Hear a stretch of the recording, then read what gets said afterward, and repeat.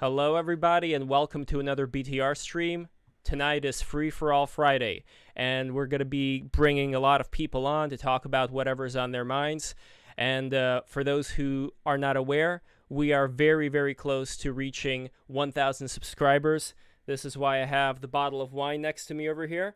And this is why I have this nice-looking gentleman glass, so I could do a toast and I could celebrate getting 1,000 subscribers. So call your friends, ask people to come here and subscribe so that we could reach that number. I believe we definitely will today, and this has been a great honor doing this stream, and we hope to be doing much, much more. Jules is going to be joining us shortly as well. So welcome, everybody. Today we have Definitely Legit, Mumbaji, Bones, and we have a lot more people coming up. So welcome, everybody. Thank you so much for coming down. Thank you for thank you, dude. Here. So it's an honor. It is a great honor to have you here with us. And let's start this off by talking about what the actual name of this edition is, which is TikTok is getting banned from the United States.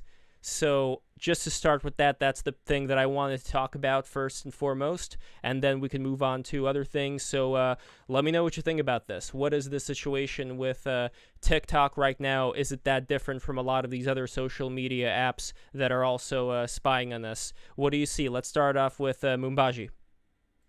Well, dude, I was gonna make a TikTok account for my Twitter content, but I don't know, dude. I haven't researched that much about it, and basically they do the same as Google Chrome and everyone else did.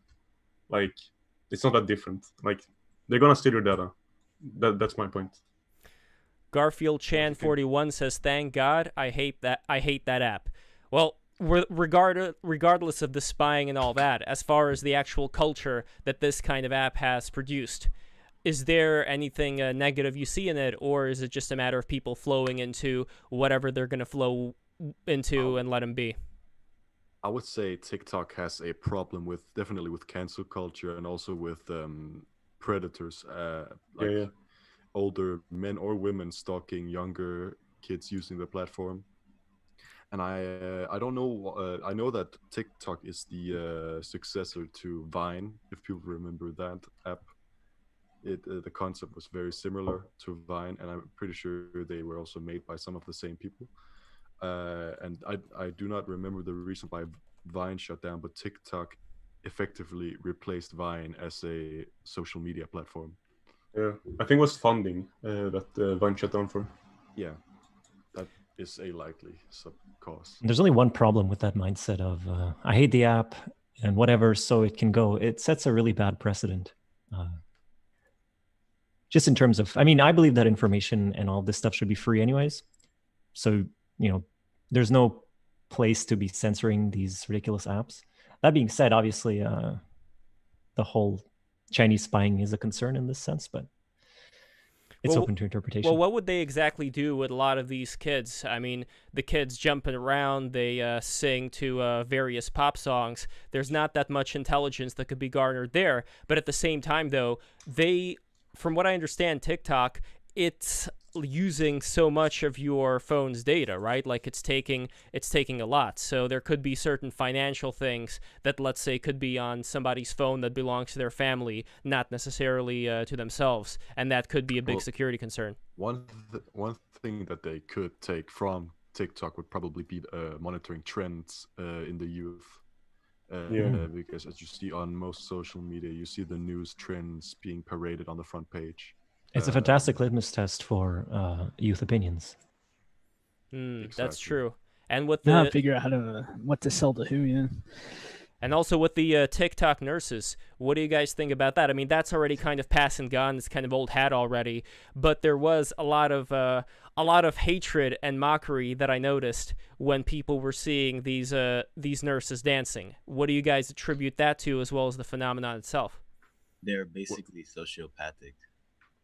Yeah, that's one way to put it. But I would definitely also say that people, when they go to a hospital or whatever, they're expected to be taken care of, not that the hospital staff are fooling around on the clock.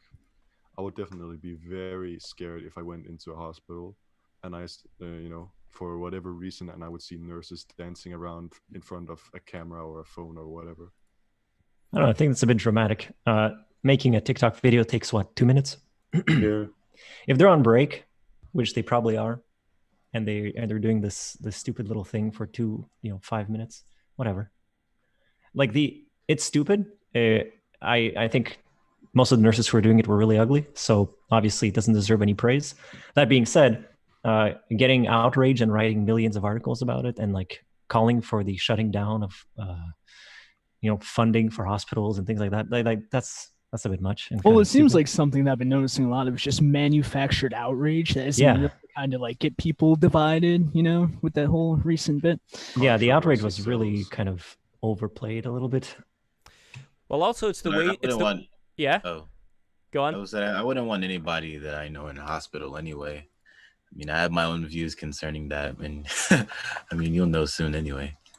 Well, it should be, I think, a much more of a not necessarily somber atmosphere, but there seems to have been, like if you look at the old photos of the nurses, with the wings on their heads or whatever, there seemed to be a lot more dignity in the whole process, just like some kind of ceremony in how everybody acted. And it seems like people are acting a lot more like it brings back to something that was talked about in an earlier episode regarding anal intercourse, where I recall that video with Bill Nye using the word butt stuff. And just using that word butt stuff, there is something very childish about that, and how there's this infantilization of culture going on. And I kind of see that in the kind of dancing that the nurses are doing. Not even that they're dancing per se, but just the way that they're dancing and the way that people are moving around to the camera. There's something very strange about it to me, and I can't really put a finger on exactly what it is. The closest I could say is that there seems to be infantilization going on. Well, a lot of these nurses are they're a little bit past their prime, and they're no longer, hip and with it like all the cool kids are. So there's definitely a bit of a disconnect there, and it's them trying to reconnect with that lost popularity. Because the thing is, I don't know how many nurses you guys know, but pretty much every nurse that I know has peaked in high school, and that's pretty much it. No, that's the fact. I dated a nurse for a while, a few years ago, and she it's like the man-child, woman-child dichotomy. Yeah, it's awful. Well, with the man-children, we see that a lot. Yeah, and another thing is, I think that we might be, in this context, we might be looking in the past as a kind of like nostalgic thing, the nurses with wings and stuff. But maybe like assuming somebody 40 years from now will look like at a TikTok video of a nurse during the pandemic and be like, oh my God, that's so cute. When we're they're so trad. So base, they're so trad. Just like how people adopt 50s guerrilla aesthetics because, ooh, it's so trad and stuff. When it's, the cottagecore movement. Yeah. And the whole movement. I'm down with the cottagecore movement though. Cottagecore is based. Wait, what is cottagecore for the people who don't know? Well, none of us are women. We don't really know. Okay, I can pitch in for this one. Yeah, Sophia, thank you for coming. Go for it. Hello. Cottagecore is basically an aesthetic movement, or not even a movement, it's just an aesthetic really that started out on Tumblr from as far as I'm aware, but probably also Pinterest. And it romanticizes and highlights a rural lifestyle, typically, spring or summer. And it's very focused on like this idyllic pastoral fantasy. And it highlights arts and crafts. It highlights home cooking. It's extremely, it like hinges on like traditional femininity, but it's decoupled from the like trad angle. And it's more just like had as a fantasy that you can indulge in regardless of like what your background is. So a lot of lesbians really like it, for instance, and they have like a separationist fantasy that goes alongside it. It's something that you can project your own ideology onto. Interesting. It reminds me of what... Yeah? It's kind of like the all those aesthetics of women running with their hands through a wheat field, and that's the right extreme, not extreme, but I would say it's the right-wing aesthetic of wheat fields. Yeah. The Wheatfield girls. Ah, yes, Wheatfield Nazis. Well, that's the thing. Cottagecore is it's virtually the same thing from an aesthetic perspective, but it's arisen independently, and it does not have, as of now, explicit associations with the right wing. It has some minor controversies because some people, some bloggers on Tumblr, for instance, decry it as inherently white supremacist or colonialist because it's a lot of Americans. So the idea of attaching yourself to the land that would belong to a Native American is considered objectionable. Well, So Native there's Americans didn't really, and this is just me saying something out of the blue because I'm stupid and unenlightened about American history. But as far as I remember, and this, I don't think this accounts for all tribes, but weren't some of them kind of opposed to land ownership as a concept? Yeah, well, that's again like part of the argument, and I didn't grow up in the States. I don't really want to enter that whole can of worms. But that's something that I've heard as like the first minor controversy that's affecting the, as of now, completely apolitical image of cottagecore. I wouldn't say it's entirely political. It's always been sort of on the similar direction as, the Pine Tree Boys and things like that. A lot of people today like to make things that aren't political just because that's the climate we live in now, where everything has some form of politics behind it. Well, all of the cottagecore girls I know are like hardcore separationist lesbians. So I don't know if they're Pine Tree Boys. Well, Pine Tree Girls. Pine Tree Girls, yeah. Pine Tree Girls. There was an argument I remember I got into with this girl who's a lesbian who used to go to acting school with me back in the day. And the end of the argument was basically, I don't want to talk about this. I just want to make bread with my wife in New York City. So that's like, I think she's trying to get away from anything. What I was trying to do in the beginning is I want to bring in more people who are more, let's say, left-leaning or more in the contemporary New York City world. And I would definitely count her as being one of them. But she didn't want to have anything to do with, any podcast at all. And I think it's specifically not even because of Kaliak or anything like that. I think this is like pre-Kaliak days. But it's basically because, because she saw that there was not an equal representation of women of color, of you name it. It was not enough for her to be able to say, yes, I'm going to participate in this podcast. And I've heard other things from people as well when it comes to, there is not enough of me on this podcast, so I'm not going to come on. But wouldn't that kind of be breaking the mold, and you'd be the first one and then others could also come? That's true. That would be so brave. So brave. I mean, it is kind of a ridiculous statement, because how would you get more people like you if you refuse to go? Exactly, and it's a kind of thing. Like everybody wants to be the first to do something, but nobody wants to be the first to do something. And this is, it seems like a contradiction, but it happens literally all the time. Well, a lot of people also don't want to throw themselves into a debate, to be honest. Like it's also just a personality thing, and the cottagecore whole concept really goes hand in hand with it, because most people that are into cottagecore are doing it for escapist reasons. They don't usually actually have experience with farming, so it's very much like an aesthetic thing that they're cultivating as an image for their online presence. It is not, mind you, tied to necessarily like aspirations. It is something that they do to like have a little fantasy in their head.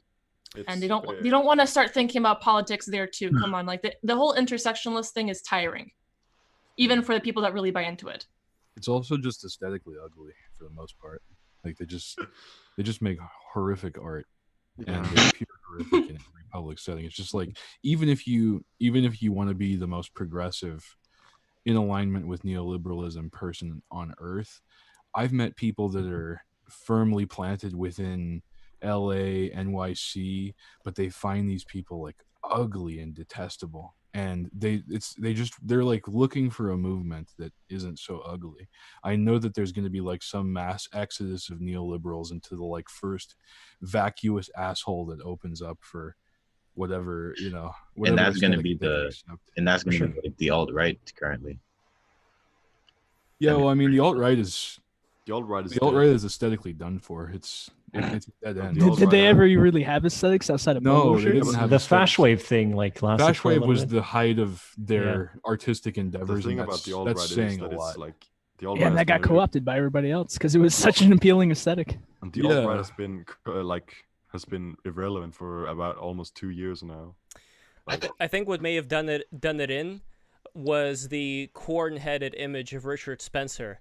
I don't know, like somebody photoshopped. Did you hear him freaking out on that phone call that Milo linked? Have you ever? Oh yeah. Oh, I have not. Oh yeah, the one where he's shouting the N-word Yeah, furiously. he's like, we used to own you people. You're my slaves. I'm gonna You guys kill are you. going to be my Wow, that's slaves. embarrassing. You have the balls to talk up to me. It was like his voice was cracking.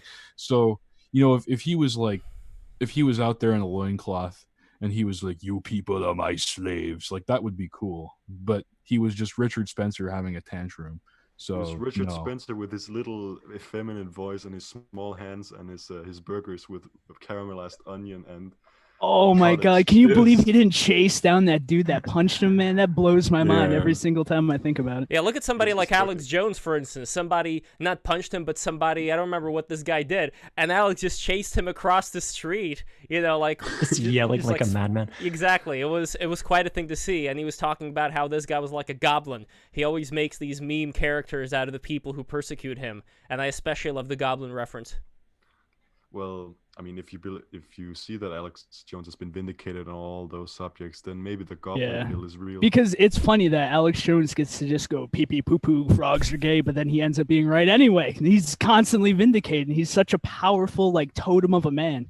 I have to hand it to Mike Enoch though, because he did a hell of a grift on the alt-right, even if he didn't intend to do it. Like the fact that TDS still is a functioning business and has that many subscribers, like it's just gotten to the point that it's like a bunch of Gen Xers circle jerking, but it's still fun, and I still listen to TDS sometimes just because it's comfy and you get to know the people. Yeah, they But got it's- good jokes. But that's like that's the end of that's the terminus of the alt-right's energy is well, like ever since they put podcasting. up the paywall, they really lost a lot of steam because the mass appeal of TRS was just it was that constant content, constant news updates. You had that energy, that community, which Yeah, they and like really they lost. said in the interview, Burger, it was like the Jerky Boys. It was goofy as shit, and that's Yeah, why no. most people Remember TR WrestleMania? That was a hilarious time to Yeah. be part of that crowd.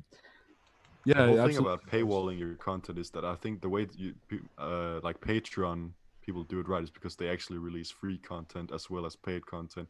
When you have everything behind a paywall, I think it kind of kills your business. If you Well, don't what's have, the situation free right now samples. with Kantbot and his podcast? Because it is Oh, behind bro. a Patreon Kantbot? paywall. Yeah, Oh, he's still brother. fat. He fought with Warren, and then they broke up from doing podcasting together. And Warren, I don't know the full background, so I'm just throwing shit out there from what I've seen on Twitter. But I think Warren threw in the towel on working with Kantbot because Kantbot was so anti-BAP.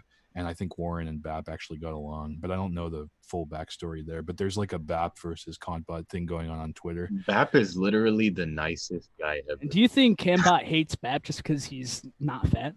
Yes. I don't know. I Yes. think it's more than just like an individual grudge. I think it's more like he wanted it to be this philosophical debate or this discussion of like Hegelian shit, and then it turned That's into cringe, dude. BAP. And then it turned into BAP just saying like I'm right because I'm strong, and he took it back. Yeah, as He it was should. Like, yeah, and that opened up a lot of space for other, for other similar like adjacent ideas to kind of come into the fold, and you kind of have this return of these Bronze Age groups. And but what's really funny about Kaliak is that even though Sonny proclaims many times over, I'm not sure if this is a meme or if Sonny's trolling or whatever, but Sonny always says on Twitter something like, I've never read Fang Numina, I don't know who the fuck Nick Land is. But I just look at Kaliak and like what it does on Twitter is primarily like mogging people. And Nick Land wrote about hyper racism, where he was like, we need to go beyond race, and we need to start like genetic discrimination. Like it's going to be like genetic discrimination on like the shape of your haplogroup nose, racism. jaw. We have the eye Yeah. color chart out. We already have the eye color Exactly. chart. Physiognomy battle And so royale. it's Let's like go. a fulfillment of Fang Numina's prophecy almost, that you have these groups that are like, oh, you're not white, your eye color's wrong. They're just like trolling on Twitter. And the like when he was posting the what did he post the other day? It was a thread that got really big. People about Escapism. Yeah. Yeah, Sonny was on Twitter talking about how escapism is only you only need escapism if your life is trash, basically.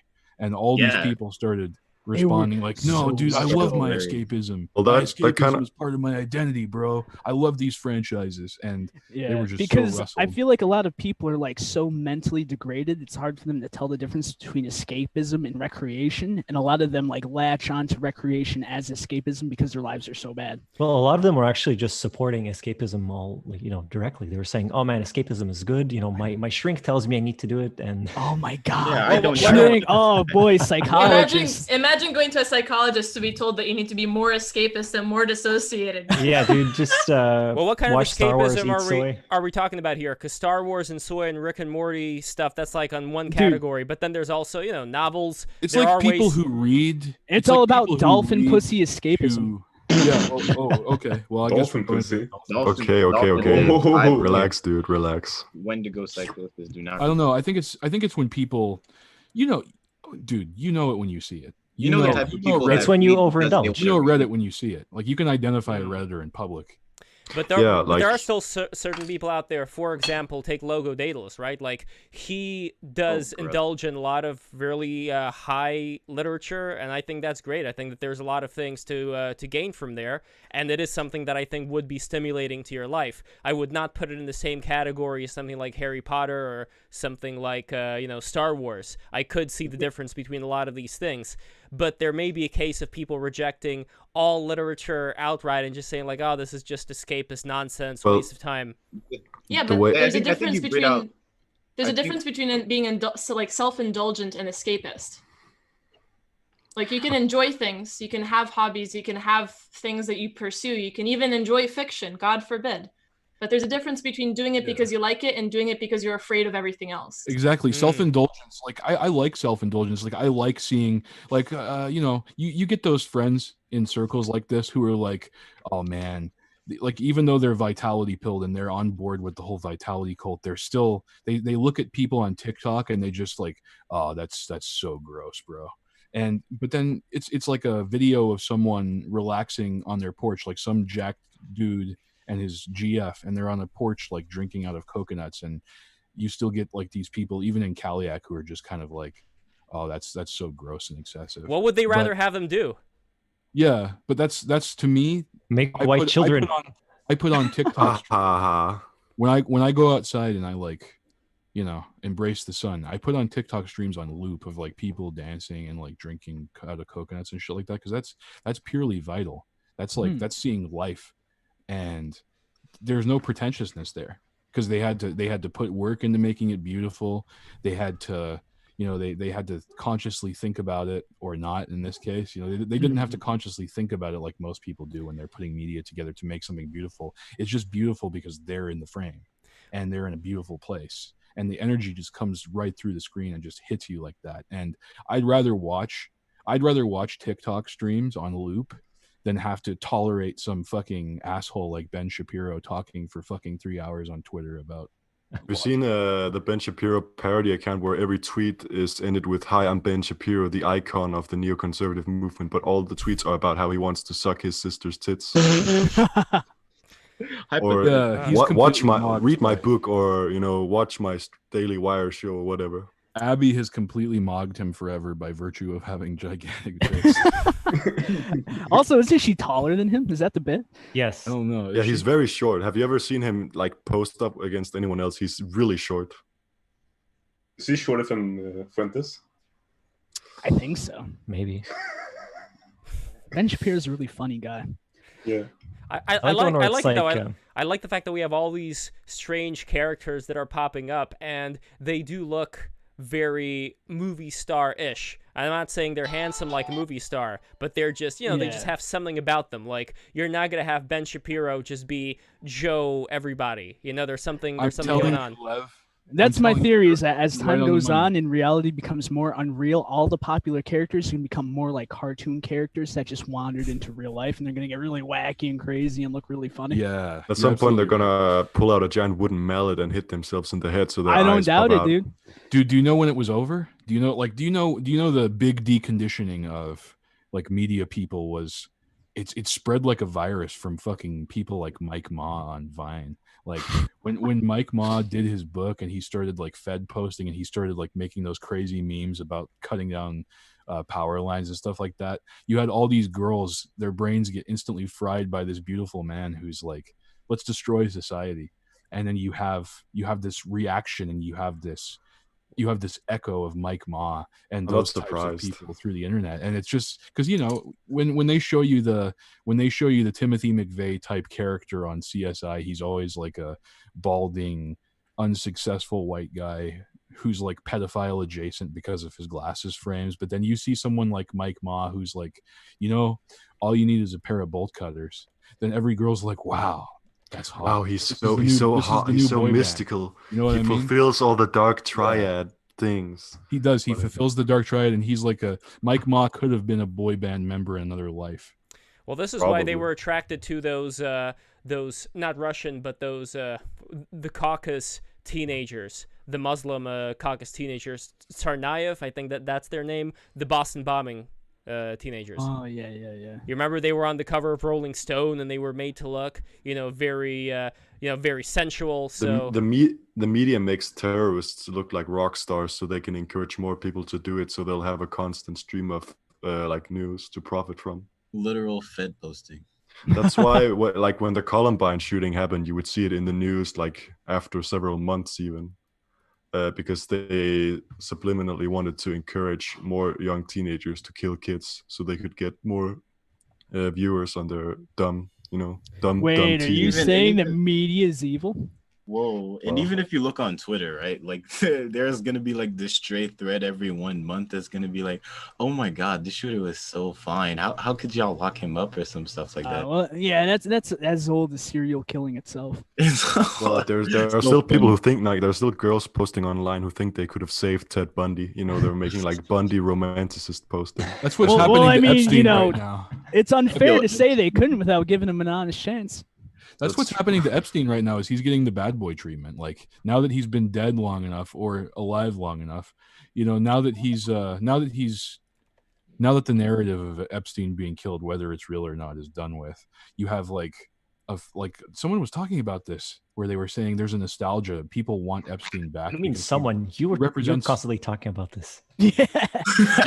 You're the one posting about how you're having tea with Epstein and Oh no, I had a dream about it because I saw someone post on Discord that they thought like Epstein was still alive somewhere. And they were like, you made a post about how Jeffrey Epstein was in Assassin's Creed Revelations or something. I saw something. Oh wait, yeah, we were Epstein posting, and we were just like, he it's not that he was a bad dude. He was just, he got duped into a situation he couldn't, worm his way out of, and he had to make the best of it. I saw the tragic anti-hero. I saw a comparison where Epstein is like Socrates, and like there's a whole web, like it was hilarious. I really do wonder if he, like, as I posted on my Twitter, at Aryan Cowboy, by the way, please subscribe. Actually, don't. Yep. The moment I hit 1,000, I'm gonna detonate everything. So please don't follow me because I want to keep posting. So I don't know. I told Lev about this, and I posted on Twitter. I had a dream that I was eating lunch with Ghislaine and Epstein, and it was in the Caribbean, and all he had the whole time was French toast, and she had like a 4-course meal in the dream, and she just kept talking about herself, and Epstein was just sitting back, and he had like that chaotic good Han Solo kind of air about him, and he was just chill. He had it under control, and his fashion sense was impeccable. He's like the William Gibson of pedophiles. Like, how William Gibson worked in the fashion industry, and nobody knows that William Gibson is always on fleek, as the young people say. Yes, as the younglings say.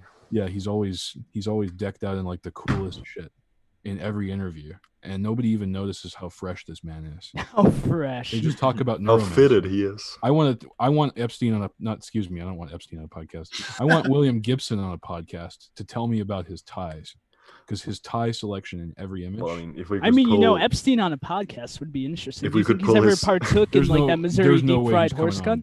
If we could pull his soul out of pedophile heaven, maybe we could have a podcast with him. Yeah, pedophile heaven.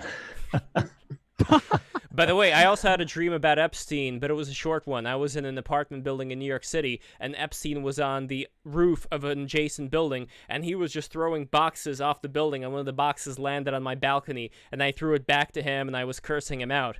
But I also had a very interesting dream last night where I was in the Sharon Tate house, like that house, the one where, the Manson murders happened. And the house, there was like a whole schematic of it in my head. I still remember exactly how the house looked, and it was like up on this hill, and there was like this bush that separated the area from where there was this cliff side. So everything, like I remember the exact architecture of this whole place, and everybody was doing drugs, including, I don't even know if it was me, because it wasn't me, it was this other dude. And it was like a third person view. And this other dude had a roll of ink, like tape, which is like LSD, but it was like a tape roll of LSD. And he gave this guy a tape, a little bit of it, and instead of putting it on the tongue, you were supposed to put it on your face, and it was just supposed to melt into your skin, and that's how you got high. That was Is it like those? I don't even know if this is a real thing, but is it like those caffeine, Dude, that's like a story. nicotine plasters? Yeah. Yeah, You ever maybe, I seen don't know. Batman Beyond episode? You remember Batman Beyond, the cyberpunk Batman? Yeah, that was a good man. fucking Remember animated this? series, dude. Yeah, you remember the episode where they had the steroid patches and Oh yeah. he went to see Bane in the fucking nursing home, and he was like, "Oh, dude, the steroids, they tired him out. He's dead." And then his protege is like this pharma executive who's illegally producing steroid patches, and there's jocks that start dying at the school. Come on, dude, that's the kind of kids TV we need again. Yeah, I don't think they realized what yeah. Batman Beyond was when they approved it for production. It was definitely Like ahead of its even time. Batman the animated It was some series. next level stuff. I am Like- wholly convinced that Batman Beyond was like a Vedic allegory in some way, shape, or form. But, I mean, I a don't lot have of any the- proof for yeah. this, and I will not elaborate in case I prove myself wrong. But maybe the hot piece of dog ass over there can work something out for me. I will not elaborate Oh. is the best mog, because I will it not completely annihilates any type of Ben Shapiro activity where they'll reply to you like, "Oh yeah, yeah." Let's say hypothetically, Yeah, in an it's alternate just like, reality. if you deal in hypotheticals, you're just so unsalvageable. It drives me insane. Yeah, it came straight from the Deus Ex writing team. Sorry, Like, lip turd. everything. I only deal in reality. just JC Denton asks you. By the way, we have two dogs here. Not only do we have Definitely Legit, but we also have Vincente.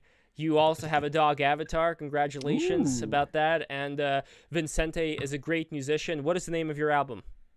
Murder. That is a great name for an album.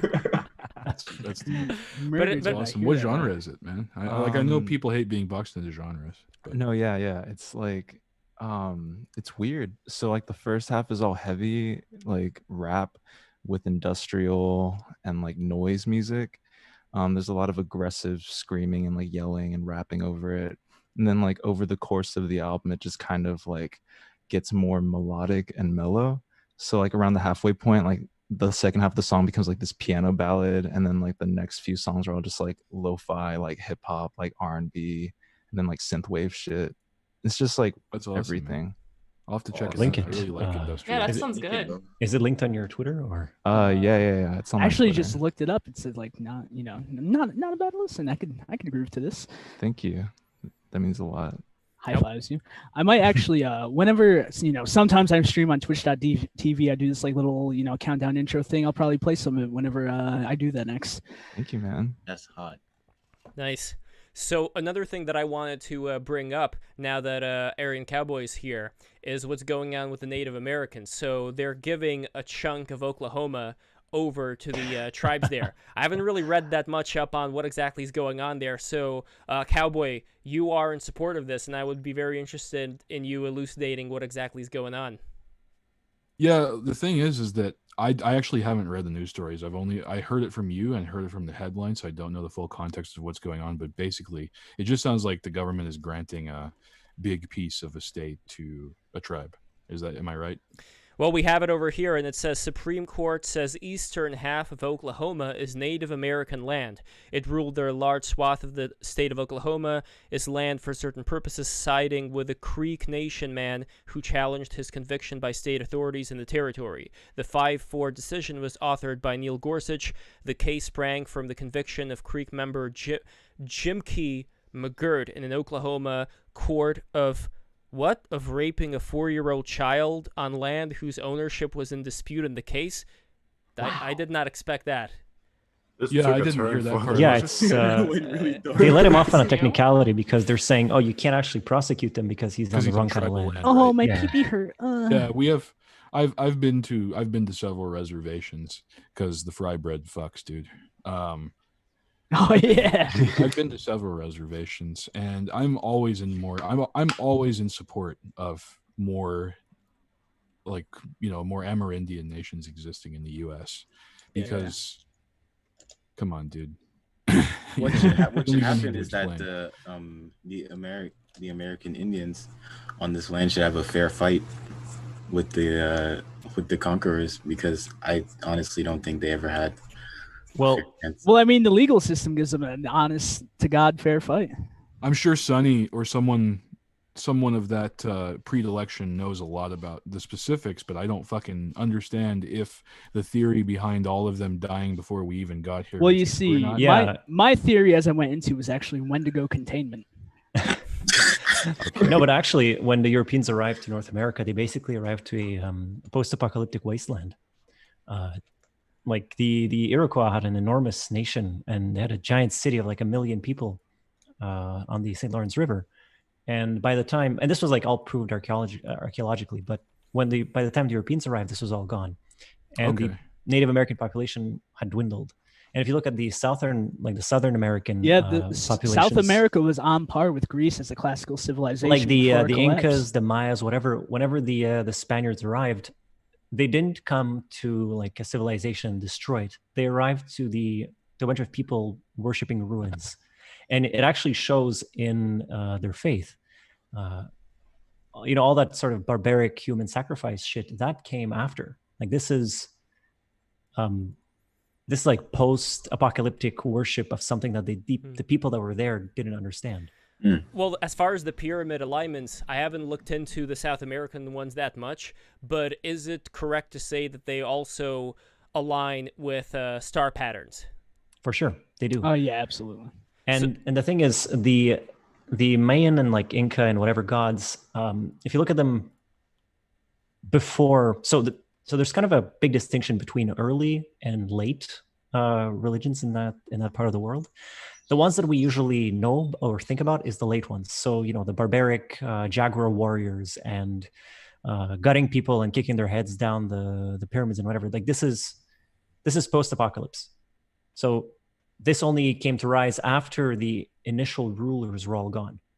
So you know how they'll have these tales of these fair-haired and fair-skinned and they thought the fair-eyed Spanish rulers. coming were the rulers coming back, and that's why they were so like, what's the word? They were just so cordial with them right off the bat. Hospitable and welcoming. Because they basically went through an apocalypse and they lost that upper echelon of society, and everything just collapsed. And if you look at the way their gods were before, so this is, let's say, old rule Mayan and old rule Inca, they worshipped concepts very similarly to how the Vedas portray certain concepts. Like they even have a god of, not even a god of it. The god was astronomy, or like mathematics and things like that. So it's very interesting how they were doing things before the collapse. So what happened? It's very difficult to say, but there was a lot of warfare. There was a lot of famine. There's a lot of disease, and by the time the Europeans arrived, there wasn't much left. So it's like not just with South America, but also with Egypt, wherever these people may have come from, these survivors. The idea seems to be that after the Great Cataclysm, the survivors went to these various parts of the world and restarted civilization with the know-how that they possessed. There is I think it's Peruvian. I may be wrong. I know it's a general South American origin story where they actually descended from people that came out of caves in the mountains. And if you know anything about Agartha or like Hollow Earth and shit like that, that's something that you find actually commonplace in a lot of different places where, man comes out of the dirt, but it's like an abstract way of saying that, they were coming out of these caves. Well, they would have had to hide in those caves in order to survive whatever cataclysm was going on. I mean, Hancock points to a meteor, but then we have Robert Schock. It's kind of funny how his last name is Schock, and he talks about there being all of this, all these lightning storms that took place. It's kind of like when you name your kid, like if you name your kid Jeeves, you know, like what are the chances that he's going to become a butler? You know, it's, Yeah. and I've met a lot of people that fit their names perfectly. Yes, in some way. indeed. What's funny, by the way, about my name is that I am my name is Lev, which means lion in Russian, but also hard in Hebrew. Lion-hearted. Oh, and look at that mane too, dude. Yes, exactly. So I wonder, like, lion-hearted, is there also some kind of astrological connection with the constellation of Leo and Yes. the heart? Yes, Are you a yes, Leo, there though, is Lev? actually. Leo corresponds to the heart. It sure does. Interesting. And Leo as a rising sign really there's like astrological physiognomy, which is something that's been proven repeatedly, where your rising sign affects the way you look. And Leo rising, he's wild hair, broader shoulders, big head, stuff like that. But I'm not a Handsome. Leo though, so I am a Scorpio, which from what I understand is in the complete opposite direction of the zodiac. Right, but Scorpio is sun sign. That's something like it's your rising that affects your physiognomy. Well, I mean, it's your rising that mainly. I mean, you're right. I'm doing it technically. Well, yeah, you're Well, actually, but like go ahead and expand upon that because you're a lot more well versed on it than I am. Well, yeah. So your ascendant. So your ascendant is symbolic in the way that is basically the exact time that your soul touched your body, kind of. So it would make sense that whatever sign that you were born in under that minute, or the ascendant basically has the features that you carry. And like if you know Spigot on Twitter, he has a whole bunch of threads on like astrophysiognomy, but not even the time it affects you, even the land affects you too. Like America is Gemini, so a lot of people that are born here have Gemini-ic features, and it's just a really like interesting way of looking at. It's funny. It ties into. Sorry, go on. I said it's just a very interesting way to look at just how many things are predetermined in your life. So yeah, go ahead, legit. Oh, it ties in a lot with biology and gene expression based on environment. Mm-hmm. So, well, epigenetics is absolutely something that feels like undervalued and under researched, especially with the way the scientific narrative is spun today, where it's like everything is random. Your face is always changing. I've observed it in myself. When I was going through life, when I was more sedentary, it wasn't just weight gain on my face. It was like, I don't know, it was less noble. But even when I, you know what I mean? Like even when I get what you mean. I've seen it. Yeah, I've seen but it. when I went through that, when I went through the heroic phase where I was doing really dangerous shit and I was, accepting a challenge, so to speak, my face started changing. And it's still, the changes have remained to this day. And that was really when I woke up, so to speak, was when I went through a lot of physical trials. Right. That made everything else happen.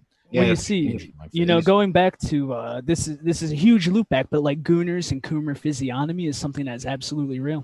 Oh yeah, for sure. I mean, your environment and your way of life, and there's a lot of factors that affect gene expression, and there's like this weird belief that at some point your genes express and that's it, and they're done expressing. But that's not true. There's gene expression happening all the time, and it's changing too. Like, why do you think we have cancer? Why do we get cancers? This is a form of gene expression.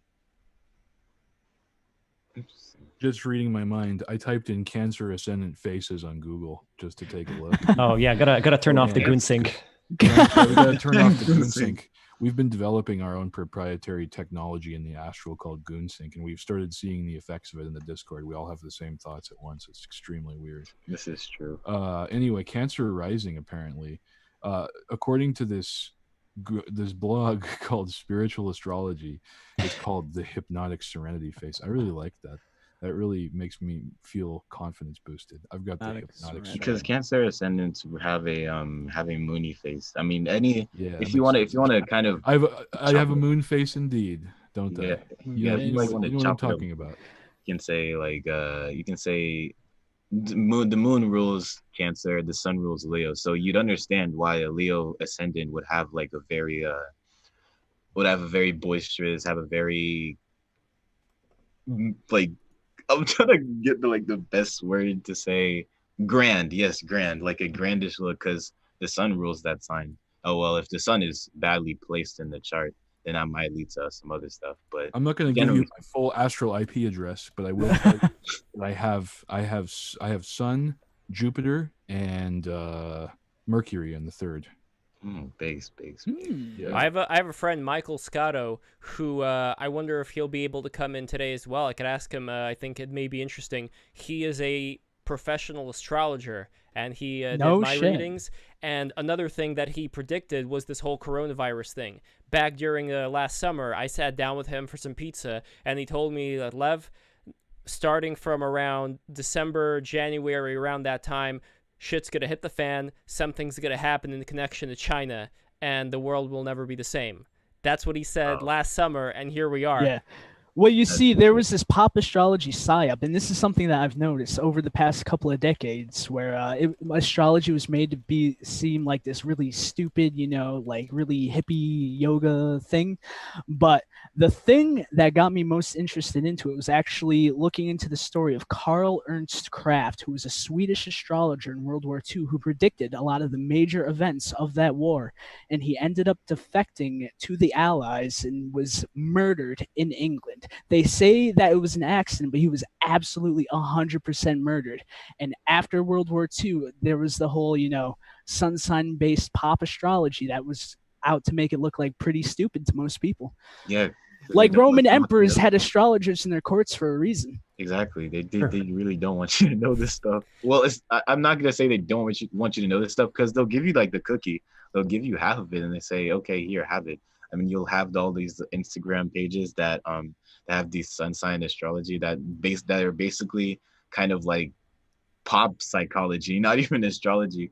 And like, this is what actually got me into the whole thing, because I was tired of looking at these Instagram things, and I was like, damn it, let me just find out what this stuff is for myself.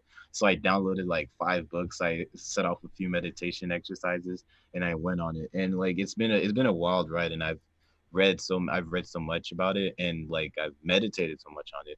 And it's not just the connection to the things you read, because I bet you a computer can do astrology, but like unless you have a connection with these heavenly bodies, like it just doesn't feel right. You understand?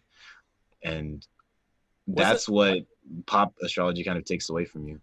Well, pop astrology, it's like, in a way, it's like this brightly colored pink and purple veil to turn off anybody who's not this hippie new ager who is into singing Kumbaya. Like that seems to be the great divide. When people see all that mushiness, it's like, ugh, I don't want to spend my time with that. Yeah, they think it's something goofy and silly and childish and innocent. Well, it's interesting. Universities back in like the early 1900s and the 1800s, they had like these occult and spiritualism classes in universities.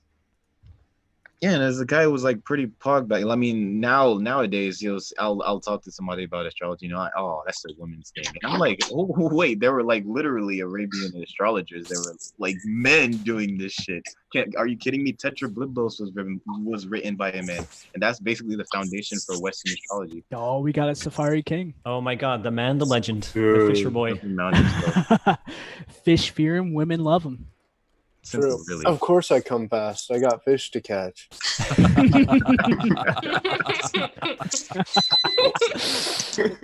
Welcome. What about dolphins? How do you feel about dolphins? What, how do you feel about dolphins? Yeah. They're all right. I think it was legit that was saying that they'd rip your dick off. Yeah. Yeah, they do. And it's like a pneumatic press in there, dude. You put your dick in there, and then like, dude, they can grab stuff with it, dude. Can you do like those like viral hydraulic press accounts with the dolphin pussy instead? Just like put soda cans and shit in it. Have you heard about the fact that they can kill people with their semen? What? No, I did not know that. They have prehensile wankers, and they can put them in any shape, and they ejaculate with such force that it can like pierce a hole. Well, like a 22 round? Oh, maybe a 22. Oh, it's like Will Smith and Hancock, where the dolphin has to scream mountaintop. Some woman got a perforated vag from trying it. That's badass. I Yeah, wish I there could was do like that. there was a Deserved cult of it. women in Los Angeles in the 70s and 80s who used to go dolphin swimming, and that's what they were trying to. That's what they were actually doing.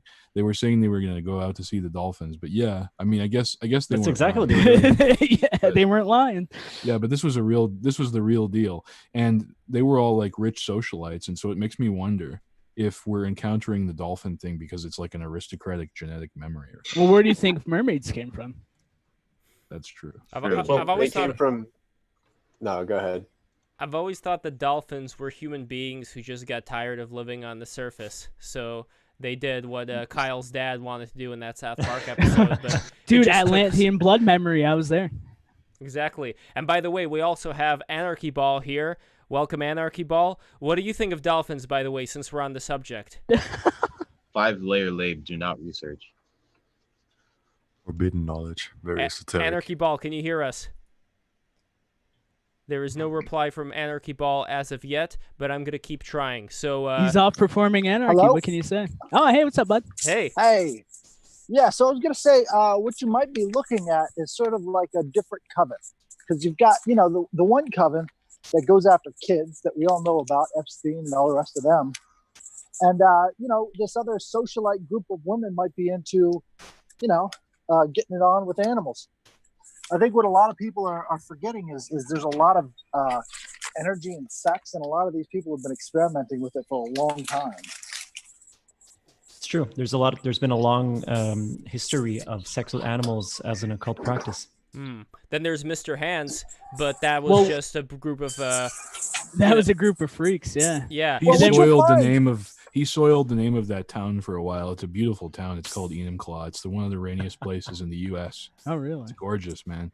Yeah, it's a place I would move there. Enumclaw is a nice community. There's like a nice ad of them talking about how rainy their town is. That I think it was either the North Face or someone else, or maybe Patagonia did an ad in Enumclaw.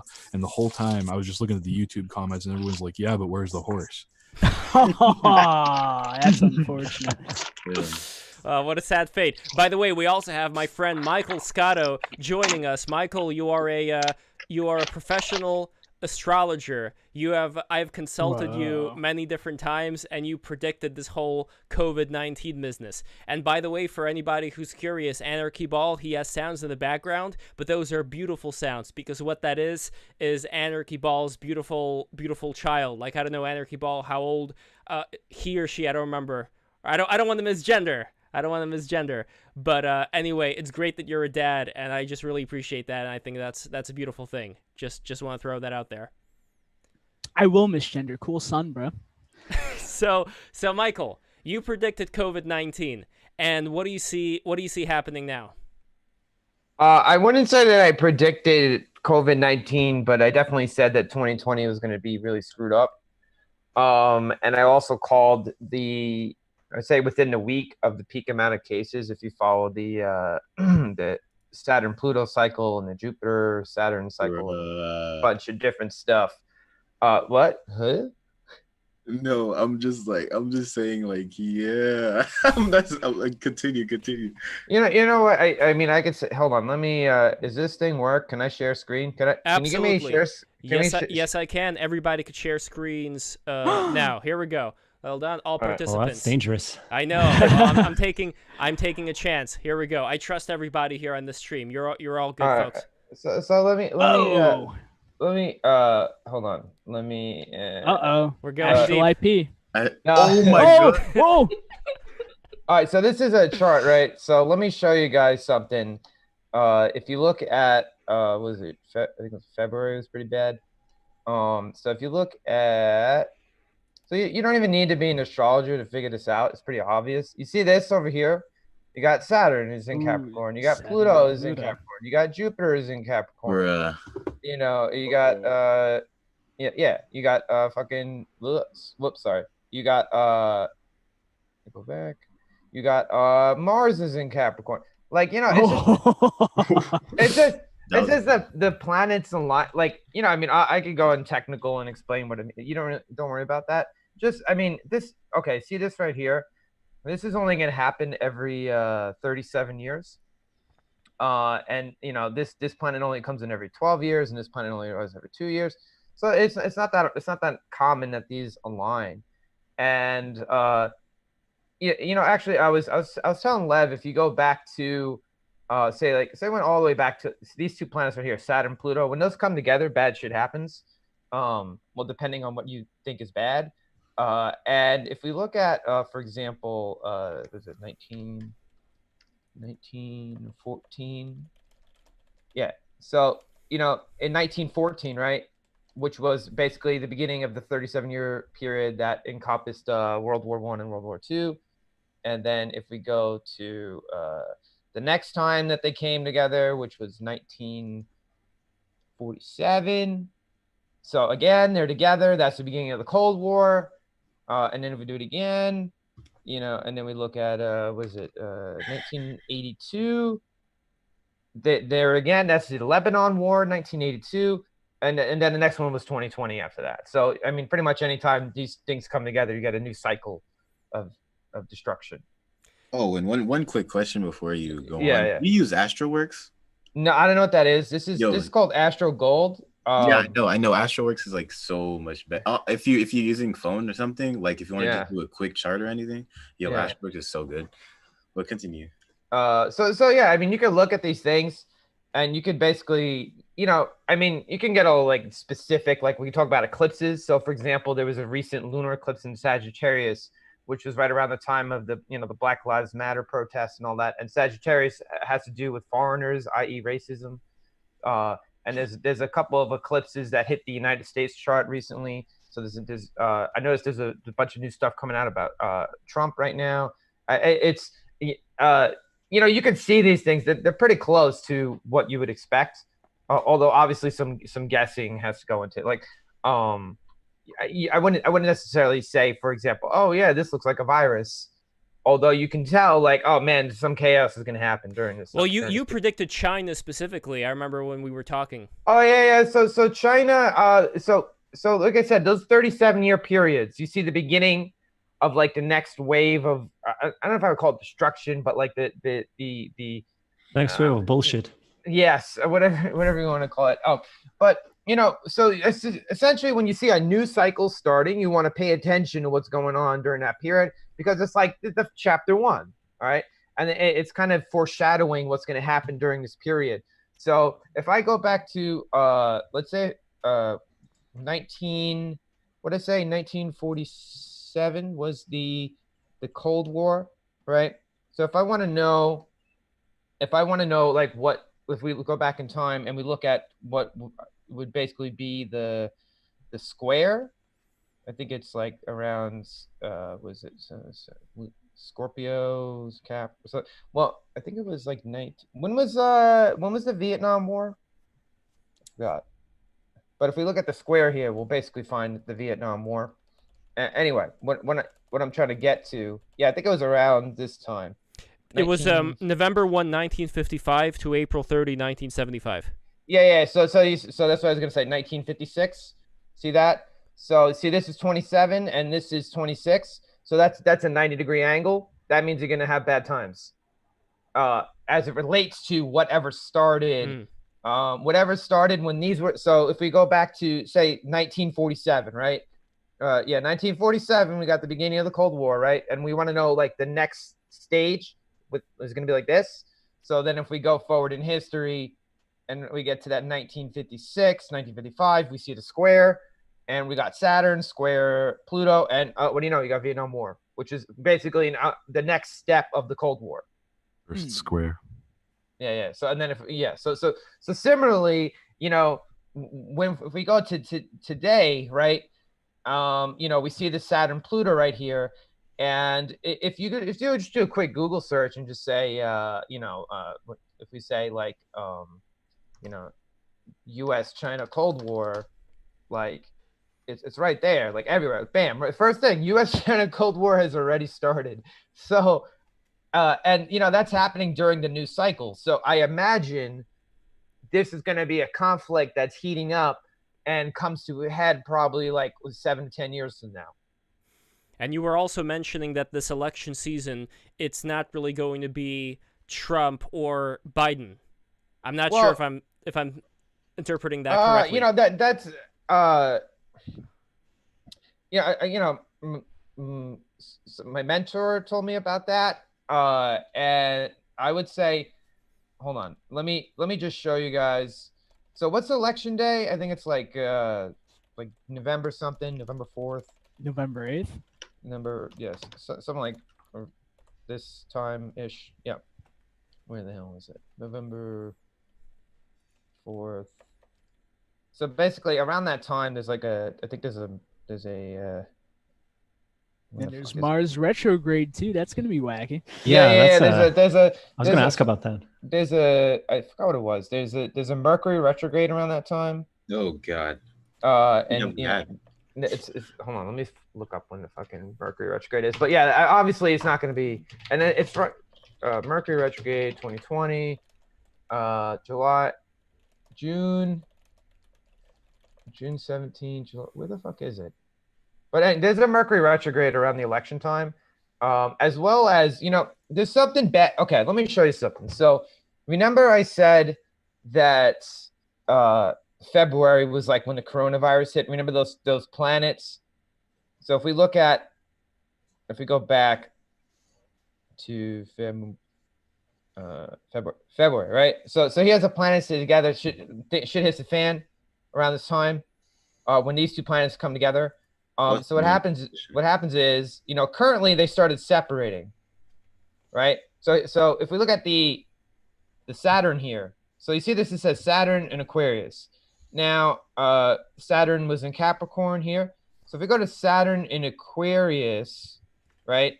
This is when so April, May, that's when we start talking about reopening, right? That's when that's when it started calming down. And then, sorry, let me correct myself.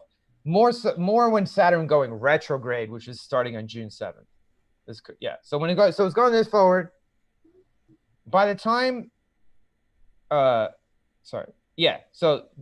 March 7th, no one is really working from, or maybe the conversation was starting right around when Saturn went into Aquarius, which is here, right? So March 23rd, that's when everyone started working from home.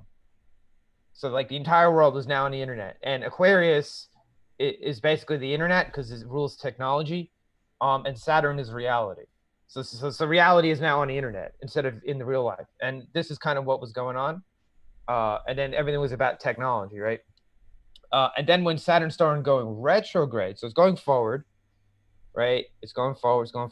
And then it starts going backwards around like June, right? Then we're talking about reopening the economy. So that's going backwards. And by the way, something that's really that happened was you had, so New York, New Jersey, Italy, you know, these places, so everyone was getting nailed. Then around, those people get nailed, Florida, Arizona, they're not doing anything. They're just sitting there, you know, they're having coffee. They don't care. So if we look at, I track this site a lot. If we look at the places who got hit, such as New York, and by the way, I really like data. Anyway, so New York, right, gets nailed in March, right? That's right when I said Saturn in Aquarius, and then everyone starts working from home because we're getting hit, right? Then Saturn goes retrograde. I think it was like May, June or something, right? So now New York is basically done, right? Now the virus has been, if you look at the stats, it's basically flat, okay? And then if we look at the other places, say Texas, they have the exact opposite curve, which is around June. They were down and then they started going up, right? And what I mean to say is this Saturn here, which is pretty much the most important planet in astrology, when it's going forward, these people are getting hit, and then when it goes backwards, everything flips. So people who got hit are now calming down, and people who didn't get hit are now getting hit. So it's like a reverse of fortune, if you will. Does that make sense? Yeah. Okay, cool. So anyway, so it starts going backwards, right? And then my original prediction is that life would return to normal with Saturn basically going back into Capricorn. So you see this, It's in Aquarius. So now it's back in Capricorn in July, right? Like early July. And New York has entered stage reopening, I think, this week. So we're starting to like kind of go back. And things are going backwards. All these planets are going backwards. Some people are talking about reopening. But the point that I wanted to make, the larger point, is notice these planets haven't really hit each other yet, like they did in the February. It's because they're all going backwards. They're all going backward, back. And then, this November, they reverse again. They go forward again. And now they hit each other. They hit each other again, like late October or November, which I think is when shit's going to hit the fan again. But I don't know what it's going to be. I can't tell if it's going to be. If coronavirus has a true second wave, it'll be right there. But I think it might be some other form of chaos. Could be political uncertainty. Could be a natural disaster. I don't know. It's probably not fun. But yeah. Oh, very fun. And yeah, sorry. Here's the Mercury retrograde that's happening during the election. Ugh. Yeah, so that's like that doesn't go direct until I think it goes direct. Yeah, so see this November. So it's I think election day is like November 4th or something. So this Mercury is going to retrograde during the entire election. It only goes direct like the day of the election or something. So that's going to be weird. It's very synchronous. I don't know what that is. But I imagine to some degree it has. But one last thing I want to show you guys is so check this out. So what is the future? If we look at I talked about clusters of planets. Oh Jesus Christ. Jesus. Hold on, wait, sorry. Yeah, so is it sorry, let me get you this one. Yeah, this one. And then so this, yeah. So there's a big ass Aquarius cluster, February and January, kind of hovering. And Aquarius rules social reform, it rules invention, it rules anarchy, it rules chaos, it rules revolution. The planet that's associated with Aquarius was discovered during the French Revolution. So, hold on to your butts. Oh yeah. Okay. And going back to that, is that a Mars and Mercury retrograde opposition on election day? Sorry. Let me go back to that. I haven't looked too much into that, but these are some rare times. Let's see. Where are we? Oh, this is great, Michael. I'm so thankful you came on. This is just like a last minute. Yeah, this is like a lot of wacky stuff. I'm loving this. Hold on. So what was what's the opposition? What'd you say? We got opposition, a Mars, Mercury, and Mars. Hold on. Yeah. So yeah, these are close to an opposition. Yeah. And then also, yeah, during first in the election is their opposition, and this Mars is squaring all this stuff. If you notice. Oh boy. So this is like. It's gonna be a funny day. Yeah, I got a question, Michael. Yeah. Okay, so this doesn't have to deal with like this necessarily, but how do you feel about Neptune and Uranus? Because over my dealings, I've found that Pluto definitely has an effect, but Neptune and Uranus are like so ambiguous and abstract. Like it doesn't I'm not trying to say it doesn't feel like they're real, but like, are they really big enough to have effects on people? So if we look at your typical millennial, I just picked a random date here, like July 1990, right? So you see this thing here? This is Uranus, and this is Neptune. Yep. So these are in conjunction for basically everyone who's born from 1990 to like 2000-ish, millennials. So when we talk about this unwarranted idealism, this is probably what it is, because you have Neptune, which literally is idealism, but like a dreamy idealism. And then you have Uranus, which is another, like, it's more of like a conceptual idealism. So they are together for a large part of the population, which is now in their basically turning 30, and then they're starting to raise their voices, and they're raising their voice with these kind of outer planets influencing them. So we are seeing that directly. We're seeing both of that. right now. So I just want to point that out. So, and then your question was the difference between Neptune and Uranus, right? Oh no, I don't want to know the difference between Neptune and Uranus. I've already researched both of them, but like Okay. I've not found an effect in them. I mean I don't want to like cling to traditional or cling to like Hellenistic astrology, but yeah, so that's just my take. Michael, this is excellent. And if you guys want to see, I don't know what's gonna happen, but there's a Uranus station in August 10th around that time. So if things are like shaking up around that time, you can probably say that's Uranus, because when something stations, that then it has a stronger power. Sorry, go ahead. Oh, Michael, people were asking in the chat, how do they find you? They are really fascinated by all of this, and they are really fascinated by you. So what would you say? What would be the best way? I mean, I know that you're not really an extremely online person. Like you actually have a job. You have, you're a civilian. He's not an online loser like us.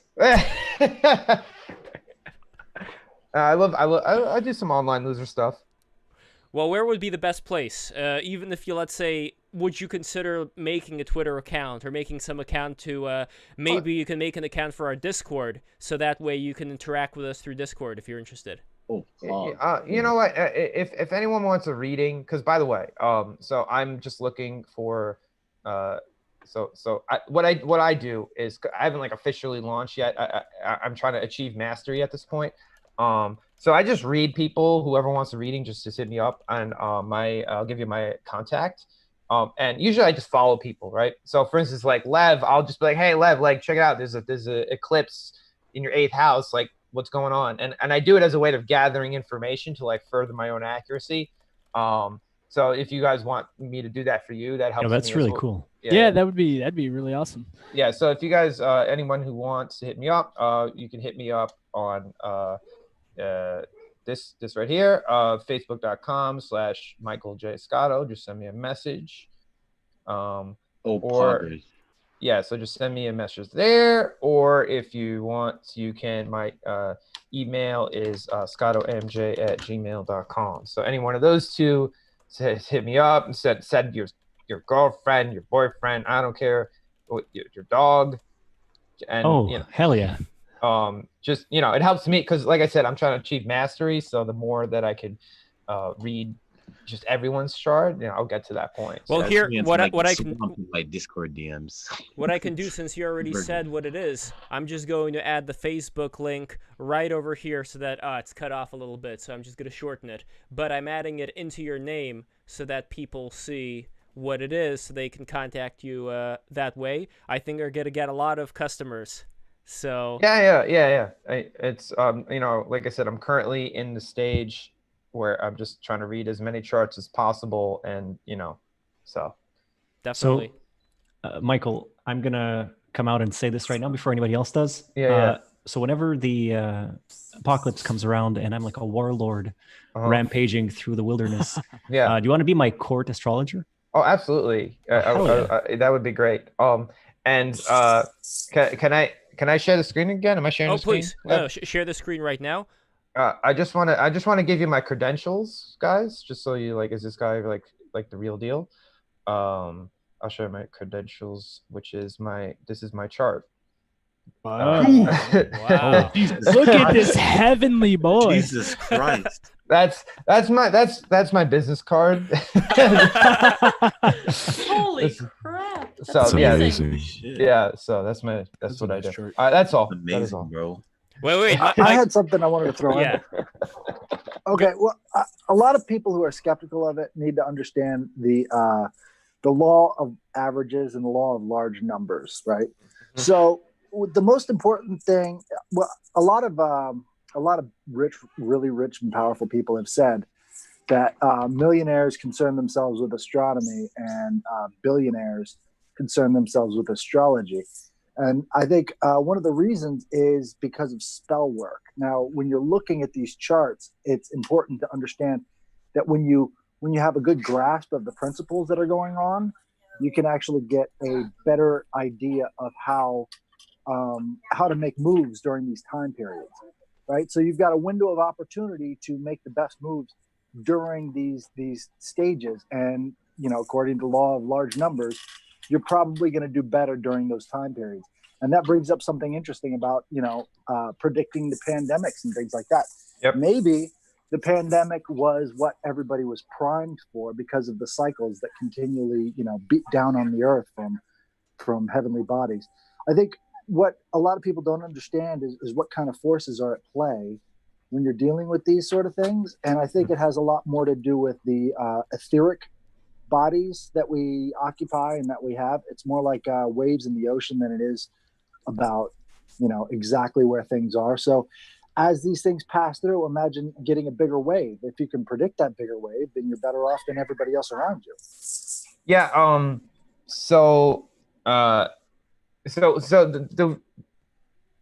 To summarize like a whole bunch of like theory on astrology, it's not necessarily that like Saturn is like sending rays at you or something, or it's more that when you're born, consciousness, whatever it is, there's like a snapshot. If you take a snapshot of all the energy in the universe, and by the way, in just regular plain science, if you look at what a field is, like the electromagnetic field, it's the measure of a particle throughout the universe. It's not just like around you.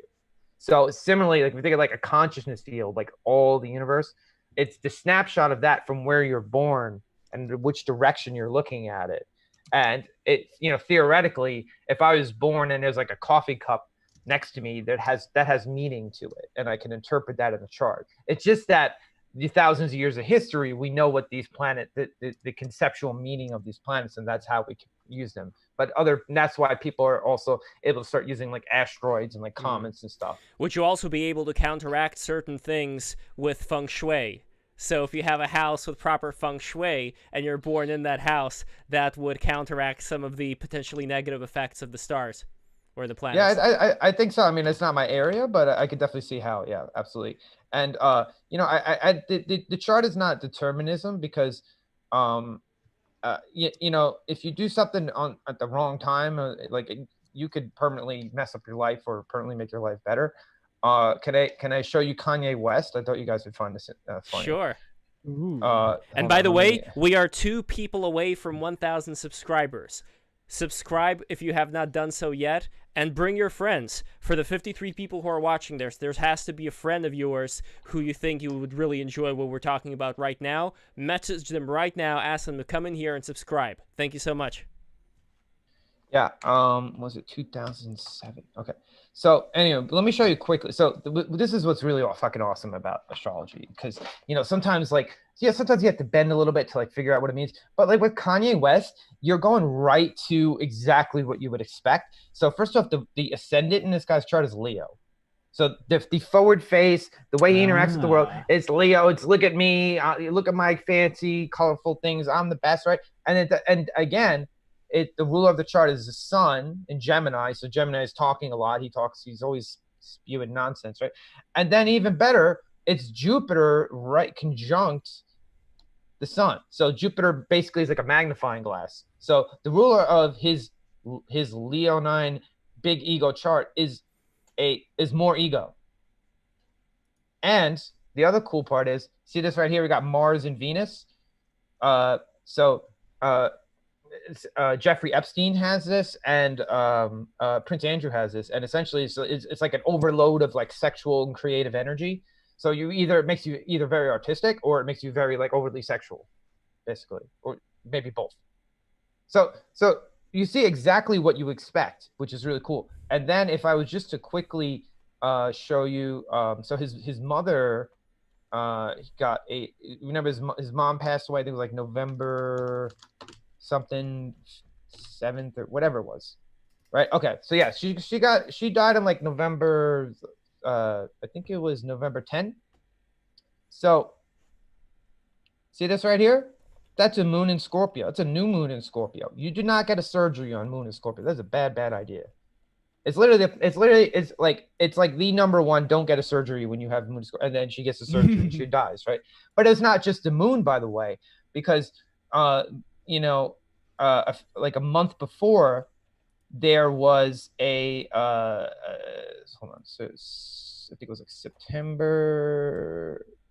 So basically in September, there was a solar eclipse at, so this is a solar eclipse right here. This is right, and it's opposite his moon. And guess what a moon represents in astrology? Your mother. And by the way, it's in the 8th house. His natal moon is in the 8th house, which is the house of death. And see this Uranus right here, it's retrograde. So when it goes forward, it's making a station. It stops. Remember I said when something stations, it's more powerful. So this thing of upset and anarchy and sudden change, sudden death, if you might say, is right on top of his moon. Right, so this is all happening. If I saw this in someone's chart and I didn't even know who they were, I'd be like, yo, you better like talk to your mom. Like, what's going on at home? And it's funny. And what I'm saying is you don't have to stretch. I mean, sometimes you do, but this is just like right exactly like plain English, like what you see with this person. So stuff like this is what I really, really like. Well, I also wanted to throw in what you're talking about is sort of like an etheric entanglement, and there is that sort of aspect when you're talking about a natal event, right? All of those energies coming together when you separate from your mother's karma or some other thing. That's sort of like the entanglement event. That's sort of your first breath, the first energy you're taking into your lungs. That's sort of the idea, and there is something to that, and. If you look into the tarot cards, what you'll find is that the tarot cards match up to each one of these astrological signs as well. And then if you look into numerology, you find that the numerology sort of matches up too. So you've got sort of an overarching system that everybody likes to separate in their heads. It's like, astrology is the tarot, is numerology. It's all sort of one sort of thing. And a lot of people don't get that. When they're looking at it, they sort of like, well, there's nothing to astrology. You're talking about the law of large numbers. So the more chance that this event will occur, you might want to look out for it. So absolutely. By the way, guys, I have a quick announcement to make. We have finally reached 1,000 subscribers. Thank you so much. Keep on it. I got the wine over here. I'm gonna open up the wine and we're gonna celebrate. So here we go. Hell yeah. There you This go. is Congrats. very exciting. All right, here we go. Let me put it down here. Drinks to death. Yeah, I think this This is is good wine historical. A toast. They say the first 1,000 is always the hardest, and then it's easy going after that. Oh yeah, absolutely. Congrats, Lev. too. Thank you. PewDiePie better watch out. There we go. All right, I propose a toast. I wish I wish Jules was here to celebrate it with me. I don't know where Jules is. We're gonna find Jules, but I propose a toast to new friends, to old friends, to everybody who's watching this stream right now. This has been an unbelievable journey. I never thought that I would make it here, and I owe it to everybody who's here, everybody who's been on our streams before. You guys are the best, and we are going to keep going, and we are going to grow this, and every day I just feel more alive than I was the previous day. So thank you so much. Na zdrowie! Cheers. Cheers. How auspicious is it that you had an astrologer on for the 1,000, dude? Exactly. I'm so grateful. This is amazing. We have to find out what the birth of this 1,000 thing is. What's the astrology chart for today?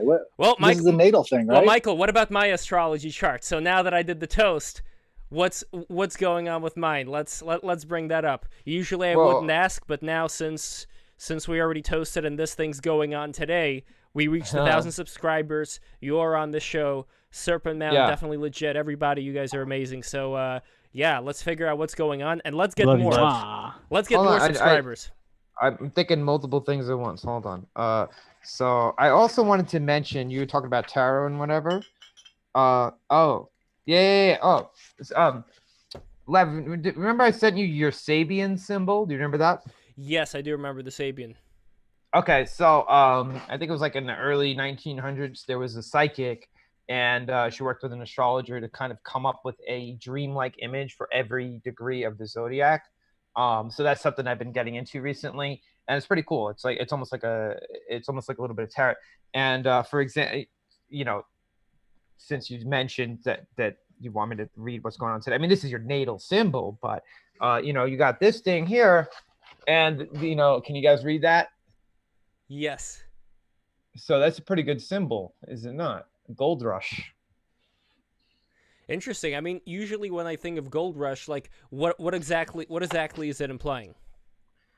So it's basically saying having a cause or mission, leaving home, chasing dropping everything to chase a project, pilgrimages, the search for riches, immigration, listening to clues, the search for the Holy Grail, stuff like that. So it's like it's saying like, oh shit, there's gold over there. I gotta go get it, and I gotta go after the gold. Interesting. Well, I did emigrate from from Russia to America when I was 4 years old. That was definitely part of it. And it feels like everything that's been going on, including what's happening right now, many things are coming to a head. I didn't expect that all the time that I spent just like browsing 4chan and learning all this different lore is something that is going to be such a big part of not just what's going on in this stream, but what's going on in many different people's minds, because people really seem to be programmed right now as loudspeakers for other people's ideas. I remember it was Verse, who I wish could be here today as well, but unfortunately he can't make it. But Verse, he put it very interestingly, that there is sort of a death of the individual that's leading to this more of an egregore, more of a collective mind.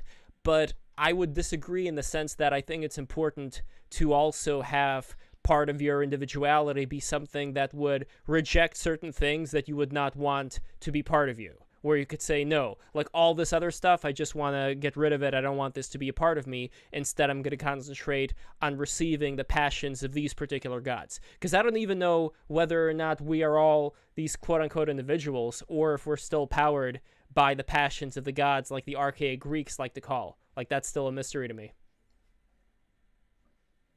Well, I'd like to throw something in there. I think what he's talking about is the more matriarchal form of information communication. Like, information can reach the other side of the world in an instant, and the way we react to it is much more on a collective level than we would as an individual, right? So you see somebody else's take, and that sort of becomes, it taints your take. And so we sort of start reacting in a much more matriarchal fashion, right? And so if you're looking at individualism versus the collective, it's the same paradigm in terms of, the individual makes up the collective. So you can't really call it a collective. We're all still individuals. The difference is now we have access to more information. So now we're sort of equaling out the playing field when it comes to that sort of thing. And we can communicate a lot better if we make an attempt to, right? I mean, it's once that communication stops breaking down that we start thinking all alike, all at the same time, without any autonomy. And that would be a different problem. And that's usually what you get with a more patriarchal system of top-down information, right? Well, there definitely has to be a balance between the two.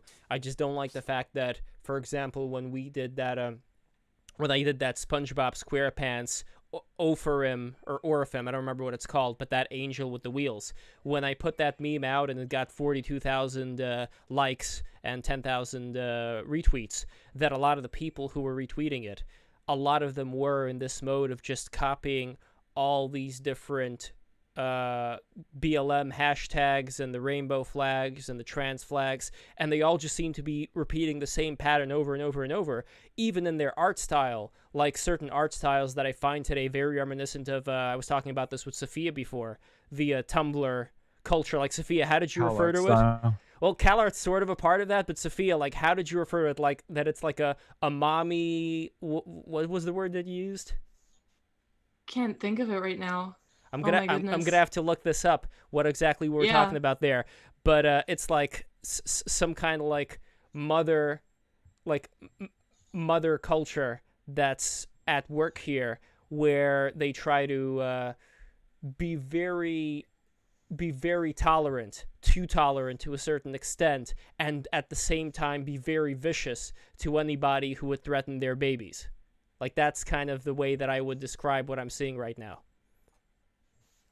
Yeah, that makes sense. I think that that's pretty consistent. The irony I find with like Tumblr culture, and that's spread to Twitter, as Twitter has basically become like the fertile ground that is now being I guess, impregnated with like other internet cultures. Like you have Tumblr coming in, you have the chants coming in, you have everyone going to Twitter. But when you look at the Tumblr sphere, you wind up with like this like really militant intersectionalism. That's where like cancel culture really started out from. Like if you want to see cancel culture before it was called cancel culture, it was teenage girls canceling each other because they were like kinning the wrong character. You know, like no doubles, things like that. It was a wild time. Well, that was like with Steven Universe. And by the way, Rebecca Sugar's birthday was yesterday. Happy birthday, Rebecca Sugar. But it was like with Steven Universe, where somebody drew one of her characters as too thin, even though she was supposed to be a lot more portlier. And the poor girl started getting death threats from people who did not appreciate her being drawn thin. That was the best. I don't know if you guys remember, but it was like one of the last things that Tumblr did that was sort of noteworthy was that there was all the people who drew Steven Universe characters as like pure Aryans with yes, I remember that. Yeah, I remember that. Perfect white skin and blonde hair. Yeah, perfect white that skin. flew under my radar. Please expand. Yeah, basically like I'll send it to you. someone did like one version of that and they got like canceled, like you said, and then it spread to 4chan and everyone just made edits like where every character was like perfect blonde hair, bright blue eyes, like very white. And they even made Fash Wave memes about it, I think. Yeah, exactly. And then they flooded every hashtag Steven Universe, hashtag like whatever, everything. And then there was one main account that was posting it, and they just kept like sending threats to this account, and this account posted like a selfie, and it was like a black dude, and he was like, "Are you trying to like stifle my creative vision? Like this is how I see these characters." And then everyone backtracked and we're like, "Oh, we can't." It was yeah, really it was funny. hilarious. It was, I don't know. I don't have the like sources, but if you look it up, you can find it. It was really funny. I think Internet Historian has a video about it. That was it. Yeah, so that was funny. It was hilarious. That's so McLuhan-esque when you think about it. You know, all these people see these characters and they identify with the way that they look. And then once you change the media, the message completely changes. It's like they have no depth, you know? Exactly. That's a big concern that I have when I see a lot of these different identities, because before, people were defined by what? Like you had these Scandinavian peasant girls wearing clogs or whatever, and they wore these fancy outfits. They were defined in a way, like I don't know who created those outfits, but they were kind of like flower people. Like they were defined by whatever the fashion of their village was and whatever the traditions were that go back thousands of years. And that is something that gave them a sense of purpose.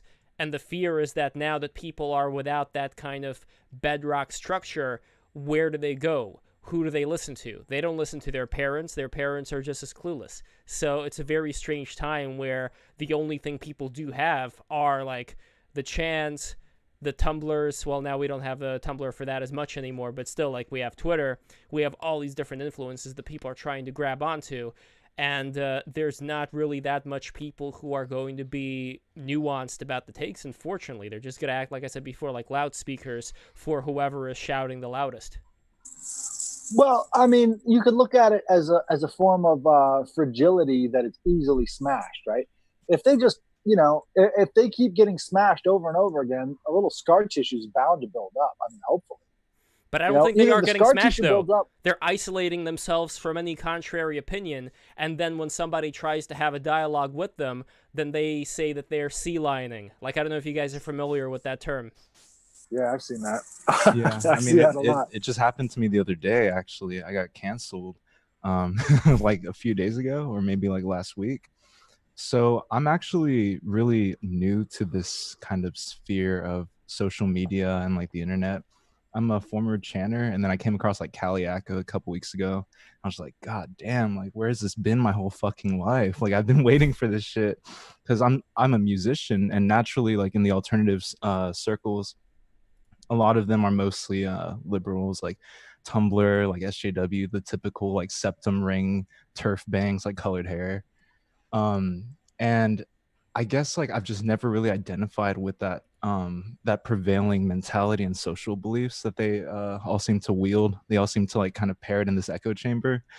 And I've like I guess like shortly after I started doing music, I got signed. I went on tour. So it was just like it became this whole liability, like my online persona and image. And I had to manage what I was saying, or else like, I'd get dropped from my fucking record label, or else like, the whole scene would just cancel me in an article and I'd get scathing reviews on my record and whatever. But like the other day when I saw the whole like Caliac thing, when I was watching Break the Rules, I was like, what the fuck am I doing with my fucking life? Like I have this platform and I have these people that are like, that got tattoos of my music or my lyrics and my art, and like, what am I doing? So I just felt kind of emboldened to say something. And so what happened was there was this tweet going around of this girl, and I guess she posted a picture of her younger sister. She was like 7 or 8 years old. And she was like, my sister is coming out as bisexual today on the last day of like Gay Pride Month. And I quote tweeted it. I was like, I basically said something to the effect of like, for a group of people who are so ardently against pedophilia and like the sexualization of children, I think it's really ironic how you're legitimizing the sexual autonomy and agency of a fucking 7-year-old or something like that. Mm-hmm. And oh my God. No. You can't say that. That's illegal. Yeah, the reaction was instantaneous. It was fucking crazy. But it was funny because I actually saw a lot of people liking and retweeting my tweet before I started getting canceled. But the moment I got canceled, the likes and retweets stopped happening. And it was like almost this fear. Like they saw the reaction that I was getting. Like, what the fuck is like? What should I believe? Like, what should I do? Like, I agree with him, but I don't want to show people that I agree with him. And it's this fucking fear that it scared me. Like I legitimately, like I was shaking and I dropped my phone. I was like, holy shit, what did I do? Like it's over for me. And then I was like, you know what? Fuck it. So I just went in and I started arguing with people for like 4 hours. And people were deleting their tweets after I would argue with them. And I would just fucking mock them for like, I don't know, like 30 quote tweets straight. And it was weird because they weren't really like posing any arguments or refutations of what I was saying. It was just like, it looked bad. It looked offensive. So they would just like throw these ad hominems and straw man at me. And then like in my DMs, they'd apologize, be like, hey, I'm sorry. I deleted my tweets. Like you were right. It is kind of fucked up, low key. I do have this feeling that what we believe in is wrong and da-da-da-da-da. Like, I'm just like, can you not do that next time? Yeah. The dirty sycophants. There's so many of them. This brings up the idea that maybe human identity and how they choose identity has always been sort of a fragile thing. Like we're assuming that back in the past, there was something more to the identity than appearances, but that might not be the case. Well, identity it's just like it's not a real thing. The thing that you are is a thing of itself. The thing that you are is your body. It's not what you label yourself as. So and I'm not saying that in any like specific way, like you can interpret that as you will, but I mean it in like the most literal way possible. Like you are who you are. If you like claim to be a thing, you could be lying. You could be under duress. And like a lot of people are under duress. I wouldn't consider it like a psychologically neutral environment to be surrounded online by people who are like, crucifying people who may think like you or may think differently from you. But you can see that there's like this crusade. That's being under duress. You are not in neutral conditions. Any statements that you make are more a result of your environment than they are of yourself, unless you have a strong soul or a strong sense of will. But most people don't. By the way, we have Gio Panichetti here with us. Gio, we got 1,000 people. We did it. Oh my God. That's good, man. Sorry, yeah, my Cheers. internet, my provider's been screwing up. So That's okay. I'm happy you're here with us right now, and we're definitely going to do another episode with Alexander Bard that I would really love for you to be a part of. I think the two of you guys will have so much to talk about together, and I really appreciate you being on this amazing journey with us. And you are amazing, Gio. And your camera right now is giving off that soap opera glow. I don't know what's going on. I don't know what's. I think it's my light next to my monitor, but It yeah. looks very nice. It looks very sensual. I love it. So So, Gio, we were talking about identity right now and about all these people who are on Twitter, who used to be on Tumblr, who are just following the same patterns. What I'm more concerned with is people who are in academia, and not just in academia, but the people who are still doing the whole... adjacent around academia, yeah. But also the people who are in all those fraternities of a very high order. People who, in a couple of years, are going to be prim to run things. They're the ones whose parents are currently involved in various geopolitical issues, and they're going to be the ones who are going to be given the crown later on. So the question is, it's like, how much of them are just pretending to go along with all this SJW stuff, knowing full well that they're going to repeat whatever it is that their fathers and forefathers did, as far as the Alan Dulleses of the world, or you name it, you know, like the people who are in charge of very important national security related things, for better or worse. Like that's the thing that I've always been fascinated by, and I never really know what's going to happen in relation to that. Well, it's almost like this tweet recently by what's his name, Andrew Yang, not the Yang candidate, but he was a part of a lot of these networks, but he turned their back on it.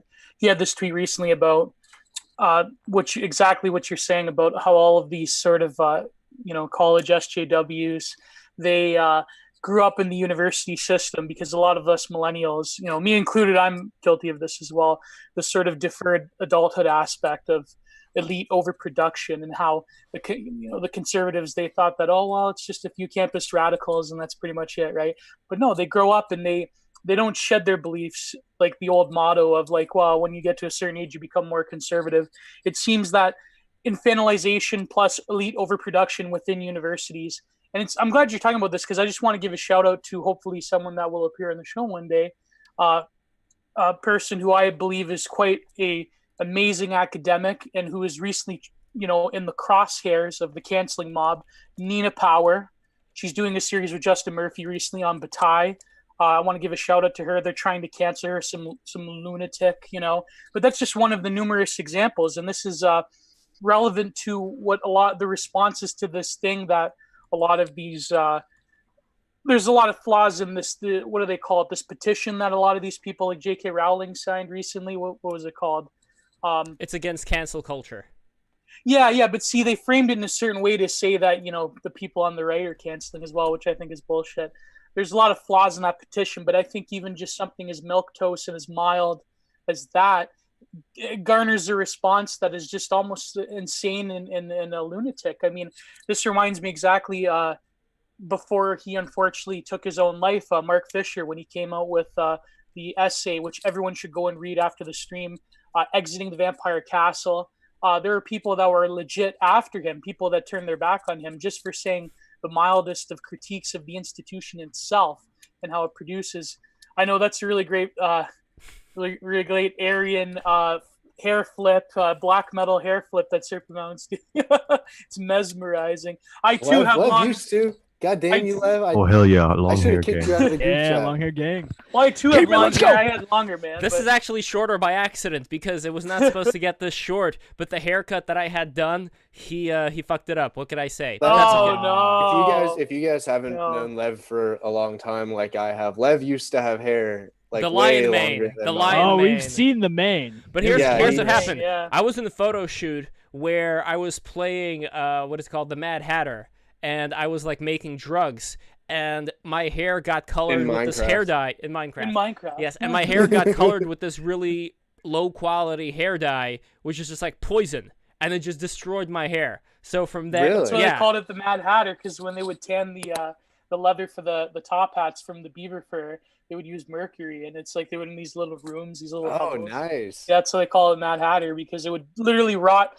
It would create a form of brain disease that would create that's what mercury does. It creates micro lesions in the brain, so they would go nuts. They would go off. No, hold on. Mercury is completely safe. That's why we keep it in the vaccines.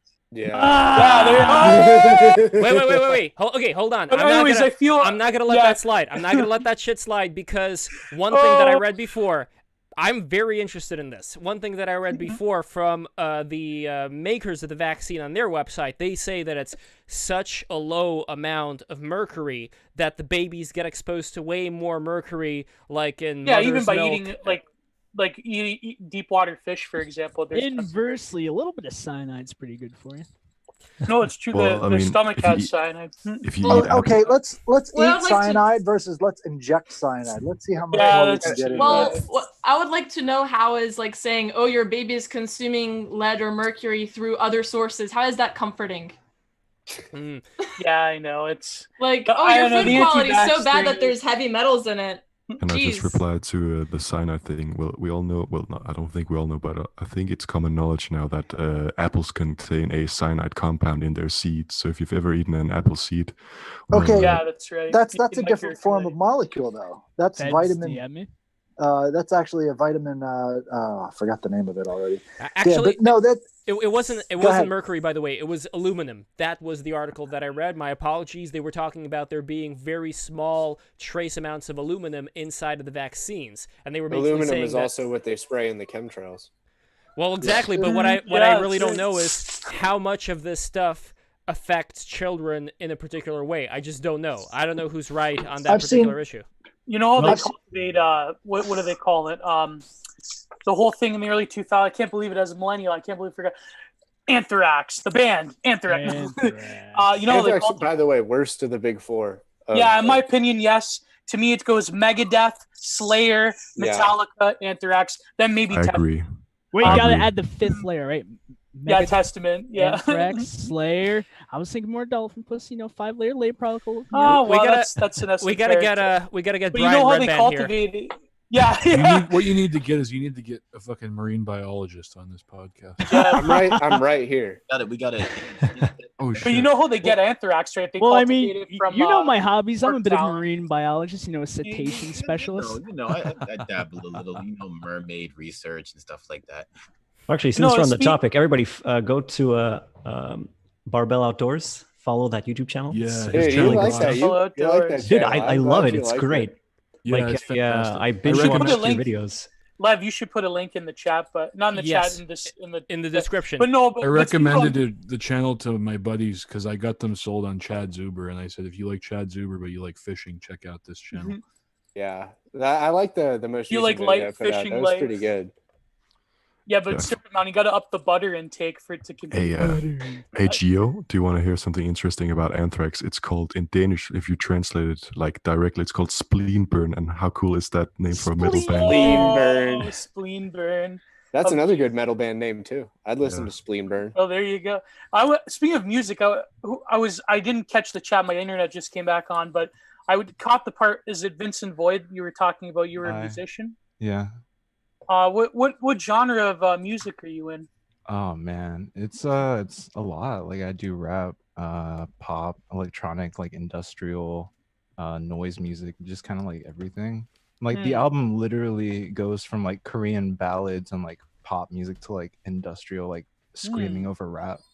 I come from Ooh, like the nice. metalcore, like hardcore scene. So, and I Ooh, also made nice. like hip hop beats and shit. So it So was just Philip, kind of like sorry, What's up? go on.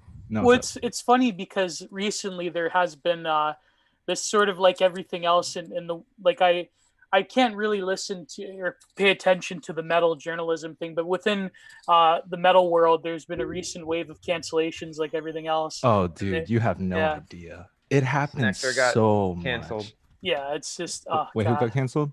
Space Nectar. That's Oh. yes, that's Yeah. right. He got yeah. canceled. What? Yeah, I don't know. Some kind of, I don't know. He was hooking up with too many groupies.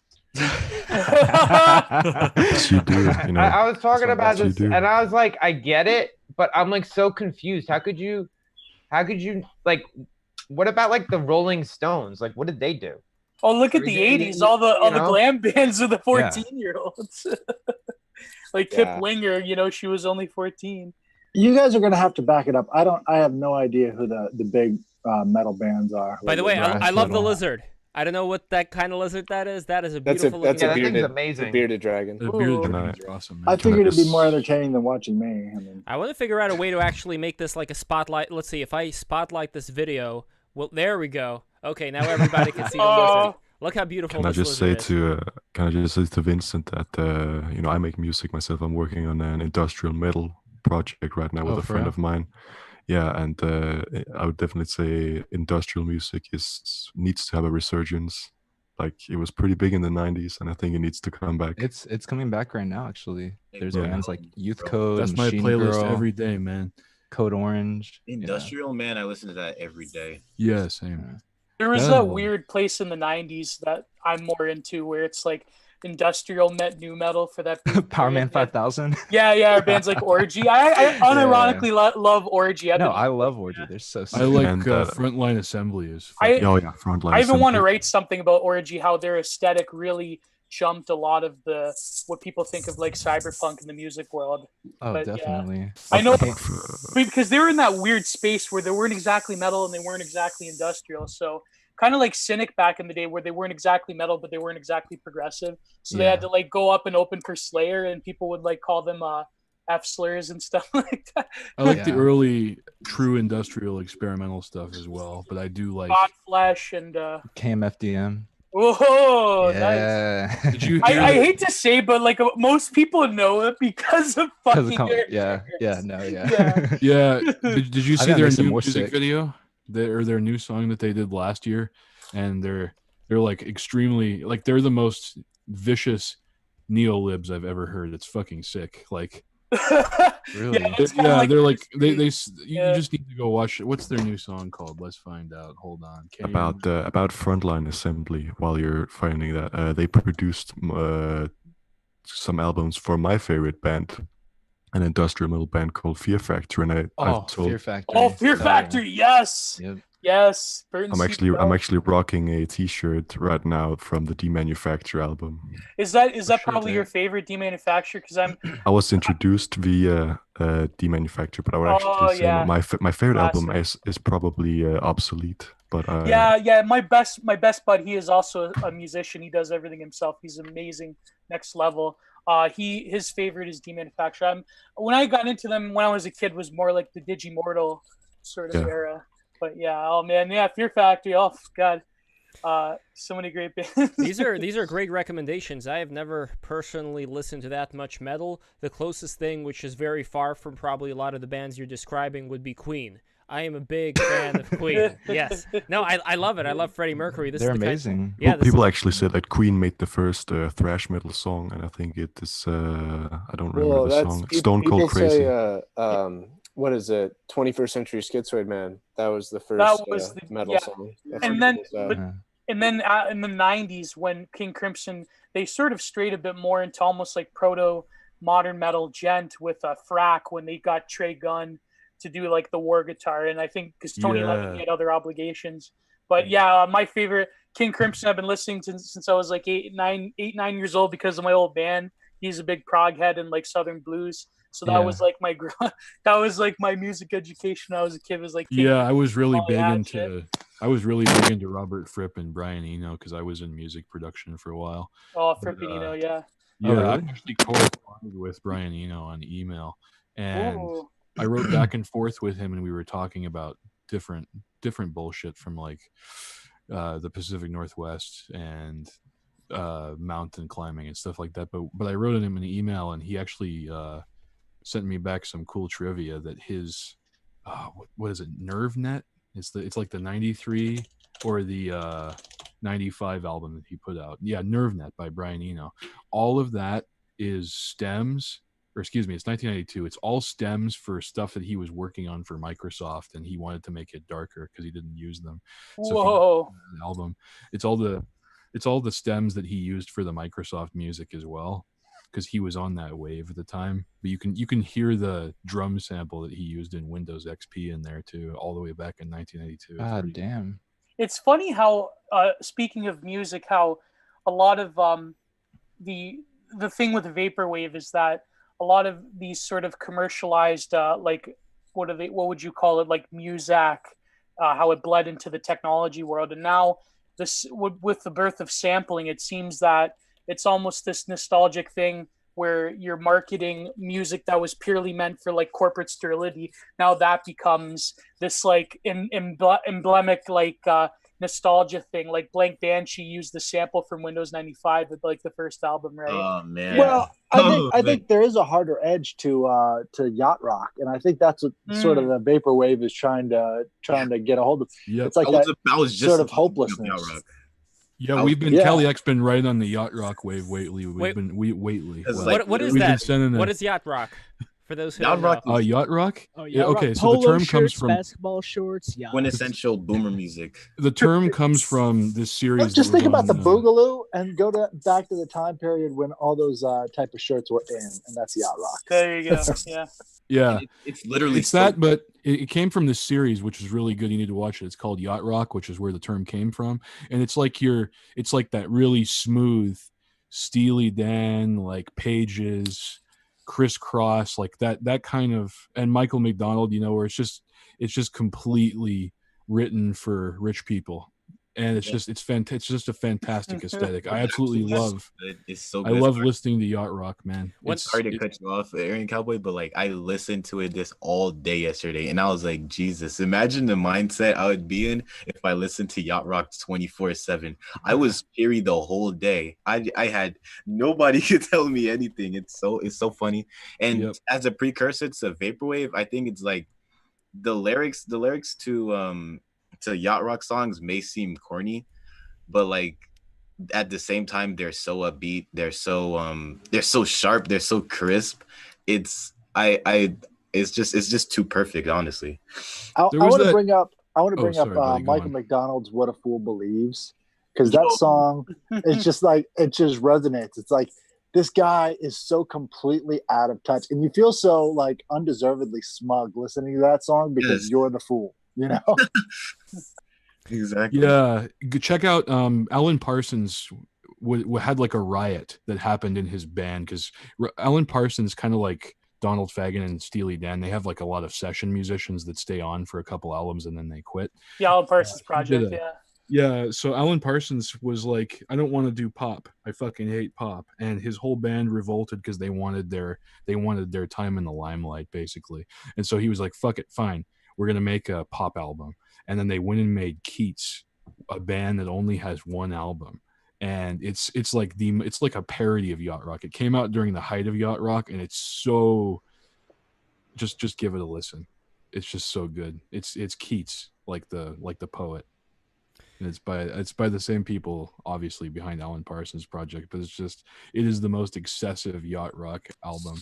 It's so good.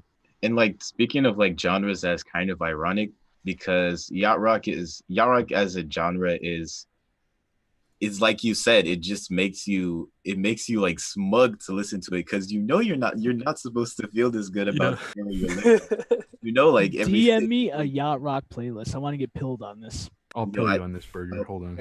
If I could recommend one album to the people who, if you're interested like in the stuff that we talk about on this stream, there's an album called the psychosocial, biological, and electromagnetic manipulation of human consciousness by Jedi Mind Tricks. Check that out. Oh, that one. That was the first one. Yeah. Before they put out Violent by Design. This is like, literally, you can listen to Vinny Paz is the main guy at that, but the beats are really good. Amazing sampling work. They took a lot of samples from the movie Seven. But it's all like everything we talk about in this stream. Like if you're sort of like esoterically like minded and you actually like understand the references in the album, it's really good. It's like, he's like pretty Angel woke, Dust. Yeah, Angel Dust powered schizo rap from the 90s. So it's pretty sick. cool. I'll have to check it out. It's a dope album. I'll recommend what I have on my profile right now. Even though it's not my favorite album, I will still recommend it to anyone because of the atmosphere and the themes that are tackled in this album. It was made during the LA race riots, and the first words you hear on the album is desensitized by the values of life, which I think is a very fitting description of the situation of the 90s. Oh yeah, like Fear Factory, they're pretty woke on a lot of issues of technology. If I recall, Burton C. Bell, the singer, he's very inspired by Alvin Toffler, the Fourth Turning books, That's his main inspiration. And of course, a lot of the themes on albums like Obsolete and Digimortal, they have this like current of technology totally usurping the human as such, and there's like turning cops everywhere. But it's just I want to ask the metalheads here, because we were talking about irony. Every time I sort of venture off into metal that has been made, the last time I truly listened to contemporary stuff was maybe like around 2013 when the whole Gen thing was going on. I went to like I went to the Summer Slaughter tour when it was like the Gen tour, right? So but nowadays it seems that I can't. First of all, metal journalism is dead, because the people that run it are all SJWs, like people that like metal sucks. It's dead. It's burnt. It's dead to the core. It's done. And second of all, I notice a lot of these newer bands that they're pushing, it seems to be the same problem that like other things that were bro-ish, like professional wrestling, have, where it's like this postmodern sort of detached irony, where it's like, okay, we're going to have a band that LARPs as, you know, old school black metal. We're gonna have a band that LARPs as thrash metal, and it's like, then it's, oh, we gotta have a female singer now. And there's a lot of good female singers, obviously, but it's just there seems to be an agenda towards this reification of the past, and there it seems that, I hate to say it as a lifelong metalhead, that metal has exhausted itself completely. I think there's still some good metal coming out. Like the thing about Terminal Redux was fucking awesome. Jabalba put out some good stuff recently. Cattle Decapitation's new album, I think is really amazing. The thing about metal is this isn't even happening. Oh, sorry, Bones, but this isn't just even happening in like metal and stuff like that. It's also happening in hip hop and stuff. Oh yes. It's fucking everywhere. You see, like everywhere. Like old, like not even. Sampling used to be an art because it was not rehashing an old song to make a new song. It was just flowing. It was flowing with it. It wasn't forced. It wasn't like you using that past nostalgia to bring in like a quote unquote new sound. It was meshing the two together. And like now you have like songs that are sampling samples of songs, which is what Prince said. There's still some. I still think in almost any genre, if you're looking in the right places, you can find some good stuff. Like in terms of hip hop, like I really like Billy Woods, the stuff that he's been putting out. Oh hell yeah, Billy Woods is great. It's fucking sick. Hiding Places is one of my favorite albums ever, just hands down. And that came out in 2019, I think. Would say about the death of metal, I would say it's because everything sounds like it's made by Bob Rock now. Like No, I think. After Metallica's Black Album came out, that's when I think metal really took a turn for the worse. Well, they all use fractals now. They all have basically the same production value. Well, it's the meta. They use the same templates. Like everything else. Oh, by the way, as soon as guys, there's an established meta, it's over. Michael has to go right now, but I just want to thank Michael for coming here and for talking about the astrology. That was quite something else. It was amazing. And the contact info for Michael, I posted it right below or right next to his name. So whoever is interested in getting their astrology reading done, Michael's the man to contact. All right, thank you, Michael. I gotta head out too, Lev. Looking forward to reading some of you. Man, have a good night. Okay. Yeah, thanks, Michael. I gotta get going as well soon, Lev. I just wanted to say real quick before Michael goes, if you could go check out Walter, what's it called? It's called Mucho Amor on Netflix. It's about an astrologer from back in the 80s and 90s who basically was completely ruined by this contract fraud. You should check it out. It's a great documentary if you want to see it. It's about, I mean, the guy is talking about how you can use astrology to create a positive impact on everybody. So I think it's worth the watch. Mucho Amor. A guy named Walter or something. All right, I got it. I will check this out. Thank you. All right. Peace out, guys. All right, Michael, take Yeah, care. have a good one. And who else is going? I'm out of here soon, Lev. I gotta get going on some All other right, stuff. no problem. Cowboy, thank Later, you so man. much for coming. This was great. Yeah. And this is amazing. The fact that we got 1,000 subscribers today, it means so much. And I thank everybody for doing this. And it's not the end. Please subscribe. Those who have not, please subscribe. You know the drill. All right, hit 1,000. I don't know. We peaked. It's over. Yeah, Lev. you've got all the. Time to You've got delete the so many- channel. Bye. You got so many quality people on here. That's why you're gonna have a good time with the rest of the show. Okay, guys, I'll see you all later. Have a good Take night. care. Bye. Now, girls, go. Bye. Bye. Love it. So we I have told you, man, it was the streams. The streams have been doing it for you. absolutely. Well, before the streams, we had like 300 subs max. Yeah, for yeah, I remember. 2 years. For 2 fucking years, man. Just think about the tension. You know, just like sitting there and thinking, shit. Like we're doing these videos. They're very interesting. Like we have a lot of great guests on.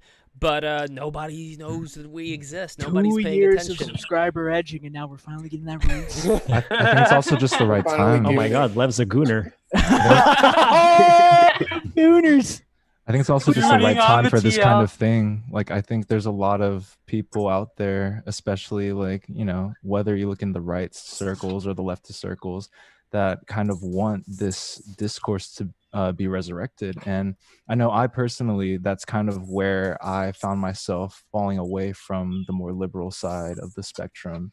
And I think that this kind of, you know, this kind of environment, this kind of community, like, I'm gonna be honest, like, I haven't really talked to you guys very much, and I've only really interacted with Lev and Jules in the Discord and stuff.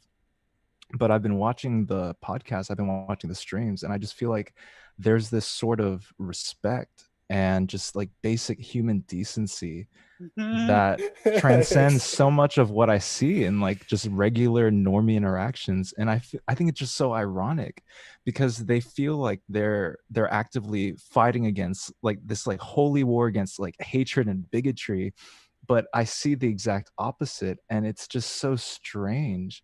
But I really did you feel watch like the It's a Genevieve binary Sunny contagion. compilation? yeah. Well, I think, Vince, I think the problem is that so many people that have gone down this road have fucked up like glaringly. Like, I mean, let's face it. Let's look at the past. Internet blood sports, the kill stream, Don Sargone. I mean, come on. These people are done. These YouTubers are done. It's Twitter people now. Twitter has colonized 4chan. We're going to colonize YouTube. It's going to be over for you grifters. Really? It's going to be over.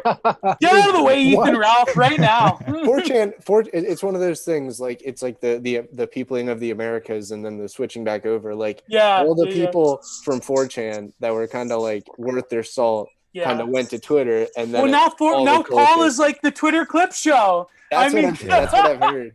Yeah. See, here's the thing. My opinion is this, okay? Not to insult any YouTubers, but I'm going to insult some YouTubers. Well, you got two on the stream. You have to survive with high quality on Twitter, high quality ideas, because you have just your platform of ideas. You don't have this bullshit where you have a spectacle. You can post such where you can garner a large following by shit posting. But I think when Twitter people finally colonize YouTube, it's going to be over for the YouTube grifter because they're not going to deal. They're not going to have it with us. I mean, my God, I mean, it's going to be a massacre. And so hopefully, Break the Rules will be at the tip of the spear.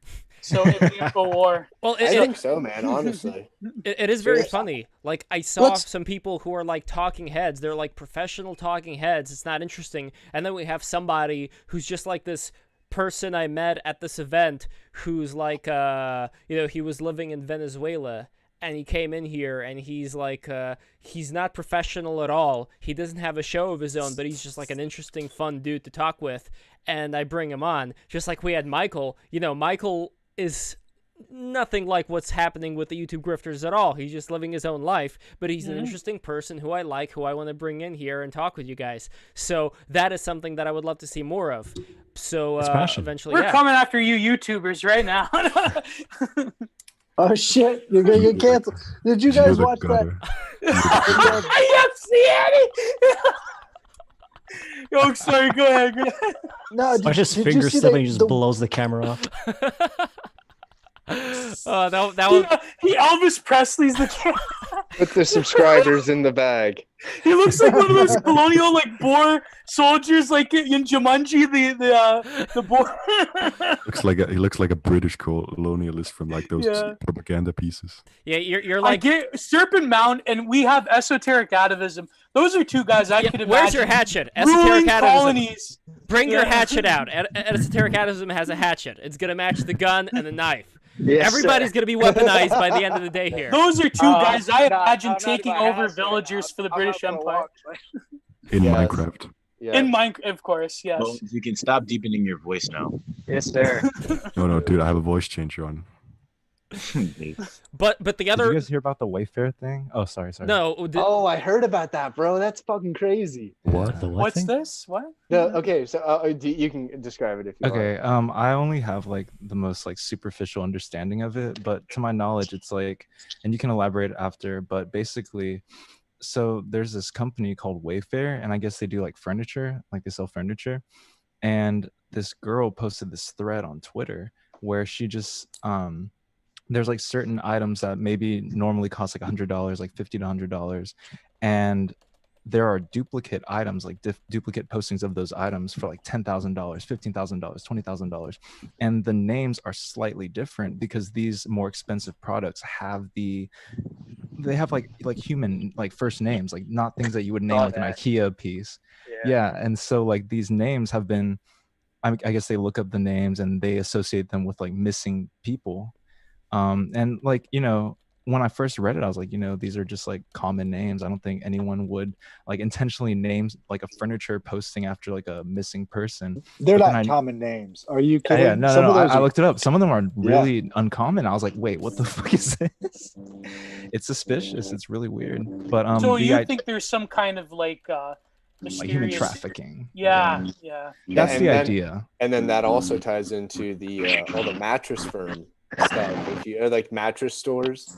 Yes. If you've heard of yes. that, them being Way too like, many, like- those things. Okay, ladies and gentlemen, I'm gonna have to walk out. This has been an awesome experience. Congrats, PDMs. Congrats, Lev. Thank you. Let me pour a drink out for you, so you will virtually partake in the jams. Thank you so much for coming in. This is Hell yeah.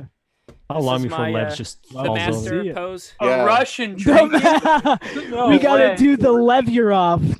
Really? I cannot wait, by the Actually- way, until I would love for Gennady to just embrace it.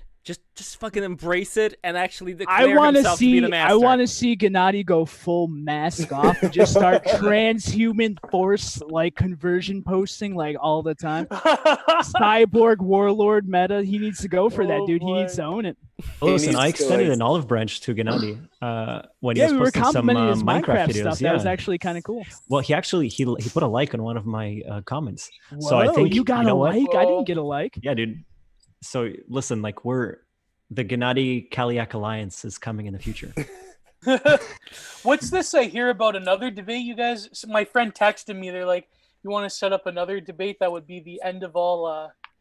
You know what I'm referring So, to? well, here? we're definitely gonna have a transhumanist, anarcho-primitivist debate coming up, part 2. And No, but you were trying to set up a certain. See, this is the thing. You got to meet in the middle at techno-primitivism. Oh, wait. I think I know what you're talking about now, Gio. You are talking about having Alexander Bard and Jason Giorgiani. No, maybe that one. Yes, that would be Yes. interesting. But I more so refer to our Twitter spheres, the clash of the titans that could potentially happen. Not that it would ever happen, but I mean, Ted Kaczynski versus Gennady. oh, that would be nice. I don't know. But if prisons. you could call a certain German idealist versus a certain vitalist. That would be. Oh, I haven't heard of this. Interesting. I don't know. Maybe we could set up. Who knows? No One one's day. let me know. No one's let me know. Stranger things have happened. Or we could get a like a certain vegetable leafy green. I don't know if you guys. He would be amazing to come. I think that would be the funniest shit. What about fruitarians? Where do you guys stand on fruitarianism? Or Ray P. Wait, what? I think Ray fruitarians P are disingenuous LARPers that don't get what it means to be human. Yeah. Eat They have fruit, some- dude. they It's have good some for you. Points like fruit obviously is good for you, but it's not like you can't base your whole fucking diet off fruit. Why do I have canine teeth? That's so weird. I eat fruit all I will the time. ignore God's creation of putting animals on this earth and not eat them and just Well, let them when- overpopulate and destroy the earth. When Yeah, you that's think, a great think idea. about it, like eating fruit that is like the rejection of natural, because as everyone's hinted at, like I know different people have posted about it, but the Amazon is a garden. All fruit is human made. Like if you've ever tried to go out and like find wild edibles, like most of them, like a natural fruit has like a centimeter of edible flesh. Yeah, like All- bananas. Yeah. Yeah, bananas. I ate wild watermelon while I was in Iraq because they just have a bunch of vines growing there in the wintertime. It is fucking disgusting. I've never tasted anything. Yeah, it's see, in very Brazil they have wild fruits. Yeah, it's not very appealing. I no. grow wild strawberries in my garden, and they are like they taste good, but they are microscopic compared to like berries commercial bought are strawberries. a little different. Berries are pretty much like you can eat wild blueberries, and they're pretty much the same thing as like. But you see, the thing about strawberries is they're not technically berries; they're fruits. Yeah. They're Now just it's called berries. Now, as far as the evolutionary advantage for a fruit, if an animal eats it and then it shits it out somewhere else, The seeds, then, then it's that's gonna happen. But you're right; like the wild varieties are very, very small, and it always makes me think. Like if we go back further and further away, we were talking about ancient civilizations and the founders who came in after the Great Cataclysm. What I'm also interested in is something that Graham Hancock talked about in relation to the DNA of the the Australian Aborigines being very similar to some of the South American people closer to the southern area, and how they have the same genes. Yeah, and there's a legend about how they were brought to where they now live by boat. And there's no migratory pattern that they could have seen with these genes. So they're thinking, how the hell did these genes wind up in South America? It's like they tell you how. Though? Is it what? Isn't it incredible though that we have so much DNA evidence, and yet Americans in general are very resistant to the idea that these migrations even took place in the first place? Like, there's some sort of like, I know about the Chinese migration. I know about the Guatemalan migration up to the Hopi. There were lots and lots of migrations across the U.S. Like, you've got the Bronze Age occurring in Europe because of the fact that there was bronze mining going on. Copper mining. Yeah, copper mining, yeah. In the Great Lakes. Michigan. And people just automatically assume that it's a conspiracy theory because of the fact that the Smithsonian doesn't recognize it. Well, that's dude, right? people are so fucking stupid. Like, most people, you gotta understand, like what we consider to be like very like basic level information, like even stuff that you would learn just in a basic American public school, the most people aren't aware of. Most people aren't like they learned like a little bit about Mesopotamia. They learned a little bit about like the Bering Land Bridge maybe, and then that's it. Like, most people are they just have no context. Like, you can tell them these things that just blow our mind, and we can, talk about it, and it's super interesting, but most people just have no way to contextualize it. Because the average person, like, and this is actually like a genetic thing, when a population is too big, I guess we have to really back a little bit to ethnogenesis, which is when your population is actually being created. When it's being created, you're using sort of a breeding pool of passionary individuals. These are your, like, I guess your alpha peoples. So very much, not specialized, very jack of all trades, but very good in all of these directions, very driven, thinking outside the box, very different thinking patterns. And they can operate outside of a system. They operate in chaos. And then when you're hit with, so like they're often striving towards optimization and creation and just doing things. But then when they do that, the side effect and sort of the consequence of that is the creation of subpassionary individuals. And that's your average, your beta population. So if you look at your Paleolithic man and how he lived with his family, he was alpha, his sons were alpha, and then they left and they were alpha, and there was no room for a beta male in this dynamic. There was just no room for it, because if he couldn't breed, then he was out. If he couldn't survive, he was out. But then as soon as these sort of alpha Paleolithic tribesmen, they got together and like, hey, maybe if we work together, it'd be a little bit easier for us. So as soon as they created that sort of framework for it to be a little bit easier, it gave ground for the appearance of these more specialized and more system-dependent people. And what we're seeing now is sort of I don't want to call it the end game, because we can go much, much further than this. But hold on a second. Now, if I think it comes down to much more about binary thinking versus animism, because if you're going to present these ideas to people in like the rainforest, they'd be like, yeah, okay, whatever. But if you do that to binary thinkers like people in the United States. They're going to automatically reject it because it's not coming from the source that they identify as the good thing. Right, but look, take your American population, and it has passionary and subpassionary individuals in it. Like you can't just say you're going to take one American and then you're guaranteed to get a binary thinker.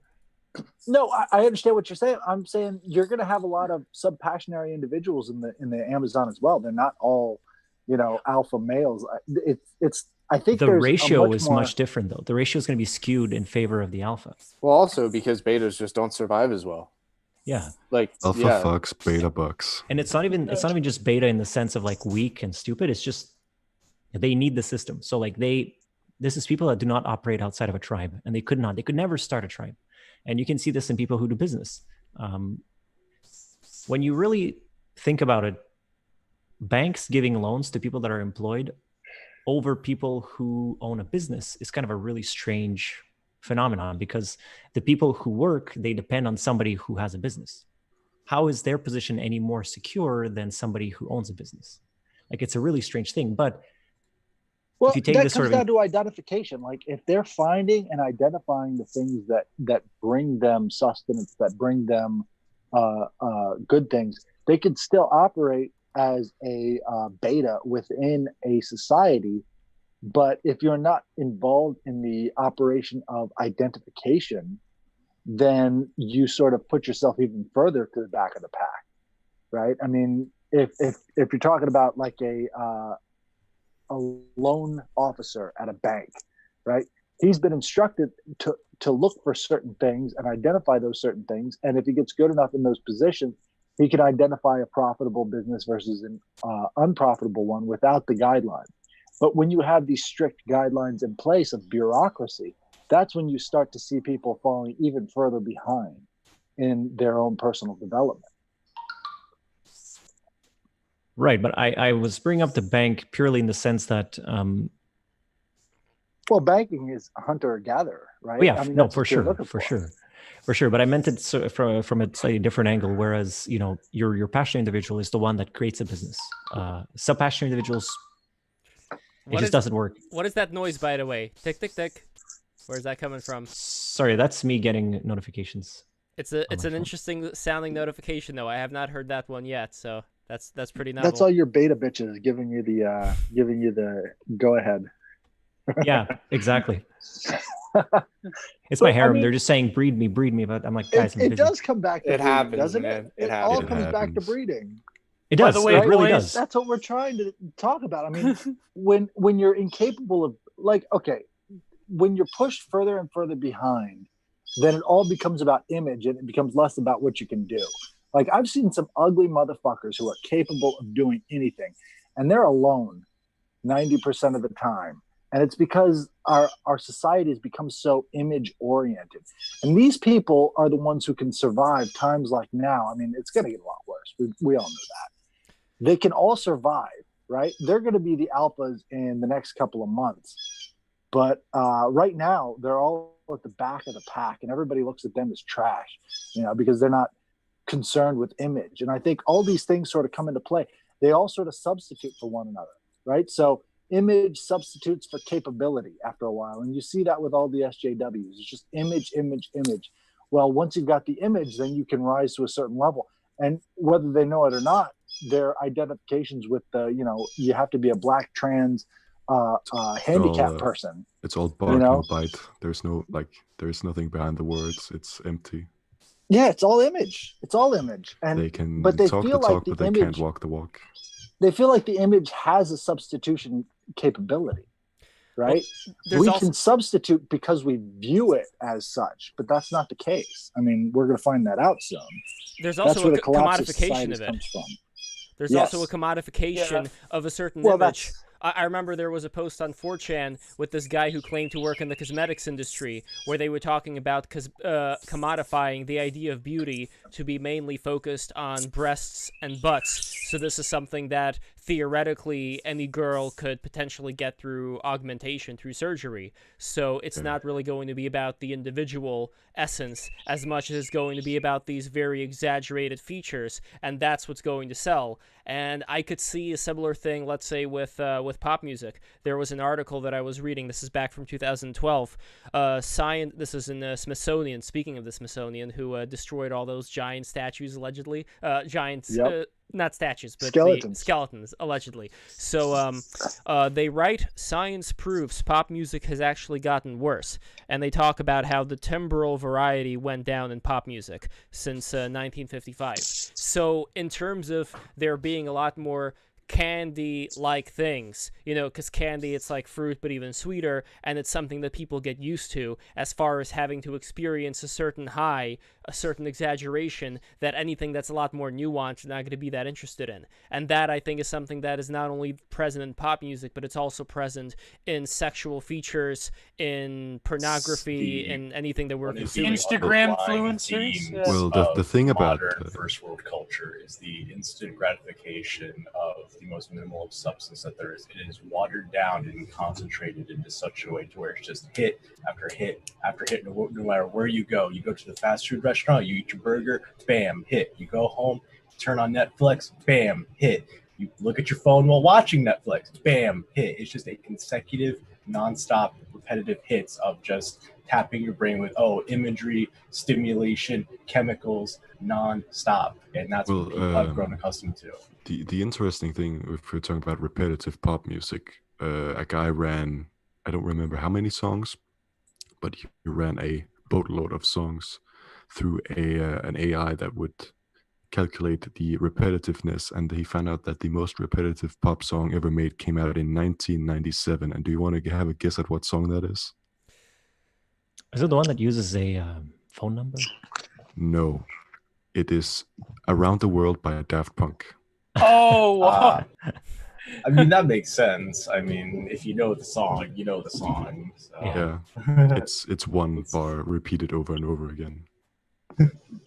You know, it's like how they do young adult literature. They have like the formula of like the note, like even 50 Shades of Grey, like she's in every girl that could be marketed to anyone, and like you can like put your imagination into. That's a really good point. Yeah, that's it's the like thing the about Twilight. erotica. Like erotica is usually written with the reader in mind, and That's that is right. a blank For sure. slate. For sure. By the Same way- with like Twilight. The girl is barely described. Anyone can Bella, be like, oh, this yeah. is me. Yeah. By the way, pro tip: never ever go out and buy an erotic book. They're all terrible. If you want like really good OG erotica, you have to find text board sites that were made in the 90s and early 2000s, like Literotica, that were written by 40-year-old. I knew you were going to say that. Literotica, that were Kristen Archives Literotica that were written by 40-year-old shut-ins in the early 2000s. I was reading some. I was brushing up on my Wendigo lore the other day, and I actually found there's Wendigo erotic literature a series, 3 full books. Well, now they got to do one. Research. Now they got to do one with Jordan Peterson. Do not research go this. there. They have a Jordan Peterson genre. There's daddy-daughter stories all the time. What the thing about Jordan Peterson is, No. Remember Wendigo Psychosis erotica? That's the stuff. if you were gonna make erotica about Jordan Peterson, it would probably involve Yeah, like a hypnosis. mind break and drug use, because he force fed his daughter fucking antipsychotic medication as a child. Amazing. There's a whole genre of erotic. If you guys aren't red pilled to this, there's a whole genre of erotic literature of like mind control. They call it like the subject. It's really fucked up. But don't just yeah. But Not research. Do not. by the way, research. guys, you were talking about the mattresses and the Wayfair. Well, this is an article I just found on Twitter from Wired. The screen cap Friday briefing: fake ebooks and overpriced eBay listings are fronts for digital money laundering and possible human trafficking. So there you go. I mean, go. the money laundering thing doesn't sound like that uncommon. Well, the thing- I can see someone trying to sell like, this is like a cabinet for like $5,000. You know, I'll buy that. The thing about like money laundering is that the art world has long been used, like art galleries have long been used to launder money. like with, the like, like the shitty John Podesta stuff, impressionate art. Tony Podesta Yeah. stuff. Like there's that's at least Generic the paintings. Oh my God. allegations. Are we talking about? Do you guys listen to the Friends Against Government podcast?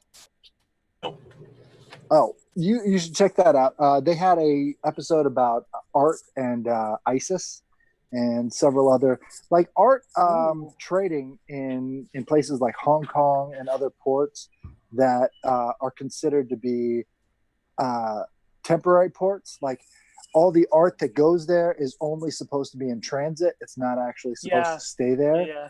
There's a huge art underground market. I was thinking to myself while I was listening, it's like, why am I not in this market? This sounds so awesome.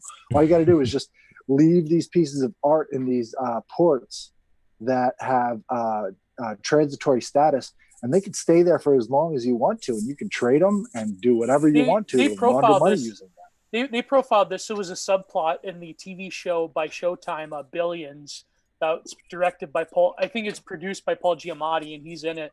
And there's a subplot where the main guy, Axe from Axe Capital, he has like all these. He has all these collections from the post-impressionists, and he was taking them in temporary ports. But about what you guys were talking about before with I think the problem is, again, this relates to our postmodern condition when you talk about genetic lineages. There was this great tweet a week ago by a mutual of mine, Benedict Demelich.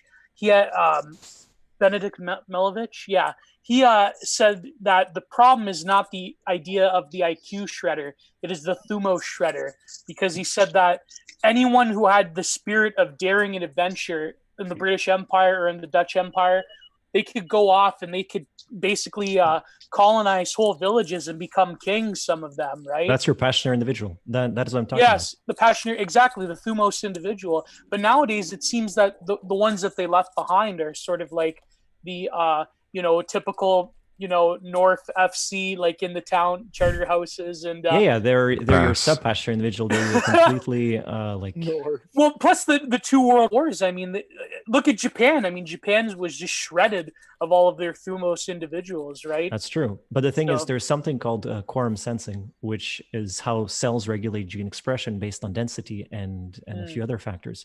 Basically, populations go through these ups and downs, and they're regulated specifically by the ratios of passionary to subpassionary individuals. And at some point, so you start with a high concentration of passionary individuals, then it slowly evens out, then there's a breaking point, then the passionate individuals are minimal, and at that point, they just occupy important nodes. So they run the system only from those nodes, and there's very few of them left. And at some point, there's none of them left, and those nodes are controlled by subpassionate individuals, and it's a collapse. That's where it happens. That's the thing. Like the genetic lineage of a population, people are incredibly averse to thinking in this way because they think that we are all individuals and that biology doesn't restrain us now and so forth, right?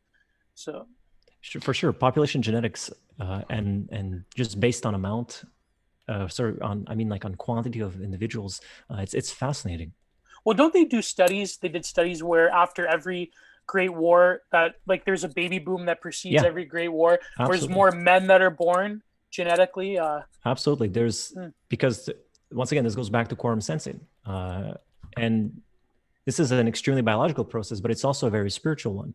And in a sense, you could say that your cells know what's coming, and that's why. I have a theory about this. So I don't know if you guys have noticed, but there's a lot of guys on Twitter, like guys in our circles, especially like if you guys follow Maxwell, you know that he has a redhead girlfriend. I have a redhead girlfriend. I know lots of people that in our circles that are dating redheads. And we also love redheads. That's it's a weird thing. Well, but it's my theory that the redhead genes know that they're in trouble. They know that they're in danger. And so they're sort of gravitating towards the best genes or the best. It's very possible. That has a lot to do with the plant DNA, right? That has a lot to do with the fact, well, I mean, if you look at plants, they will grow in a much more malleable way than animals do. Like if you're talking about one generation of plants seeking out a symbiotic relationship with animals so that they can continue.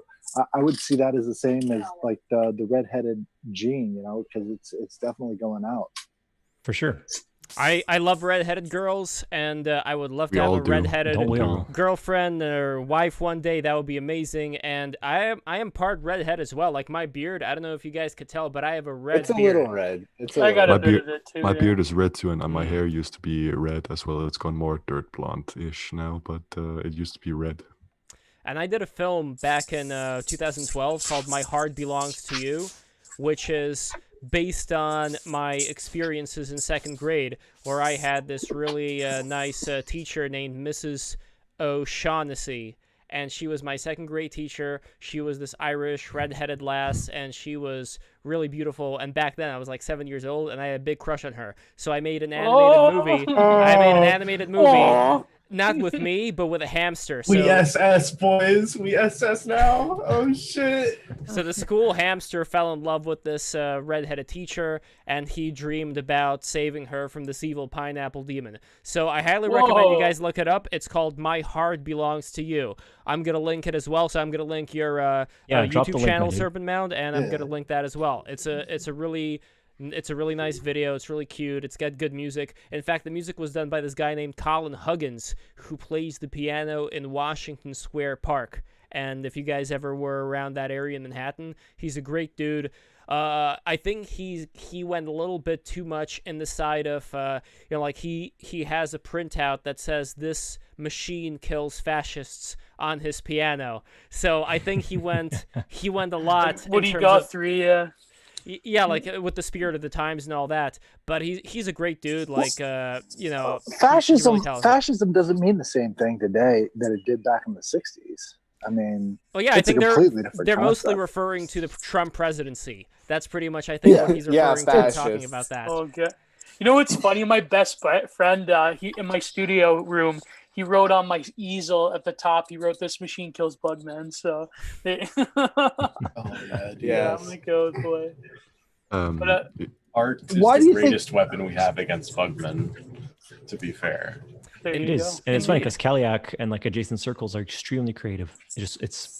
It's obscene, and anybody who It's joins in like mentions this and says It's because we were all part of the same like Gate Kid Mind Wipe project. It is. It is a very sort of linked thing with being very visual thinkers. I would say, people in higher IQ ranges are more cerebral based, more imagery based. Have more visual thinking styles. And I think with that, more people in the Kaliak circles were drawn to that. Of course, one could say, "Oh, high IQ," obviously, but that visual thinking translates into all this sort of different creative mediums like art, video editing. I think it was Fod on Twitter mentioned that, like, oh, people, with these sort of, illnesses, or like, oh, if you're this, get into this, if you're schizophrenic or whatever, get into video editing, blah, blah, blah, blah, blah.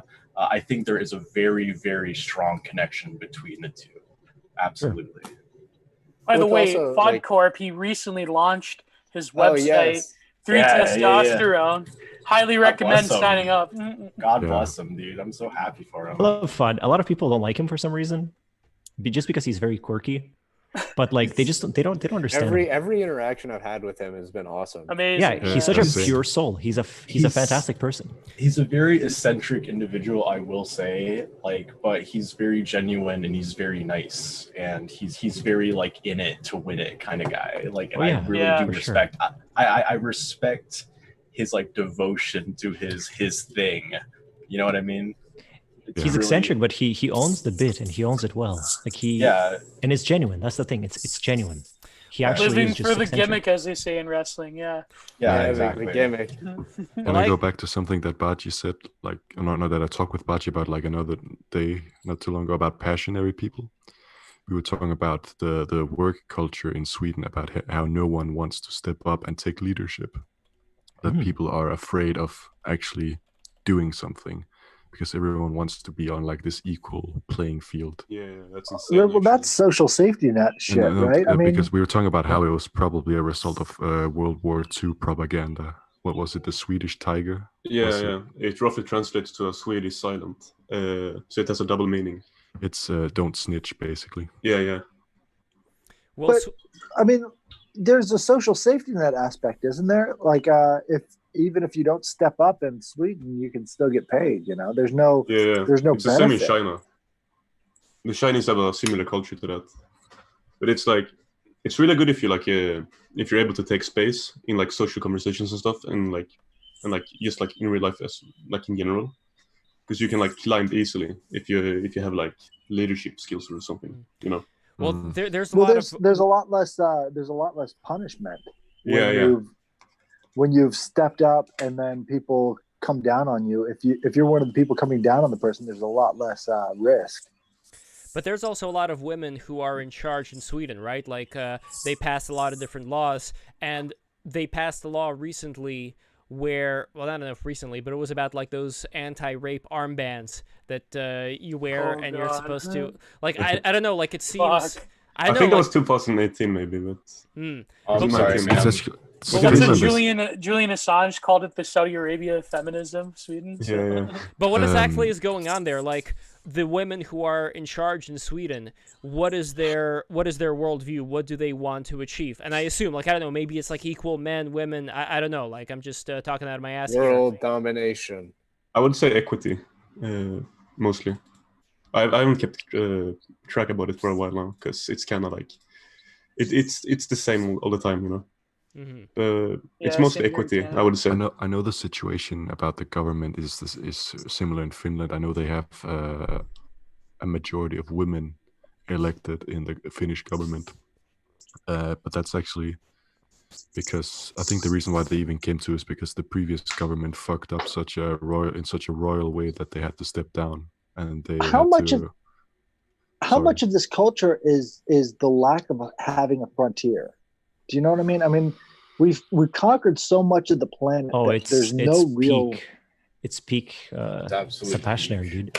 Because like the main driving force of a Sapassionary, or rather the main, not driving force, but like the main imperative of a Sapassionary individual, it's systemic stability.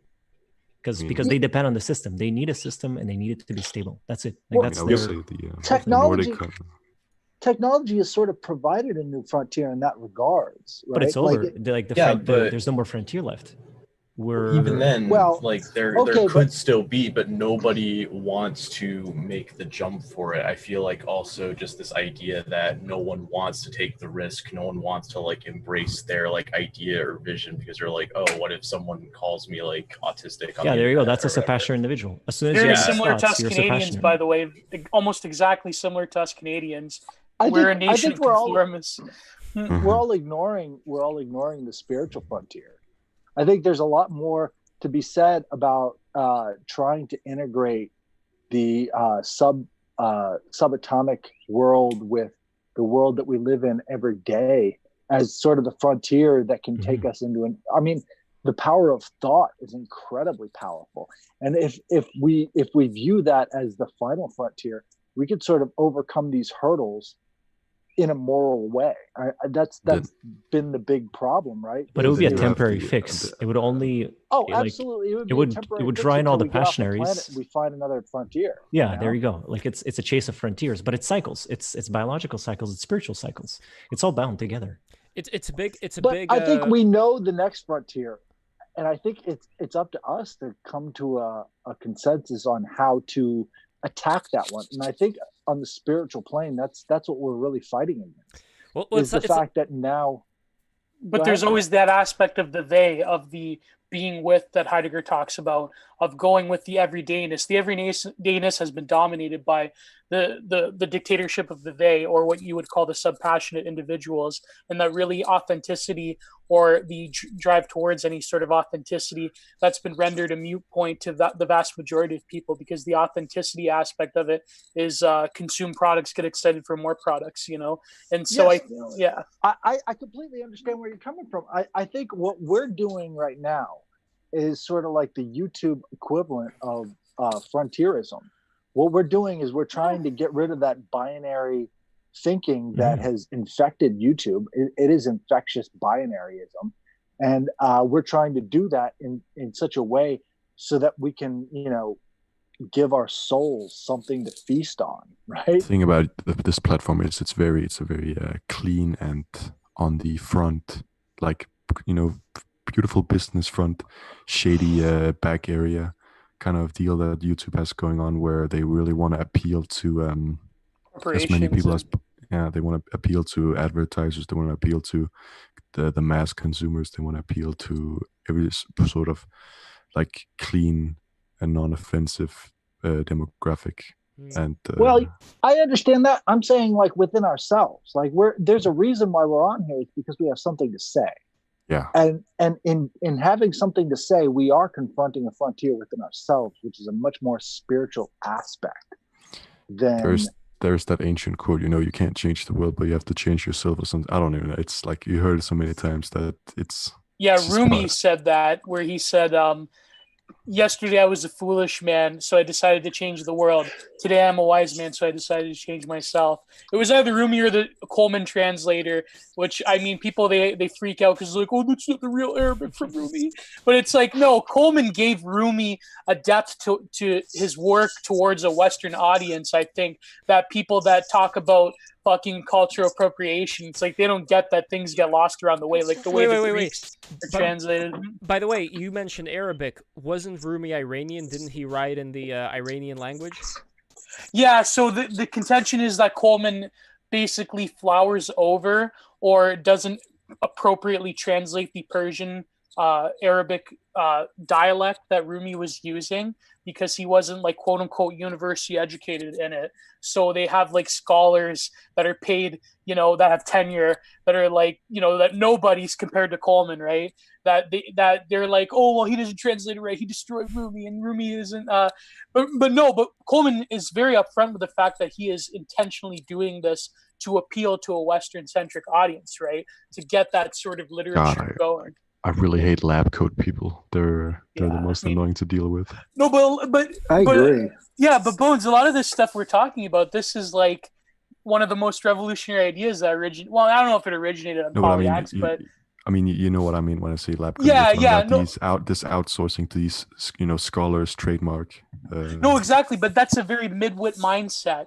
And one of the ideas that was popularized, I think, by Polyax in our Twitter spheres is the idea that the low wit and the high wit will gang up eventually against the midwit, because only a midwit will really think that this ultra precise objective translation of a text and robbing it of the potential poetry of it. They would think, well, as long as it's objective, right? But it removes the chaos. It makes it stable. That's a passionate. But the religion of scientism as well just needs to go. Science, Exactly, yeah. The science community, so to speak, is a dogma. It is a religious, or pseudo-religious dogma. Exactly. But here's absolutely. I think what we're facing though is the spiritual frontier where we have to fight against the scientism with a great jihad, a popularized, yes, a Butlerian jihad. Oh hell yeah!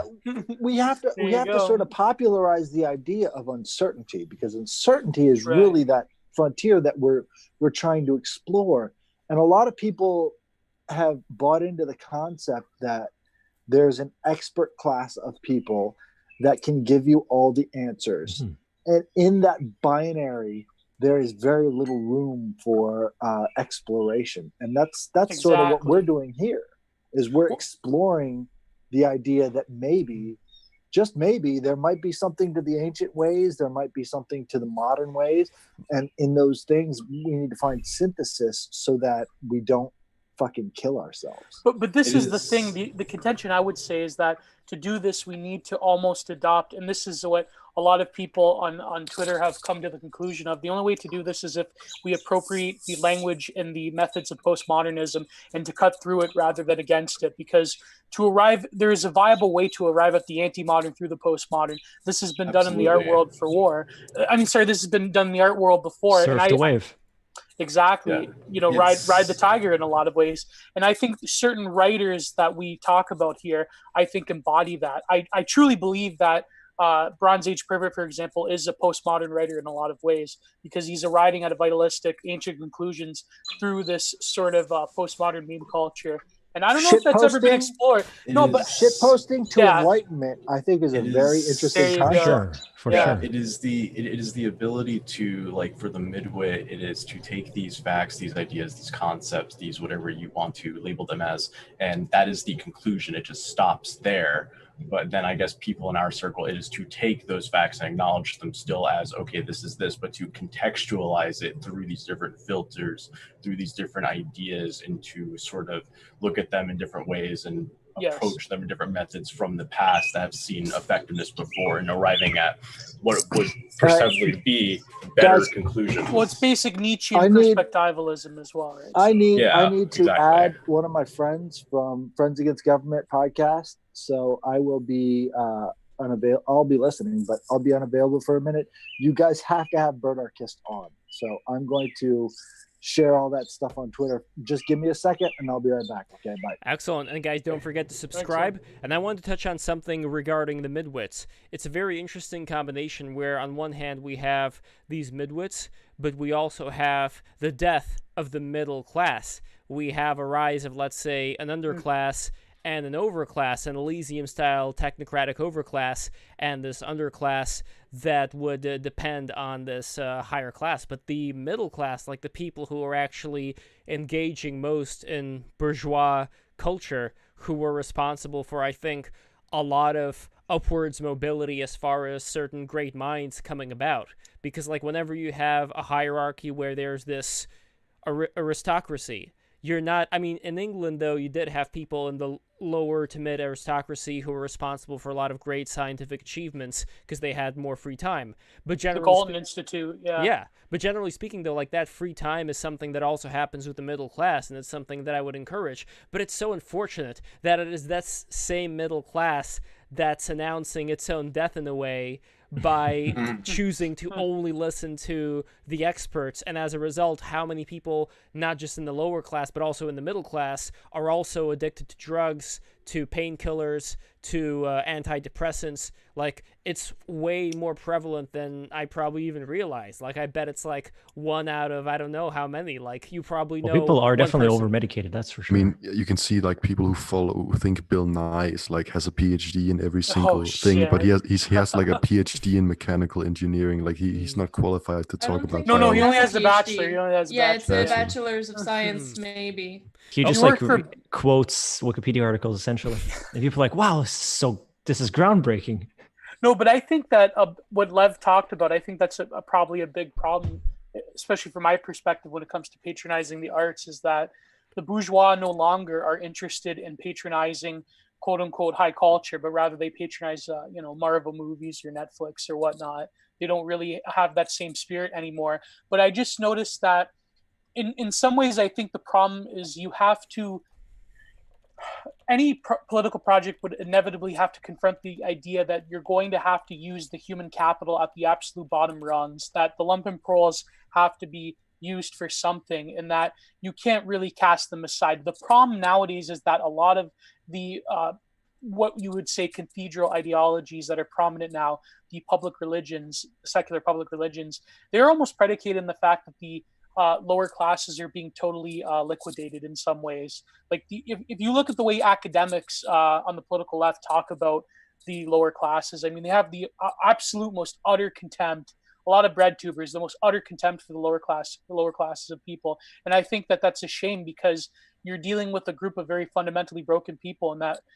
And this isn't my idea. These are a lot of articles that have come out recently in the American Sun that talk about very practical steps of forming manor buns and forming things. My buddy Bill Marchant, fellow Canadian, go out and buy his book Northern Reaction. He talks about how maybe the political right should invest in practical things like drug rehabilitation centers and getting government funding for various homeless initiatives and so forth. I mean, you have to use the human capital you're presented with, but unfortunately we're dealing with very fundamentally broken people, and the fact that the conforming ideologies of the day are dead set on annexing these people, even though they pay lip service to the poor. What do they mean by poor? They mean by, trans women of color. That's what they mean by poor people. They don't mean working class people in the Appalachians dying of a heroin addiction, right? So you gave me Vietnam flashbacks when you said bread tube. Like, Oh, and Well, by we had reasonable people on. We had Peter Coffin on. He was pretty. Yeah, he was reasonable great. there, I would love to have him back Yeah. on. And by the Yeah. way, Oh, definitely. we have an actual blood skeleton from Castlevania here, and I would love for more to speak up. We have not heard anything from you yet. I hope you are not just a Oh, there skeleton, you go. but you are also capable of vocalizing. So let us know if you turn your sound on. You have not spoken yet. So see if you can turn your sound on, and I want to remind everybody again, you know the drill. Subscribe if you have not Subscribe done so to yet. BTR. Yes, click the bell. That's something I never say. Click the bell, and also go to our Patreon, patreon.com/11joules. Give us some money. We gotta get the money so that we can grow. so Gotta we get the can grow this mammons. thing. And by the way, Gotta get that bread. speaking of the money, what's gonna be happening with Patreon now is we are gonna be having audio only episodes where we're just gonna take like the archive of all our recordings, because not everybody listens to stuff on YouTube. Some people like using YouTube for different things. So we're gonna have all the audio only stuff on Patreon for 1 week, and then the following week we move something that was on Patreon for public consumption everywhere. And I still don't know if I'm going to go with SoundCloud or if I'm going to stick to Anchor.fm, but regardless of what I choose, that's going to be the audio only stuff for people to listen to. We've gotten tons of requests lately for where's the audio only? Well, I now mean, you know. You could always just do both for like SoundCloud and Anchor FM. Like I don't know much about Anchor FM, but SoundCloud is all right, I guess, if you're just occasionally uploading maybe like 1 to 2 hours of audio. So, and there's I think definitely you only like, have. the most, I think like, you only have 10 hours of like on your free SoundCloud. You have free, like 10 free hours of content on your free SoundCloud account.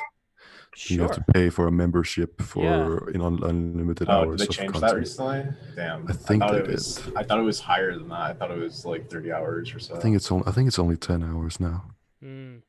Yeah, well, that's an unfortunate shame, but still, maybe it's worth investing in it, because I saw the Anime Pussy podcast. They have a lot of interaction in SoundCloud. It's not just a service that you use to listen to music or podcasts with. You could actually pick a certain part that you want to comment on in the sound wave of the audio file. So that, I think, is a pretty cool addition, and it would be good for people to do that. It is definitely a well, like again, like I don't know much about Anchor FM, but SoundCloud definitely is a big platform, and it is definitely like a good way to sort of like spread that brand around and sort of get people listening. Like, like if you're looking for other sort of related podcasts, you might like this with these similar tags or whatever. Like, it definitely is a way to sort of get it out there. The only problem with SoundCloud, though, is I have not figured out a very easy way to take the RSS feed and to put it on my podcast player. Maybe it's possible. Have you guys experimented with that at all? Never done anything RSS related ever. Yeah. I hear RSS is a nightmare, so. Well, then maybe I'll just stick to SoundCloud and forget about like the RSS stuff. People could do that via Patreon. You can do Anchor.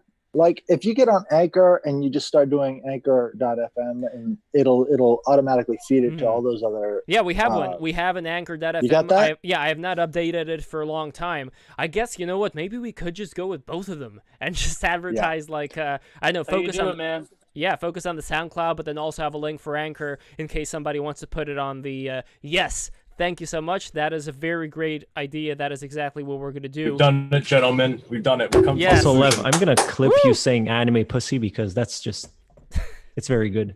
Please do. And by the way, I would love to have Mini Modu and DJ Oats on this show. I've been trying to get Mini Modu on this show for a long time. Mini Modu, that's a name I haven't heard in a while. If you're listening to this, come on the stream. We got 1,000 subscribers already. Come on. Yeah, we're big. Yeah, big name. I promise we will not bully you. Maybe a little bit, but don't worry about it. It's all we love you. So I talked it over with Berdarkist, and he is busy with his mom watching a movie with her. He barely gets to see her. But I'm telling you, that's the guest you want. This guy is writing a book about all the things you guys talk about. He's very versed in philosophy. He's really good on all that stuff. Check out Friends Against Government. He does bonus episodes with just him talking about philosophical situations and whatnot. Very resonant. I think you would get a lot of it out of that podcast. Also, he talks about cryptids, which is very important. I think a lot of people have lost. For sure. Nice. You gotta have Can you put his name in the chat for us to be able to look him up? Yeah, Oh, yeah. it's at Birdarchist. I don't know where the chat is, but it's at Birdarchist on Twitter. I think we're all tweeters, right? Yes. We're all Yeah. a bunch of Of Twitter course. tweets. Yeah. Dedicated tweeters over here. Yeah. Yeah, so definitely check out at Birdarchist. He's the man. Wait, Oh, bird he's as in like with the beak, like bird, or what are we talking here? Yes, bird as in with the beak. Ah. He is Birdarchist. He is an anarchist bird. Nice. Okay. There is a Right. very And, beautiful image of a duck that he has that I'm gonna post for the stream people to see on the side here. I'm It's a very telling nice you, duck. Friends Against Government, or as they call it, the Fagcast, FAG, is definitely something you want to check out. They talk about conspiracy court, where they have a judge who doesn't give a shit about facts, And and I'll they post have it here too. a prosecutor who makes wild, outlandish claims. It's very good. Friends Against Government podcast, Birdarchist is, and also Car Camp It. He's all about camping in your car. That's his thing. Oh, I love doing that. That's fun. It's good shit, buddy. I'm telling That's you, fun. I do ANCAPs that. I have a just lot did to that this offer. weekend. People just don't know, right? They think ANCAPs, they think Hoppians, they think autism, but there's a lot more to it. There's also camping in your car like a homeless person. There's also Yes, that's talking important. about Yes, neo very post-Marxism. Hmm. You know, it's all that shit. Well, let me ask you So- this. What I'm curious about is a lot of the people, I assume, in the Kalia community who are here in the stream or who are watching, they use the phrase lolbertarian a lot. What would you say, like, for the people who want to comment on this, what would you say is the thing that turns a lot of you guys off of libertarianism? And Anarchy Ball, I'd be very interested for your input on this as well. Oh, I can tell you right off the bat, it's the autism, right? If you're not used to people repeating phrases and bobbing back and forth as they do so, you are not going to get into libertarianism. We are, I would pride myself on being the most autistic in the internet community. We say the same things over and over again, and we don't understand that real human experiences count for something. Right. So when we deal with communists who have had a bad childhood, we don't try to address any of the needs that they're actually communicating with us. We try to belittle them and call them names and call them mass murderers and all the rest of this stuff in an attempt to virtue signal to all the rest of our tribe. And in a lot of ways, that's what has made me popular because, you know, if you've seen the Anarchy Ball comics, that is my modus operandi. But at the same time, you have to understand, I can see past it myself. It's you know, I've been in the game long enough to see past it. So I see a lot of people who call themselves ANCOMs as expressing a need. And if there was a way to address that need in the market, I feel like they would be more open to market solutions. And in a lot of ways, that's what happens with communism, is communists will see a need in a market that is not being addressed. They will come up with their own solutions that don't involve any sort of exchange of value, just an exchange of belief. And then they'll present that solution as if it's the end-all be-all of existence without taking into account any of the stages of production or anything else. And then you'll have another not real communism solution. So I've sort of taken a different tack in a number of ways. I think that if you can connect with them on their concerns and just ignore the differences for a while, they'll respect you more for doing so.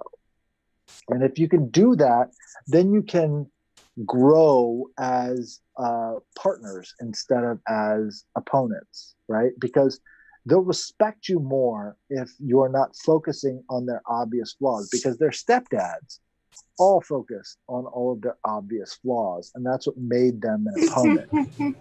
Right? At libertarian, someone commented in the stream that they would rather discuss epiphilia than other.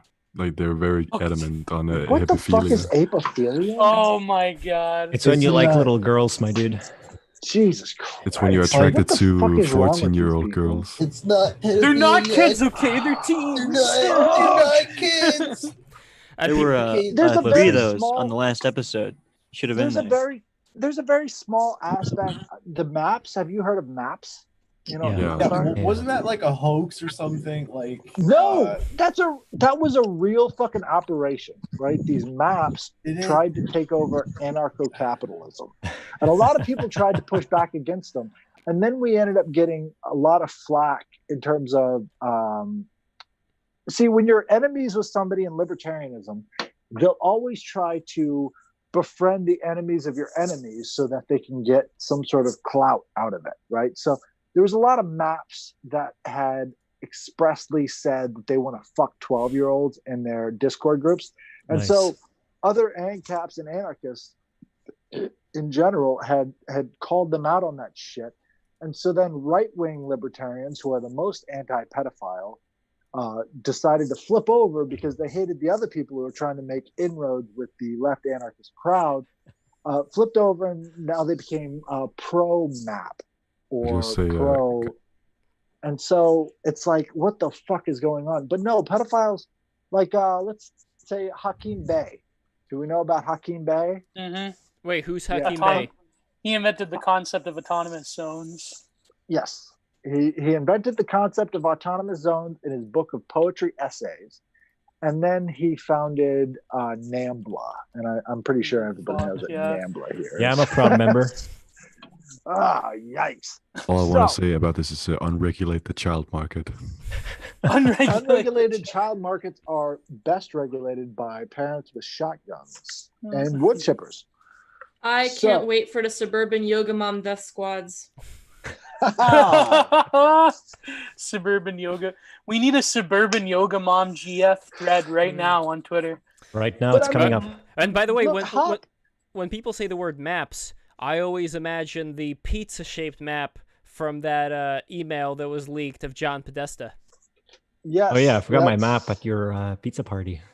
That's so fucking weird, right? Now, these people aren't anarchists. How come we always get the flack when the most heavily politically connected group of people in the world are out there talking in code about fucking kids?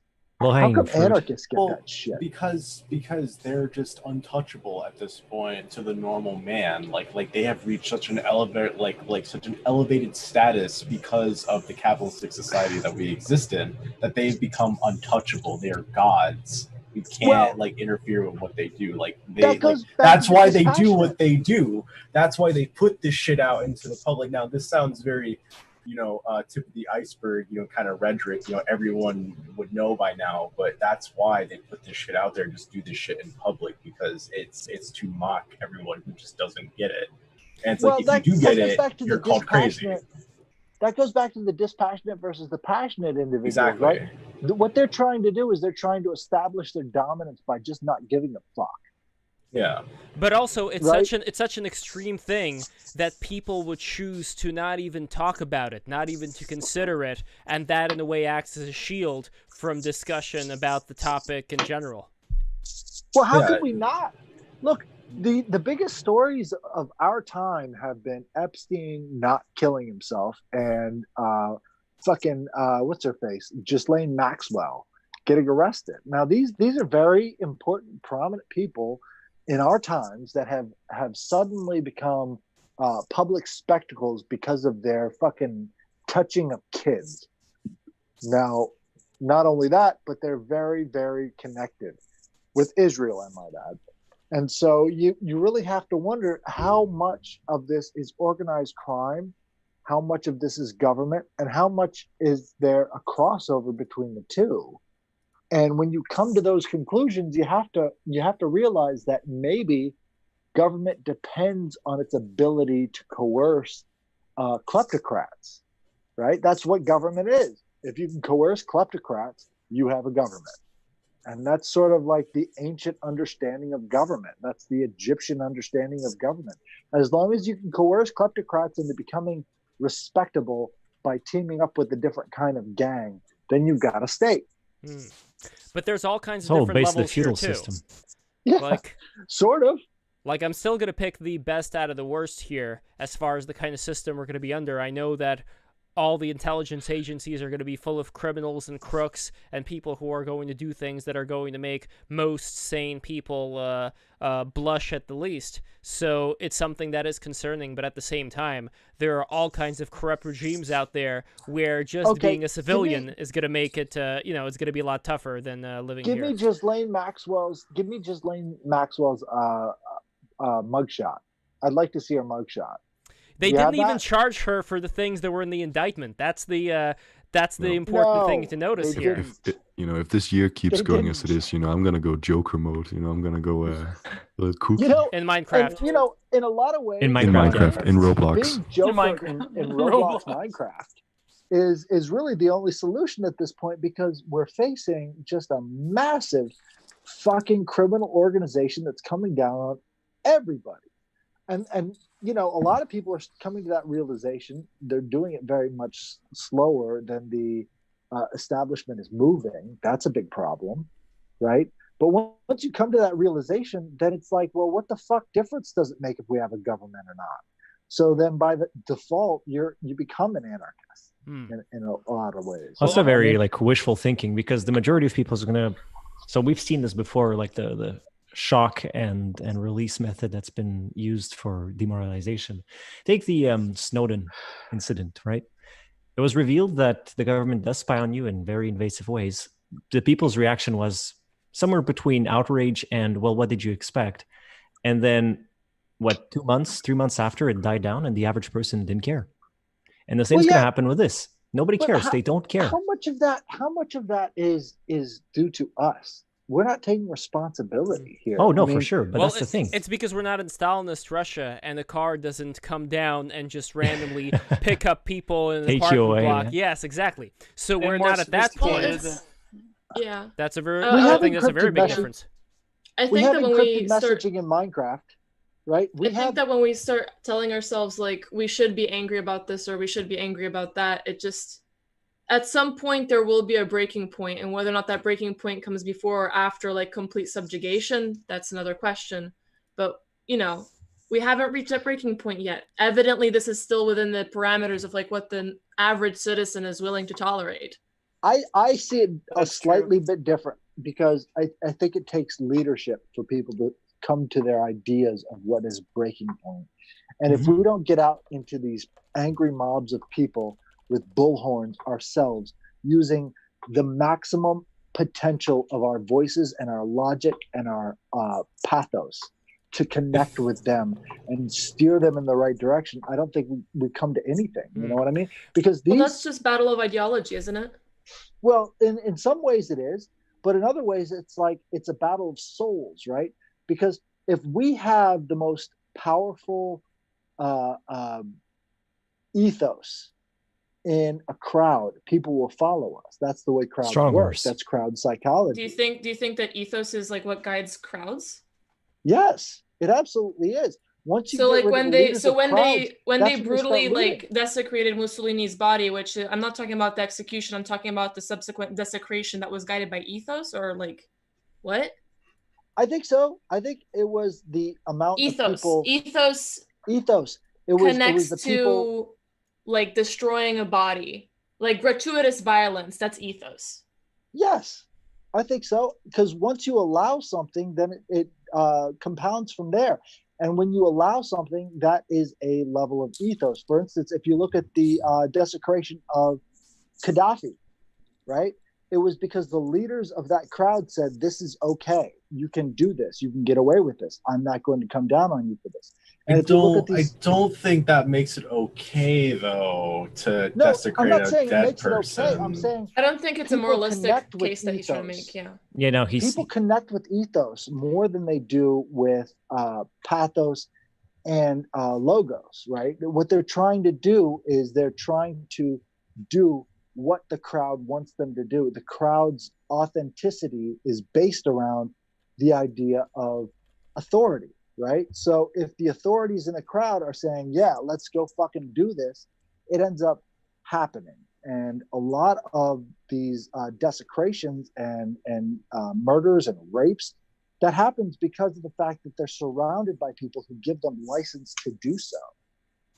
Well, it's because they have the institutional authority to fall back upon, but more so they have the capacity to manufacture consent in a certain way and in a certain direction. I think that's the problem. John David Eber, if you go to his YouTube channel, he released an amazing video about the statues today. He talked about examples throughout history, such as when Akhenaten weakened the Egyptian Empire and then the Sea Peoples came. He says that, how did he put it? There is a counter discourses that crop up in society that have a momentum. They are forces of nihilism because they precisely destroy the older order, and that the only way to have what he called the pushback events. For example, when Charles Martel prevented the Muslim Moors from going further into Spain and further into Europe, and of course they were eventually kicked out of Spain. The only way to have that is if you have a surety of someone's identity and someone's place in the world as defending a civilization as such. And I think the problem is that we don't really view it anymore as this, like, as much as a lot of these normie conservatives like to LARP, or a lot of these libertarians that say that we have to defend Western civilization. I think the problem is that we don't have a sense that we live in a civilization qua civilization to begin with, and that any order that comes about, whether it's a decentralized, chaotic form of nihilism that is just intent to destroy, because they have the virtue of manufacturing consent and manufacturing the various discourses in society. If you can manufacture pathos and logos, then you can manufacture ethos. And once you have those three, then you've got the crowd. Yeah, but I think the debate is if they have an ethos to begin with. They probably do in a lot of regards. I mean, that doesn't really matter whether they have it or not. It's if you impose yours and they go with it. That's all that matters. Well, yeah. And it's the ability to impose it. That's you strong horse.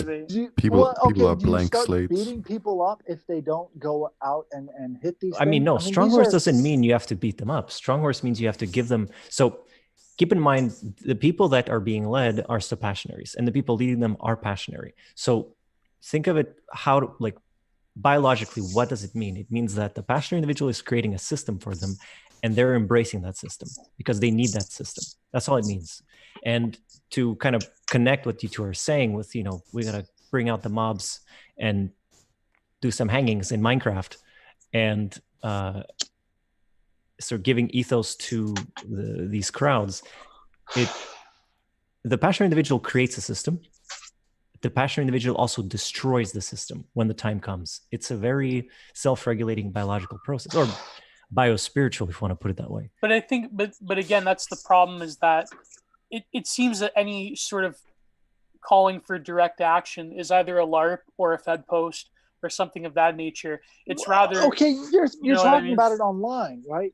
I'm talking about in real terms, like when you're actually in a crowd of people, how does one person have his voice carry over all the rest? And that's imagination. The crowd group psychology is what you have to connect with, and that is a very momentary thing. It's not something. But yeah, that's the thing. A passionate individual does have that innately. Highborn gravitas is a thing. That sort of innate charisma. Listen, it's a gift from Allah. It's divine birthright. Yeah. If you look at the looting happens after the cops have started firing on the crowd, right? So what you have in that case is that the loudest, the most controlling voices, the people who are saying to the rest of the people, we have to focus, they start to fall back because they're afraid of the violence. And what ends up happening is the people who are very much the opportunists, who might not necessarily be alphas, become alphas through their looting activity. But the looting right now, there wasn't that much firing from the police that resulted in the looting. Well, they were kneeling, From all the George Floyd protests that were going on, the looting that took place, there wasn't that much firing that the police were doing. In fact, a lot of police were, there was still some resistance, but I don't know, as far as the level of looting. When you see a 15-year-old kid get shot in the face with a rubber bullet, just one rubber bullet, you're going to want to fuck something up. That's just how it happens. Yeah, because people act on their emotions. They don't act on their rationality. Right. And so all it takes is a couple of, I mean, look at the American Revolution in Boston. They started firing on the crowd, and that was fucking it. All the 3%er, that they like to talk about, the ones who brought the crowds out, they couldn't do what the British did. The British brought on the revolution because they fired on the crowd. That's how it happens in a crowd dynamic. But what's interesting right now is that a lot of it is online. So the rubber bullet you're talking about, that's something that people may have seen through social media, even though it may not have been a rubber bullet that was fired in someone within their vicinity. But that still may have been enough to trigger the same response. Right. It's not the bullet, though. It's start to change. What I'd like to add on the ground, it's different. First of all, you're absolutely right in the sense that when you're on the ground, it's different. But I would like to add that when you have a population that is desensitized to violence because you overexpose them to it on a daily basis, and this is a problem explicitly brought up by Black Lives Matter activists. They were saying, please stop with the footage of Black people getting killed because it's graphic, it's unnecessary. But beyond that complaint, I think there's the more pertinent psychological aspect. This is desensitizing people. If you expose them over and over and over again to people that look like you or don't look like you getting killed, and you are impotent because you are viewing this from a screen, first of all, this registers in your subconscious exactly the same as if you were to witness it in person. Like, it's the same thing. Second of all, you're forced, despite the fact that your cortisol levels are rising, despite the fact that you're getting an adrenaline pump from this, you're sitting at your desk or in bed or at a chair on your phone or on your laptop. You can do nothing about it. This is like training you to be impotent. No wonder people are anxious. Yeah, it's the shock and release method. It's the whole. It's the basis of demoralization tactics. You create a crisis and then you let it peter off, and that's it. Well, exactly. Like the Yuri Bezmenov, right? Yeah, what he there described as an extremely simple psychological trick, and it's been used again and again. One person on the news saying we will continue rioting, we will continue burning down stores until we get rid of qualified immunity would have changed the entire situation, because that same feeling gets transformed into this is our goal. What is the goal of fucking BLM at this point? What is it? Well, it isn't. Like every other movement that started doing something that co-opted and confused. Like take, remember the, that was many years ago, but when there was those student, what are they called? Tuition riots or whatever. Oh, they had those in Montreal, yeah. Occupy Wall Street. That's what it was called. So they started off really strong and they had a really unified message. And then by the end of that whole movement, they had people coming on like morning TV shows and whatever who were supposedly representing the movement, but they were like some weird chick with like pink hair calling herself Ketchup, and then her black boyfriend calling himself Mustard. And they were saying some just absolutely wacky nonsense and just completely discrediting the entire thing.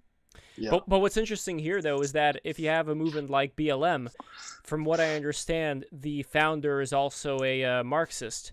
And even if we go back as far as, let's say... It's important to say that she's a trained Marxist. Sure, yeah. But also if we go back to even Rosa Parks, that famous incident, there was a college that Rosa Parks belonged to where they were training Marxist agents to basically go out and do certain things, where the idea that she was proposing, it was a valid one, but it's very unfortunate that a lot of these ideas have been packed together and distributed by people who got money from the Soviet Union. That's the that's the sad part of this whole thing. So she was a 10th prestige Marxist. Here's another aspect that I think we're ignoring. The fact that these things can be co-opted and controlled at certain specific points in their maturity, right? And this goes back to the idea of magic, right? Magic is a ritual that has certain steps, right? So when you're looking at movements, you're understanding that at each step you have a certain number of actions you can take, right? And so when you've got an entire group of people out there ready to get rid of the government if they don't comply, and then you can change and transform all of that hatred with a few sentences, then you can change the entire movement. Now, the problem is we don't have enough cohesiveness as liberally minded people who want to have their own self-determination to actually come in and transform the transformation, right? There's no way that we can hijack the alchemy going on. And that's the biggest problem I see. I think that can actually be transformed with a little bit of understanding of how these things happen in the first place. By the way, I found the Rosa Parks information from this book, Age of Entitlement. So it says over here, one example is Rosa Parks. Over decades, Black History Month have taught millions of school children to think of her as a tired seamstress whose need to rest her weary legs in the white section of a Montgomery, Alabama city bus unleashed a storm of spontaneous protest. But she was considerably more than that. 5 months before the Montgomery bus boycott began, she had attended the Highlander Folk School in Newmarket, Tennessee, an academy that the Congress of Industrial Organizations had set up for training social agitators. She was an organizer of considerable sophistication, one of the intellectual leaders of the Montgomery NAACP chapter. So it's interesting to me to get the background on how all these different things, for all the good things that they wanted to achieve, were also involved in. All right, well, here's the real thing about Rosa Parks. How many times did she ride the bus before she was finally kicked out of the front? I don't know. That's an interesting question. It was at least 10 or 20. So what you're saying is Rosa Parks was a Fed post? Yes. Well, in a lot of ways, but I think it's not something you can't learn from. The fact of the matter is you've got to hit them where they're vulnerable so that you can get a massive amount of people behind you. And we don't have people willing to sacrifice themselves in that way. I mean, I'm not. I've got kids. I've got a family. I can't sacrifice myself for the cause, right? People like a martyr and people like a beautiful story. When you combine the two together, you get just an insane reaction from the pros, I guess, if you want to call Yeah, it. but you're a family man. You have a family. You would be the perfect martyr because they'd be like, oh, this let's martyr him.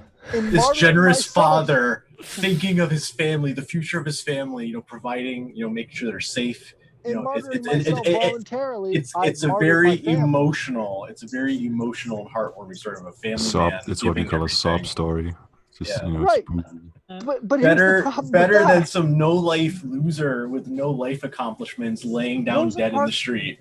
Rosa Parks was an elderly woman. They picked her perfectly. Of course they did. Yeah. It's a good story. You see what I'm saying? Right? She's an elderly woman. She didn't have much to lose at that time. Which is why the family man bit would work, because it's from a different perspective. Well, yeah, it's from a different perspective that's going to end up hurting my family, which is something I wouldn't volunteer for. I get what you mean, though. But here's the thing. We have crowdfunding. We have the ability to make these people who are willing to sacrifice themselves fabulously wealthy. Why don't we do it? Yeah, but what do you mean by sacrifice, though? Because it seems the martyr route because they have to give themselves up over to the state. Like, that's a sacrifice. The state is fucking jaws of terror. What are we donating money for them to do exactly to martyr?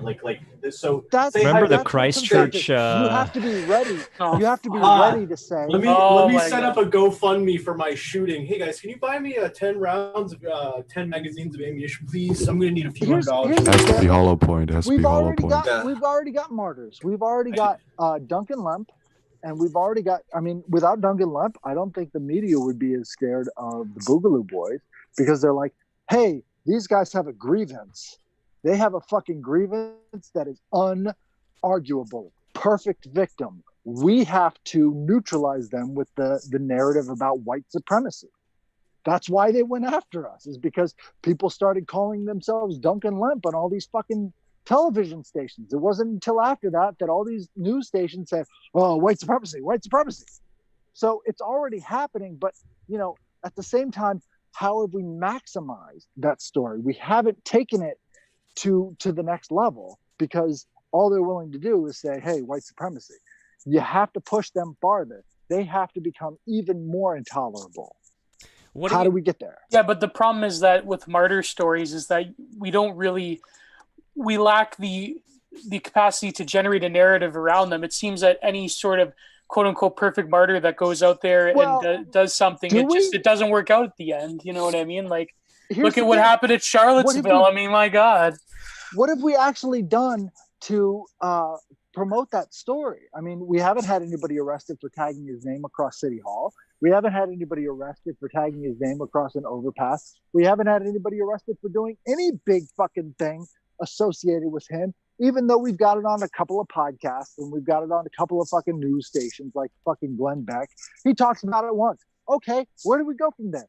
Is this the movement or is it just incidental?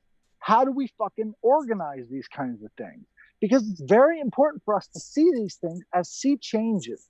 If we can use this event to make sure it never happens again, we can start to make changes in the right direction. But I don't think we're willing to do that. That takes a lot more coordination than we've demonstrated.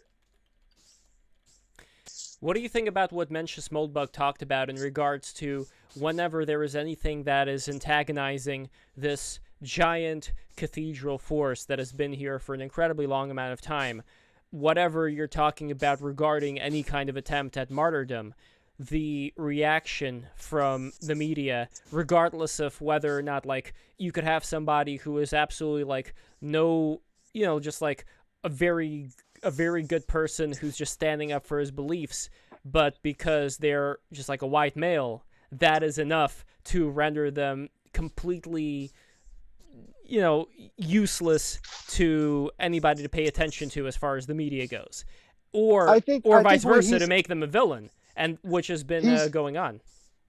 He's not understanding the picture he's trying to paint, right? Because when they go overboard, other people see it, right? When they go out and they say, this is all bullshit because he's a fucking white male. He's a 21-year-old white male. He had all the privilege in the world. And when he died, that's nothing to pay attention to. When I say that, it gets your blood boiling. And their overreaction is the reaction we want, right? Yeah, well, that doesn't change anything, though. No, the average person, the average person does not care. The average person does not do that. They've been saying what the fuck is going on for a long time. They've been saying, yeah, for 20 years, the conservatives have been saying this, that, well, if the left overreacts, then we're going to have our moment. It's like, well, the left is overreacting right now, and nobody gives a fuck, they right? They never seize the opportunity to act on the There's overreaction. no leadership in the white. Right. You're putting a lot of, like, you're putting a lot of faith into the average person. The average person is an imbecile. Okay, agree. That's true. I'm an imbecile. That's true. But we're talking about day-to-day fucking news cycles here. And if we can dominate it for a couple of days and it's make not going to them change fucking anything. see it, We've had obscene things in the news for months at a time. Think of the 2016 election, how momentous and they get memory that hold, was. and that's it. Yeah. Who are these people? Election. Do you remember the energy on election night 2016? Oh yeah, you could feel it. Yeah, that was the highest energy that I've probably felt in my life in terms of like feeling it off of a crowd, off of like the internet, off of an entire nation, the entire freaking world. And it didn't go anywhere. Where did it go? The thing is, you're trying to operate within the system. You can't do that. Like, well, no, the problem is the news cycle in general. It's the consciousness that it invokes, that you always have a spectacle to look at, and that the previous spectacle is discarded. Like, do you guys remember what's the guy's name, the biggest shooter that nobody cares about anymore? What was his name? Oh yeah, you can't remember it. Stephen Paddock. What was it? Stephen Paddock. There you go. But here's the thing. What was it? We still have people on the right talking about the kid who was confronted by the Native American and how much that was overblown by the media. Those type of things do resonate, right? But they don't actually resonate. They only resonate in your echo chamber. Ask anybody who's a normie about that event. They're going to be saying, "What kid? What Native American? What?" Or they'll say he's a racist, right? There's or they'll people say that still believe that he is. But much more likely is they won't care. They won't even know. How many weeks ago was this?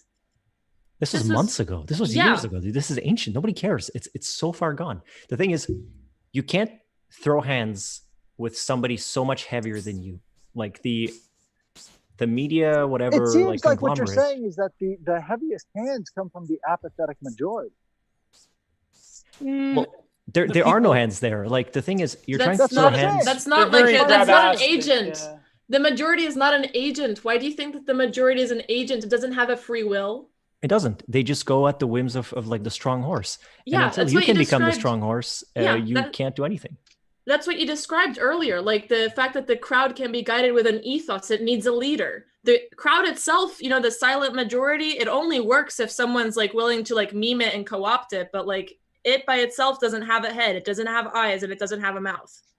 And the problem with like a leader is that it's very difficult to bring up someone who can face off against all this simply just based on resources. He gets drowned in money. That's what happens. Any movement that, like actual movement that picks up, gets drowned in money, gets bought out. It gets everything around it gets bought out. You know. Well, I guess from my perspective, because I have seen a lot of momentum pick up in that direction, personally, I would say that, you know, at the very least in my circles, in the small ones that I travel in, I'm starting to see a result. So. For sure, no. Like I'm not saying that there's no like movement no. among people who can think. That's for sure. But these people this are is nothing. Sort of like a progressive. Well, I mean, how do you say a person is nothing, right? I mean, who is nothing if you can steer and guide things in the right direction? What the problem is how do you get to that point where these people can start becoming effective in production, right? I mean, producing results. No, but I think that's the issue. And what are the though. results that we want to produce? Do we want to produce outrage or do we want to produce more freedom? The thing is, as soon as you start to produce and it goes against the establishment, you get shut down so quickly. Like perhaps maybe they're dependent on you as much as you are on them. I would like to they really don't. I would like to get the Why input not? of Steel Archer, by the way. Steel Archer, thank you so much for joining us. So Steel, I don't know how much you were listening to the conversation, but as far as being able to, let's say, become a martyr or resist any of the elements of the, let's say, radical left or whatever you want to call it, whatever machine would be stifling freedom in the years to come, where do you see things going? Yeah, sorry, I haven't been listening to the show before this. I couldn't find it. But listen, so the topic is the radical left is rising, anti-freedom element is rising, and you're asking for solutions to mitigate against that? Yes. Okay, cool. Yeah. So first, I think one of the interesting things is you really have to understand their mindset. And when we live in a dualistic sort of mindset where society starts to break down into dualities, you understanding them is a very good thing to do. And I think what the left and the neo left is doing is they're basing it on sort of Marxist oppressor type thinking. So in a normal Marxist world, it's quite a simple concept. It's classist, right? It's I'm poor, you're rich, therefore you're oppressing me because you have more money equals more power. And then because you have more money and power, you build up a system to maintain yourself in that spot. And that's kind of that's where Marxism was born, Karl Marx and all that, Friedrich Engels and stuff, because, you know, in the industrial class was, in a way, it looked pretty horrible. I mean, kids crawling up chimneys and dying, you know, people losing limbs in factory equipment. I mean, like you kind of see today overseas, where labor laws are ridiculously bad and there's no robotics and stuff like that, and people get chewed up in machines making clothes and stuff, or are dying of chemical poisoning in their water and stuff like that. But it's moved on since then. The theory has moved on, and they're redefining it in neo-Marxism to anything that differentiates one set of people or a group of people to another. So, for example, you're a man, I'm a woman, therefore historically men have had more power, therefore you're an oppressor, I'm oppressed. And it doesn't matter what I've done. It doesn't matter if you're the most benevolent man that ever lived. You're still the oppressor because you're in a group of oppressors that have historically oppressed people. And then these groups systematically get smaller and smaller and smaller, but they still run along the lines of destroying all power groups. So that's why you see them running into the family, into marriages. That's why you see them running into the state. and meddling Well, wherever hang on they a second.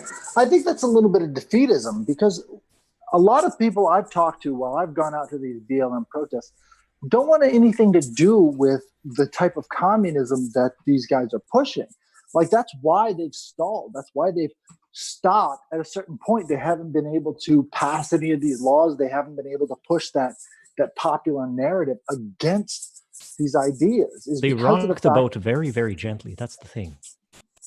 Yeah, It's a creep. They have time on their hands. Mainly the theory. It's mainly the theory that I'm discussing. Now, you can play these out into whatever different groups you want. So, for example, in a neo-Marxist context, in the sense of Black Lives Matter, the oppressor is the police. The oppressed is the black minorities, or all people against the oppressive police. But the police is part of a greater system, a neo-feudal system that supports the state of the United States of America, right?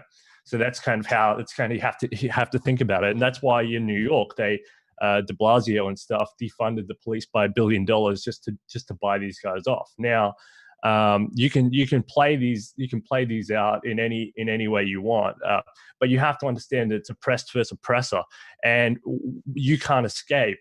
You cannot never escape. So as you perpetuate forward, these groups will go from big groups to smaller and smaller groups that undermine, whether they like it or not. They even undermine their own foundations.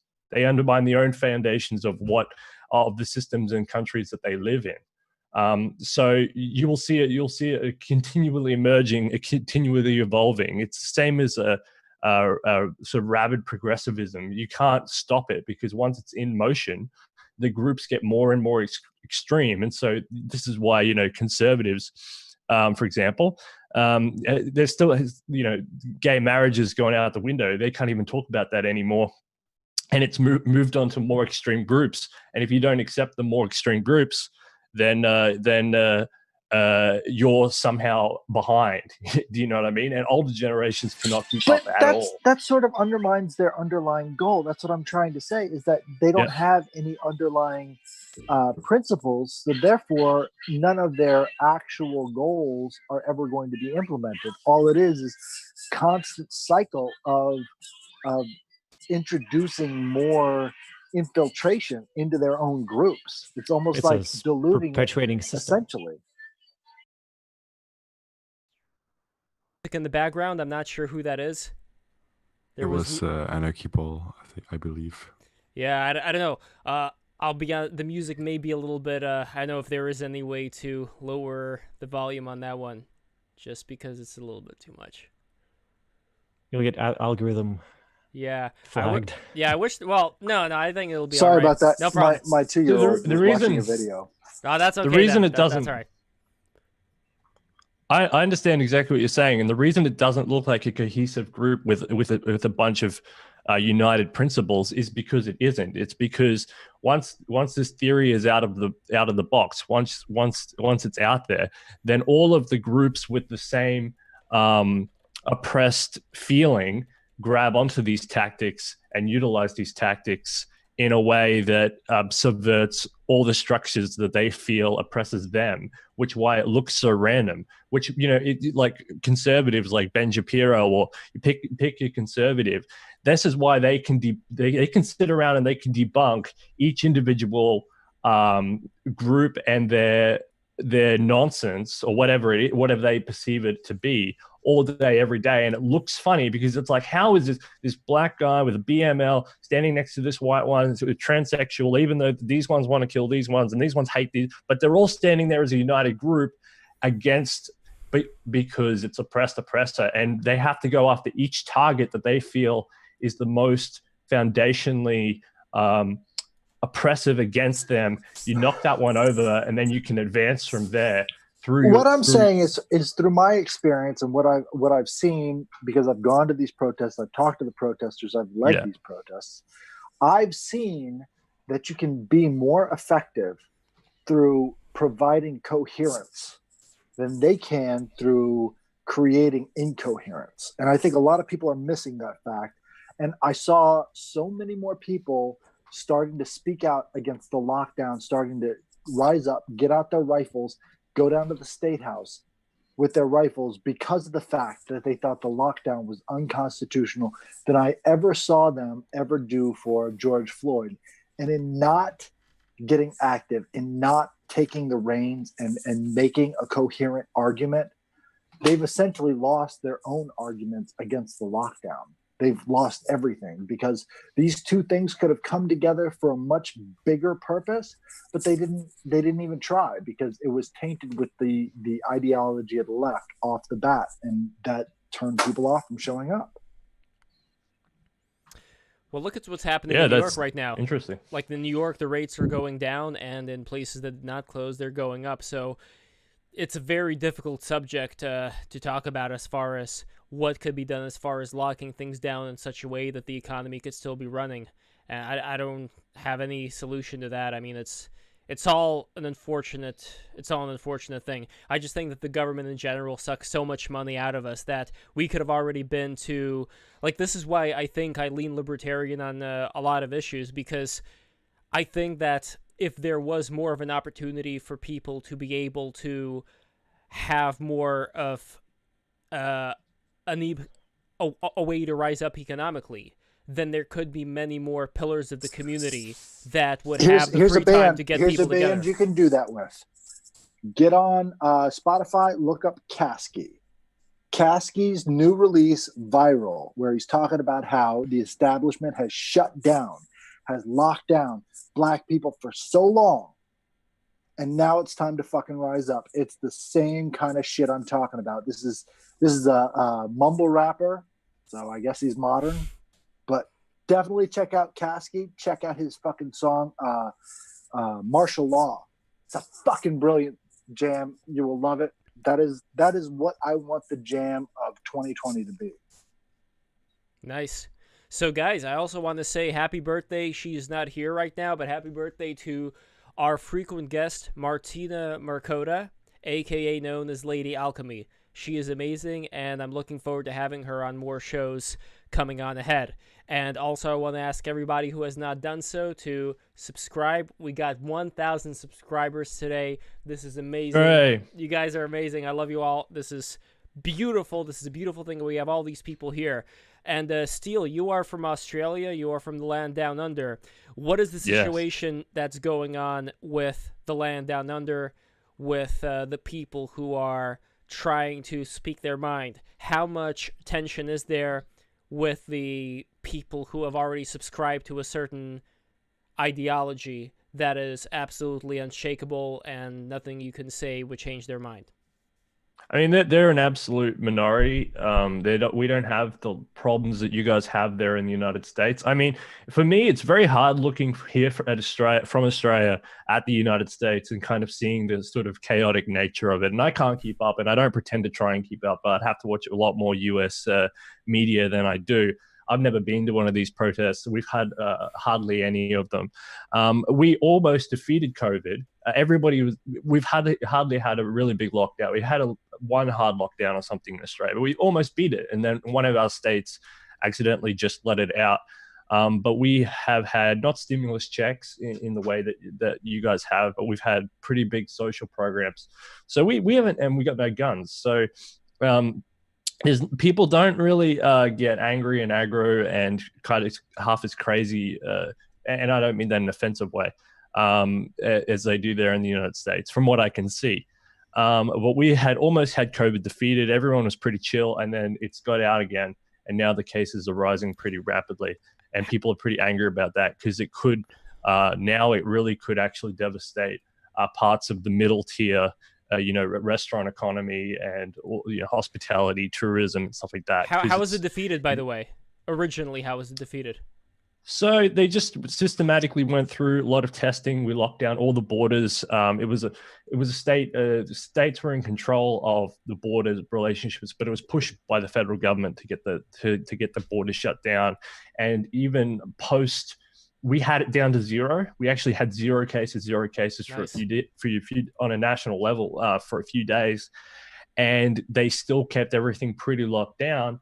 And it was a big stuff up with, okay, so what happened was there was a private security contract firm that was supposed to be guarding because because what we did is we like in America, we got all of our citizens from overseas to come home, a mandate, you must come home. So they came home from everywhere, and they had to quarantine for 14 days. Now in Victoria, where I live, instead of doing what everybody else did in the whole of Australia, which was mandating testing and stuff, they did it on an honor system. So they said, all right, you don't have to test.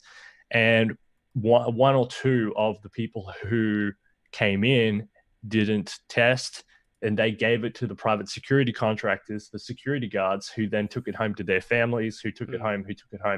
And then it was only about 2 weeks ago that we had the first Black Lives Matter protests, which are not like America. We don't have African Americans here, and we don't have that issue here. It's kind of foreign to us. We don't really know what you're talking about when we talk about that. From an American context, you do. But this is. Hold on a second. You don't have that issue? What about the Aboriginals? Well, that's what I was about to say. So from our perspective, that's what I was going to say. From our perspective, it's about Aboriginal. Just because they're not from Africa doesn't mean they're not black. I mean, no. I literally was just about to say. Well, we don't have African Americans here. We don't have that slavery context. But what we do have is Aboriginals. So when the George Floyd thing brewed up, what happened is they used that as a way to leverage in to get the Aboriginals in custody debate underway, which led to protests throughout Australia. Now, the Victorian Premier said verbally that he didn't want the protests to go ahead, but they did go ahead, and they did go ahead over all of Australia. And actually, the rest of the states and the territories, no cases were found. But in Victoria, some of these security contracts and stuff must have spread it about, because now we have a big rise in the cases again, which has led to another 6-week lockdown. And all those doctors are saying here in the States that, these protests, they are A-okay, because this is more like racism is something that's going to cause COVID. So that's the biggest killer. So it's like there's this double think that's going on, and it's just it's obscene. It's obscene. People are so dissonant and incredibly, like, that's what I'm saying. The average person is incredibly stupid. And this is not even like a weird, edgy kind of comment. It's a fact. The average person is not particularly smart. Well, these are the first times, right? If you look at what's it called? The eighth Amendment, I guess, of California, where the voters were voting on gay marriage, and it was in 2008, and more black people showed up than ever to vote for Barack Obama in 2008. And then all these black voters who showed up all voted against that voter initiative because they were black people and they were voting for Barack Obama, but they didn't give a shit about gay marriage, and they didn't want gay marriage because homosexuality is not viewed the same way in the black community as it is in the white community. So this is not new. It's just progressivism is coming into play, butting heads with progressivism. That's what happens.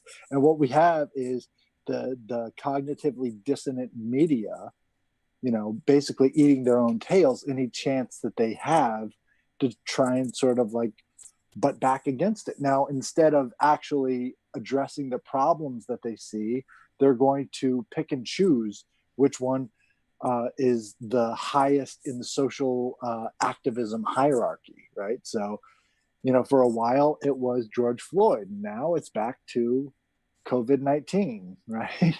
They have a hierarchy that they sort of operate on in their heads as a class of people, right? It's kind of weird, but it kind of harkens back to Marxism in a way, because they talk about class consciousness, right?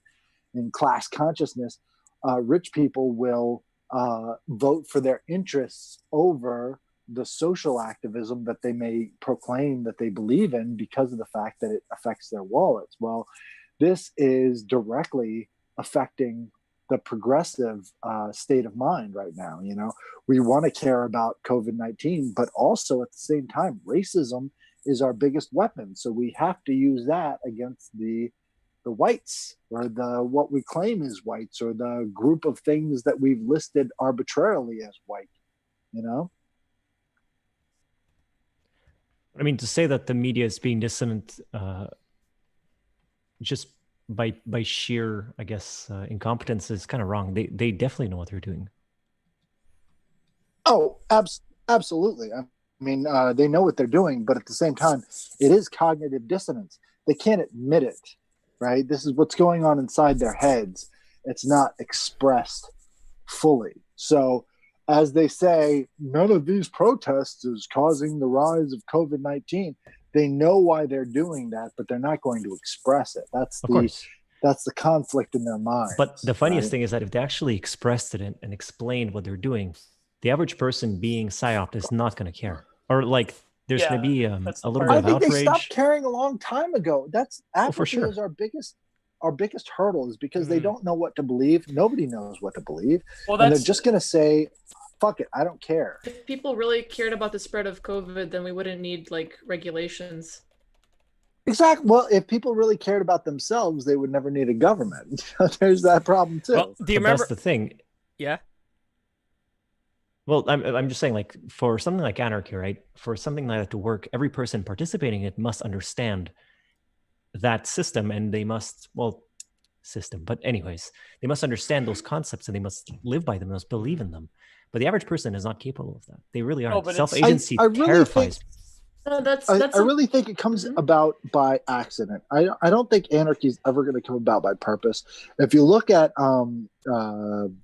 Somalia, my favorite example, Somalia came about because the communist government collapsed in Somalia, right? And so they had no other choice. They had to turn to anarchism.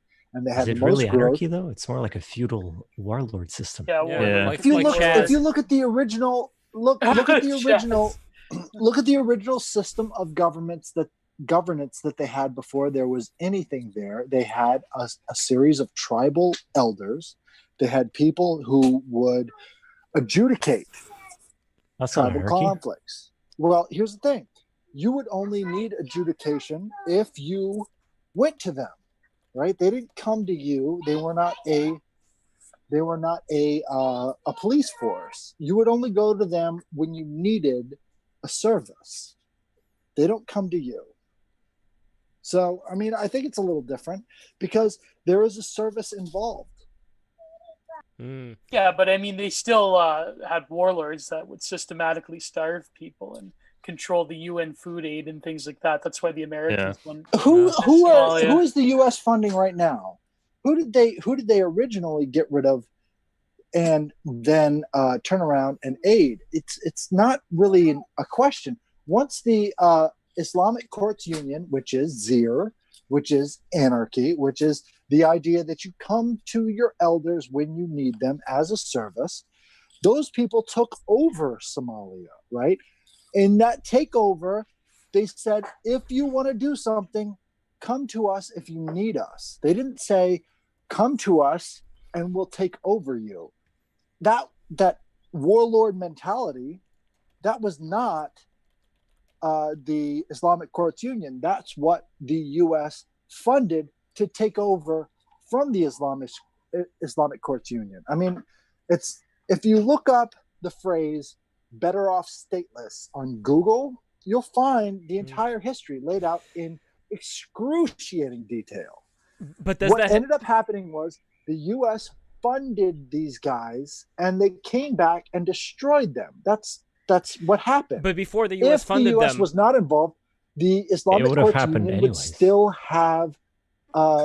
They wouldn't. The country would be starving, and warlords would appear just within. There's always going to be some... absolutely incorrect. The communists were the ones who started the warlordism. The Islamic Courts Union were the agrarians. All right, these were the people who were producing the stuff. The warlords didn't produce anything. The warlords were kicked out into Ethiopia. That's when the Islamic Courts Union took over for 3 years. That's what happened. The U.S. funded them after they were kicked out. So before the U.S. there was 20 zero years of bombing. Before the U.S. there was zero corruption. There were They How do were, you? but I have they a question. came out of the communist system. These were I the have a question. bureaucrats. The I have a bureaucrats of the question. communist system became the warlords. They got kicked out, and Sure. then you have But Islamic before the Courts communist Union system, anarchism. because there I would was like this- to ask a little bit more about this agrarian system. How does this agrarian system work? Was it like a pacifist system? How did they ensure labor in this agrarian society that you're describing? What do you mean? You're saying mean like, that I'm- how did people I'm- work? People I'm worked asking- because they had farms. They only came to the I'm Islamic asking, courts. I'm asking, when you look at an agrarian society and you're talking about it, was it individual family farms or was it farm like landowners with slaves working that land? There's a pretty big difference. But they didn't have slaves in Somalia. That wasn't a Somali concept. If you right? put a The gun to Islamic someone's Courts head and you Union- tell them to plow your land, they'll do it. I'm asking you, is that the case or not?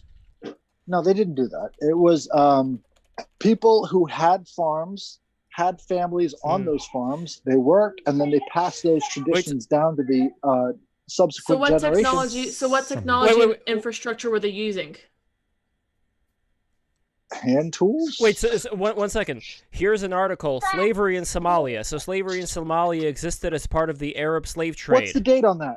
Okay, let's see. The trade routes of medieval Africa. So they're talking about the medieval times over here. So between medieval 25 times. We're talking about 25 the 3 years of anarchism in Somalia. The 3 years that the Islamic Courts Union fought against the United States, the biggest superpower in the world. So for. from 1800 to 1890, between 25,000 to 50,000 Bantu slaves are thought to have been sold from the slave market of Zanzibar along the Somali coast. Most of the slaves were from... How does that have to do with the 3 years after communism collapsed? It doesn't, but if we're talking about a system that was in place before communism went in there... Look, Zir had to do... Have you guys looked up Zir? The only thing so far I know about Zir is that it's a preferred pronoun for some of the SJWs, but that's... Okay, no, it's XEER. It is the Islamic Courts Union preferred method of governance where you've got two tribes. If there's a conflict between the tribes or between the people, they go to the elders and they ask them for the help to adjudicate. If there's a victim, that these two tribes come together and decide that there's been wrongdoing, then one side is owing the other side in a sort of insurance basis. So your family sort of represents you. Now, we can update that with how people subscribe to certain things today, right? That's the idea behind anarcho-capitalism. So if you subscribe to an insurance service, then you're insuring yourself against damages in the future. So, right? So you're paying a certain amount of dues to a service. You can leave if you feel like, and then, pass that on to the others. This is why Zir sort of took over after the communist government, because they had no capital, they had nothing. Now they have one of, if not the best, cell phone networks in Africa because of the fact that they allowed the free market to prosper. Yeah, but I mean, come on, Somalia is kind of like a terrible example. Wouldn't you And also agree? until the 20th I'm not century, moving there anytime soon. Until the 20th want century, they to- had slavery, and I don't think it's that's not something a terrible we can... example. It's not a terrible example when you take it in context. That's the problem. Well, what I want to In understand. context, they're doing better than Ethiopia. In context, they're doing better than their neighbors, despite the fact that they've been war-torn for so long. Okay, I would like to ask a question because I'm really interested to understand the situation a bit better. On one hand, you're talking about hand tools and like for agriculture, so you're talking about a system with like no infrastructure whatsoever. I'm imagining people living next to their fields and probably shitting next to them too, eating what they're making year by year, not having even a storage system. On the other hand, you're talking about what, like a cellular network? Who installed that? So that's what I'm asking. Like, what does the infrastructure there look like? Because you're describing on Africa one hand is like a a utopian group, and on the All other right, hand, well, it's like mud. Okay, So well, you're gonna have to where are we do your own research on that because there's a lot of history. There was several years where cell phone networks were able to compete freely in their markets, and it was only until after the U.S. imposed a unified centralized government that they created anti-competition laws on their cell phone service. I'm not asking about like the laws. I'm asking more about like the physical towers and the like people owning cell phones to even use these Sophia, systems. Africa is like a fever dream in that sense. It's a insane combination of like archaic. Yeah. Well, of course, but I want to understand a little bit better what this physically looks like, because I'm hearing like the union of two polar opposites, Looks and if we're going to talk well, I want to understand what this ass looks like. If we're going to talk about anarchy being a viable system, I'd love to understand how we can have like, but it's not because you this can't call it agrarian this agrarian society, if it's centralized, probably implies a distribution of power that is very unequal. Yeah. You're probably dealing with slavery, questions, regardless of whether or not you admit it. 1%, so I'm gonna have to get going. Yeah, it was but nice talking to you guys. We'll talk about Godspeed. I love several you. other things. No, seriously, look up Better Off Stateless. You can see how Somalia did versus their neighbors during the time when you could say that they were stateless. If you don't look that up, then I guess we have no room for comparison. But at the same time, technology flowed in. They were able to increase their happiness level to better than all the rest of Africa, which I guess, you know, if we're going to talk about the happiness level of Northern Europe under socialism, then I guess we have to talk about the happiness level of Somalia under anarchism, right? So if we're going to go from that perspective, look up Better Off Stateless, look up the happiness level of Somalia, and then look up the subsequent American intrusions into their systems. Thank you very much. Thank you very much, Anarchy Ball. Thank you for coming. Thank you for coming in. What a nice guy. I still can't call it anarchism because tribal politics is not anarchy. It's chaos. It's not like anarchy. It's not a political system. It's literally just chaos, is it not? No, it's not chaos, not at all. How is that chaotic? It's super organized. It's more strictly organized than like your college. Because I imagine just Africa, just like, you know, I know nothing about it. That's why No, I kind of ties of blood are like way stronger than they would be here. So, you know, if you want to like get married across borders that are considered like a feud, you're not going to do that. And like There you are considerably consider, more, you know, like, the words of limitations on your second uncle and then your third uncle and your fourth uncle on your mother's side, as opposed to like your father's side. Like it's the rules and like regulations surrounding tribal politics are insane and like very complex. And people who bastardize them and just boil it down to like, there's like this weird misconception of the Bronze Age being like me, big man, grug, stick, hit you on head, bruh. No. The Bronze Age is a very sophisticated age. It's extremely sophisticated. Yes. And Probably, like tribal politics are also it's more sophisticated in many ways than the classical For sure. era, especially the late Bronze Age. For sure, because like they had like a spiritual blood relation layer to politics, and like there were many layers. But the one thing that I don't think Anarchy Ball touched on was that the system that he was talking about, I mean, correct me if I'm wrong here, but looking it up, the pre-communist system, for all the bad things that communism offered, it was a system where there was slave labor of the Bantus, and that was going on for a very long time, up until like the 1930s, I believe. Are you sure it was Bantu slaves and not Bantus actually enslaving people? Because the Bantus have a pretty long history of enslaving No, everyone. absolutely. But if we're talking specifically about the Somalians, I was just reading the article here right now as you guys were talking. They're talking about the Bantu so they're slaves. using Bantu slaves. Yeah. Okay. I tell you the reason that I've never subscribed to the anarchy point of view in terms of having it as a state that works is because other people in other regions, let's say, for example, you do say Somalia, well, the Iranians or the Jews or the Turks or the Egyptians or some of these other long-run civilizations, and the Somalis have been around forever. They've had kingdoms well in the past, thousands of years ago. So they're a long-run civilization as well. But other people and other groups who know themselves as cohesive national groups, if you actually did get your anarchist state, all you're ever going to be complaining about is these other people from somewhere else coming in and conquering you all the time. And I think this is something I always hear with anarchists. It's, we had a great town going and we were doing anarchy stuff, and then the government came in, which is a collective group of people who are doing different things, and they stomped us out of existence. Or, oh no, the road Java! Or, there was anarchy post World War II in Germany or in communist Russia, or what you can name your stuff. And then somebody somewhere started to collectively organize stuff, and it's power gap. It's a power gap, there's Anarchy different is weak. scenarios of how that runs. But it's And also maybe what you mean by anarchy, because most anarchists wouldn't even consider anarcho-capitalism a form of anarchy, because anarchy has always been explicitly anti-capitalist in a lot of ways, right? Because they say that capitalism is a driving engine towards centralization, which they are kind of correct. I mean, come on, like.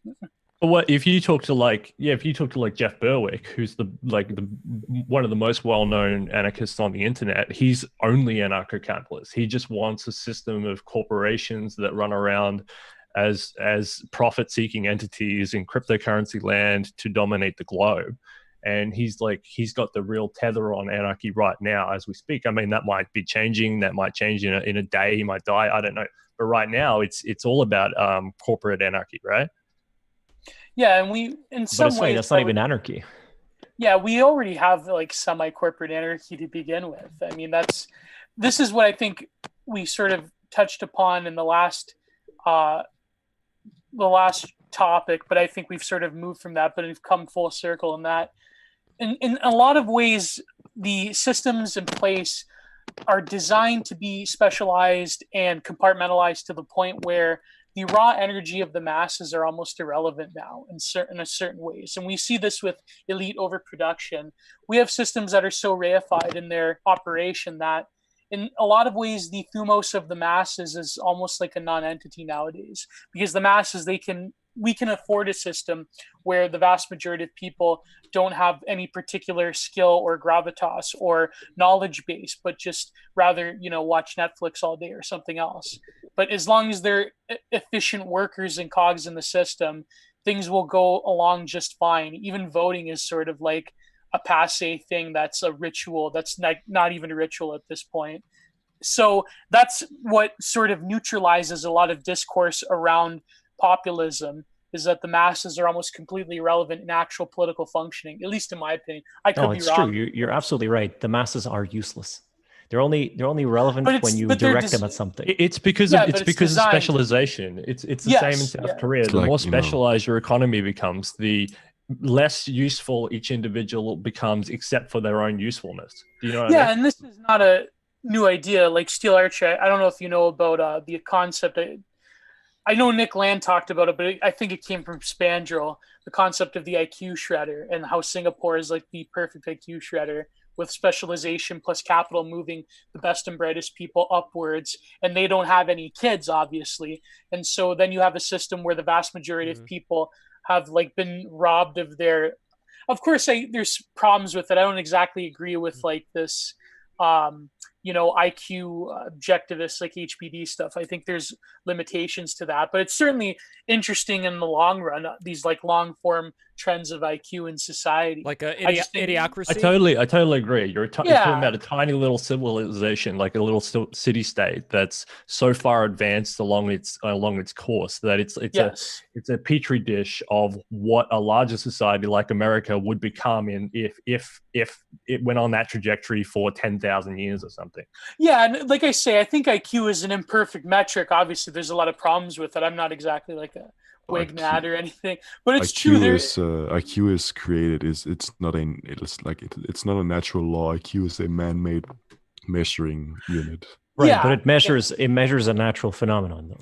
That is true. But the interesting, there's a genetic basis for IQ. I don't know why that's so controversial. I know. Well, sorry, I know why it's controversial. But the I just don't think the genetics are every part. But the interesting question for me is when it comes to willpower, and when it comes to willpower being encouraged by other people in your society, regardless of preference. Regardless of what IQ you happen to be in or what level of society you happen to be in, I think that is a very interesting thing for me, to have somebody to be able to go against the grain and be able to, through their own willpower, like we were talking before about, even your physiognomy ends up changing when you adopt certain habits. So I think that we are very flexible and that we are very plastic if we have the will to power to change ourselves. And that is something that I believe in very much, that potential. As far as how many people are going to do it, I don't know. But I think only a passionary can be flexible that way. And be that plastic.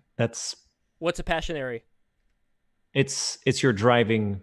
So biologically, if you take humanity and you turn it into like a, how do I put this?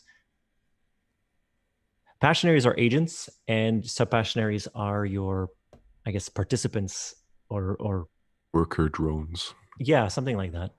So you have, if you take, for example, ethnogenesis, which is like the creation of an ethnos or a certain population, you have a stressor event usually that forces your passionary individuals, which is just like your chaotic humans, your take your Paleolithic man, right? Mhm. These are, for the most part, they were passionaries.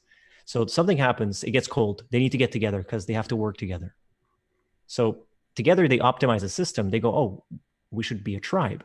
So then they develop this tribe. And then from this tribe, as it gets more complex and more efficient and more stable, it allows for the existence of subpassionaries, which are kind of your lesser man. They could never form a system.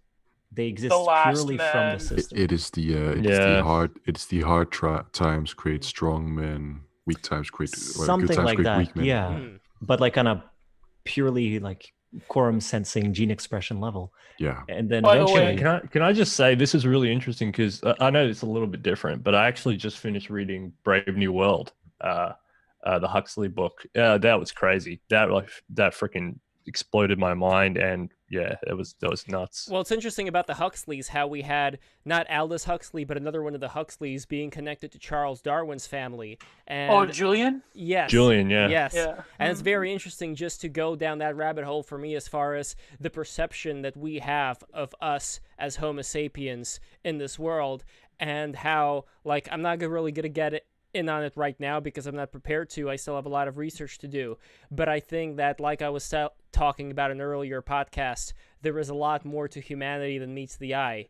And for sure. Yeah, ultimately, I think that we are, and I know that someone like Alexander Bard would disagree with me on this, but I think that we I are. would call you a Gnostic romanticist yes, or whatever. exactly. But I really think that we are beings. We are beings of light and beings of thought, and that thought can solidify into forms that it gets into the habit of inhabiting. And I think that there is, like, I wouldn't view going out into the astral realm or something like that as being escaping Earth, especially today. I think that something like that is actually absolutely critical and necessary for the technological apocalypse that may be coming our way, so that people don't become wireheads. At least not everybody becomes wireheads, and there are people who are going to be able to train certain faculties that they've lost touch with as far as the majority of human beings, and that are losing touch with them. And that is something. there you go. That's your passionary individuals. They exist purely to adjust and move forward the human system. Like that's their biological purpose, or their biomystical purpose. By the way, they exist purely to move it. Speaking of passionary individuals, I recently was chastised on Twitter by Spandrel over my critique of bio-Leninism. So I don't know if you want to go into that. My critique was like, he said, well, the institution still exists because I said that the problem with bio-Leninism is that when you put like mediocre subpassionary people into positions of power because of diversity or whatever, then eventually the system will collapse. And I almost for sure. And yeah, that's a viable critique, I think, of bio-Leninism, because I use the example of in Nazi Germany, but really all major military powers, they have like what they call punishment divisions, or what the Germans called Straf battalions, where basically you're sending like criminals and reprobates and degenerates into positions of military into military positions, and they were basically put into suicide missions, and their leadership was usually people that were drafted into these Straf battalions because they fucked up somewhere else. So eventually you have a system where you have whole divisions that basically fell apart under the German command, like the Derwinger group comes to mind, where they were very effective at like low-level tactics of intimidating partisans and rebels. Because the Derwinger group, if people don't know, there basically is Adolf Hitler created this division where he sent all the criminals and the degenerates and the rapists and the murderers into this division. And they basically couldn't confront a normal, regular military because they had no sense of inherent loyalty or purpose. But they were really effective at like basically bullying tactics towards they massacred. So they're like trolls, or not trolls, the gremlin goblin things in Lord of the Rings. Yeah, exactly. Like a meat shield. Well, in Russia though, they had a similar system, the Strombat. I think. Yeah, Strombat. Yes, Yeah. the Strombat. Yeah, exactly. Yeah, my great grandfather was actually in one. Mine too. Oh! Mine too. Wow, that is. Nice. Yeah, maybe they knew each other. Amazing. Yeah. Well, so- maybe because mine died in friendly fire because they took so they took a village from the Germans, and they weren't supposed to take it, but like they saw the opportunity and they took it. So they pushed them out, but they couldn't radio in the fact that they took it. So then the Soviets, a couple of miles back, just leveled the place for artillery. Oh, now my This is what I mean. This is why bio-Leninism can't work for very long. my great grandfather actually, he did end up surviving it. He did end up outliving Stalin. Thank God. Like that was great. And he also ended up becoming a priest so that he can act as an inspiration to all the other people in the gulags. Like he was just another one of the victims of Stalin's mass purges. But luckily he ended up outliving the guy, and that is amazing. And it just really sucks that so many people don't really know the story of what went on there. Like there's this documentary, Kolmia, I think that's what it's called. I may not be pronouncing it correctly, but it's this whole region in the northern part of Russia, like the Siberian region, where people were living in this unbelievably cold environment. Like it's cold, the levels that you could not even imagine, and many people died because of that, but also some people ended up surviving. It's like, how the hell did they survive this intense? It's amazing. Yeah, well, it's one of my favorite subjects to delve into is the Second World War and the Russian side, the Soviet side of that apocalypse. We only hear about the German side, basically. I know. I always make sure I really love diving into it because it just horrifies me. It's tragic, and we had a lot of I had a lot of Finnish relatives who had to escape Finland in the 30s. When they invaded Finland, but. Fuck. You guys had that sniper though. You guys had that. What was the name? White Simo Yeah. Well, see, the funniest thing is that Russia has elevated World War II to like this fetish level of adoration, but I always ask, like, why are you proud of this? Like, what did you gain from doing this? But not just that. They had generals who were completely isolated away from the people who were actually risking their lives every single day. And those generals were sitting down, they were eating caviar, they were just enjoying the hell out of their life while all their men were dying in these horrible environments. And that is very different. It's like Britain.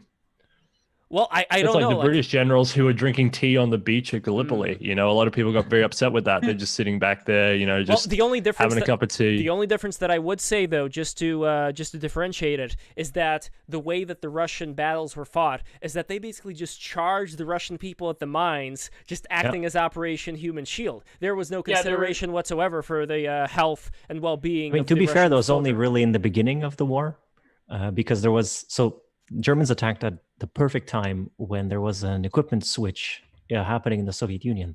And when they hit, a lot of places had rifles but no ammo, or tons of ammo with no rifles yet, or tanks and no ammo, or tanks and no gas, because everything was being switched. So like they hit at the perfect time. Well, but didn't they have two armies? Like they had the army at the front, which is what you're talking about, which is the big charge, and then they had basically a secondary army like layer behind that would just enforce that they march forward, and that if they retreated, they would attack them basically. Well, that only happened like once or twice in very specific things, like the Enemy at the Gates movie, where like that happened like maybe once in a really small place. So it's not because you hear that a lot. So no, that's a fake. That's a fake. Is that overblown? You do hear it a lot. They had commissars though, so which is something a little bit different. They would MPs, shoot you, right? Something like that. But they would shoot you in the head, but it wouldn't be like a machine gun behind you. And if you turn back, they like mow down the battalion. That's a little bit extreme. By the way, but early on, weren't the Germans like set to almost win Russia at a certain point? Like they were basically crushing them. Yeah. But then Hitler fuck up. Then Hitler fucked up. Yeah. I mean, I wouldn't even say it was him. It was a Stalin thing, because Stalin did the math and he basically said, "I'm willing to sacrifice this many people to stem the tide." Like any normal country, like take any of the other countries that Germany invaded prior to invading Russia.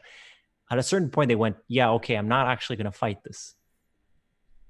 But then the Russians went, "Yeah, we're going to fight." Well, rather, Stalin said, "We're going to fight this." and then they did. But the thing is, it only bled the people dry, and I always go back to this.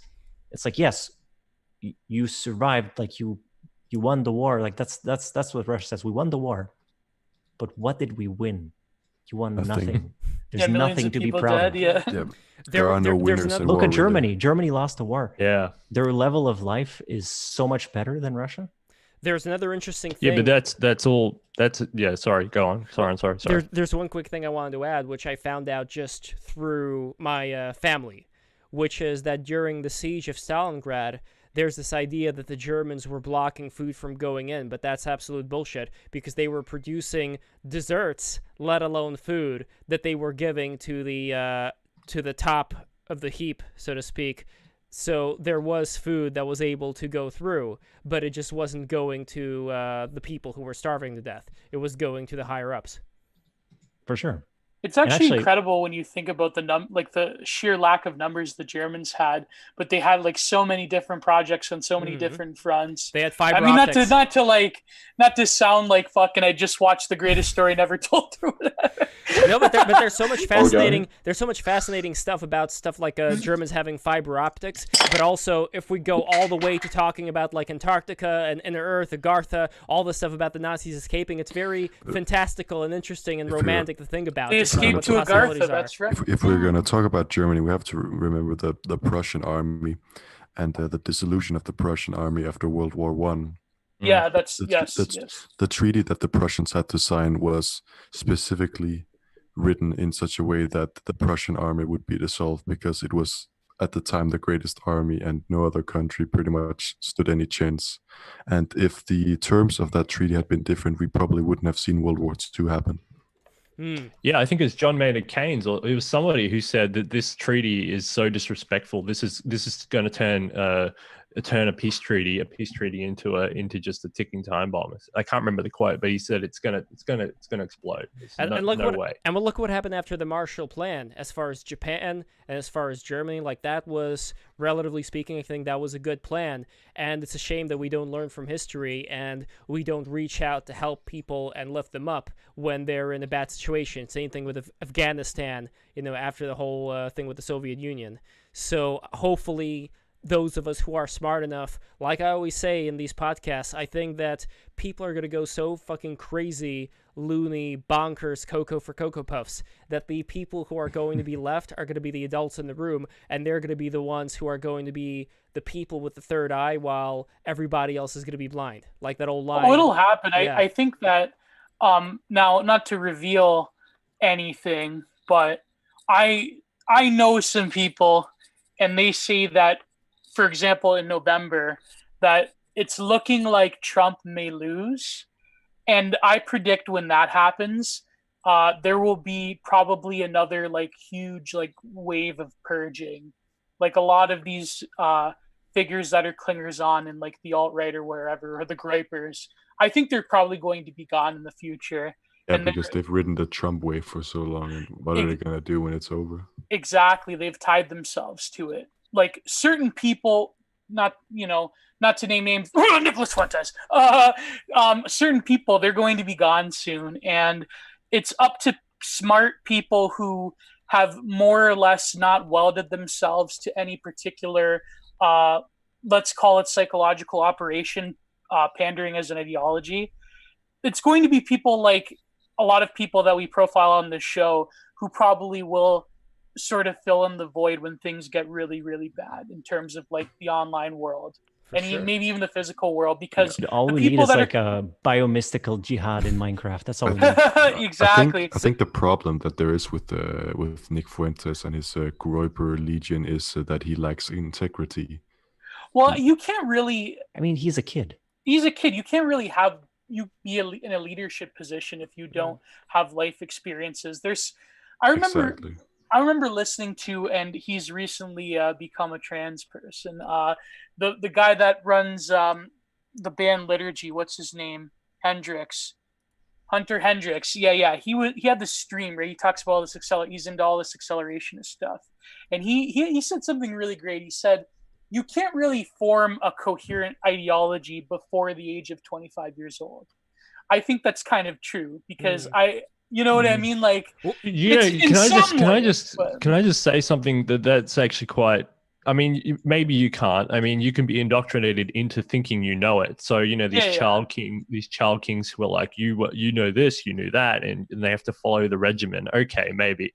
But on the other hand, I used to think I knew a lot, but even doing this show, I mean, I learned so much that it makes me rethink everything I know, and then I get pushed down, and I have to rethink things, and I learn more parts of history that I didn't know, and people have different perspectives, and it just the more you learn and the more you grow and the more you know that it's not even sometimes you can have a fixed thing, especially in moral sense. You know, killing is bad, and I think killing is bad for this reason, and I've always thought killing is bad for this reason, X, Y, or Z, stealing or something like that.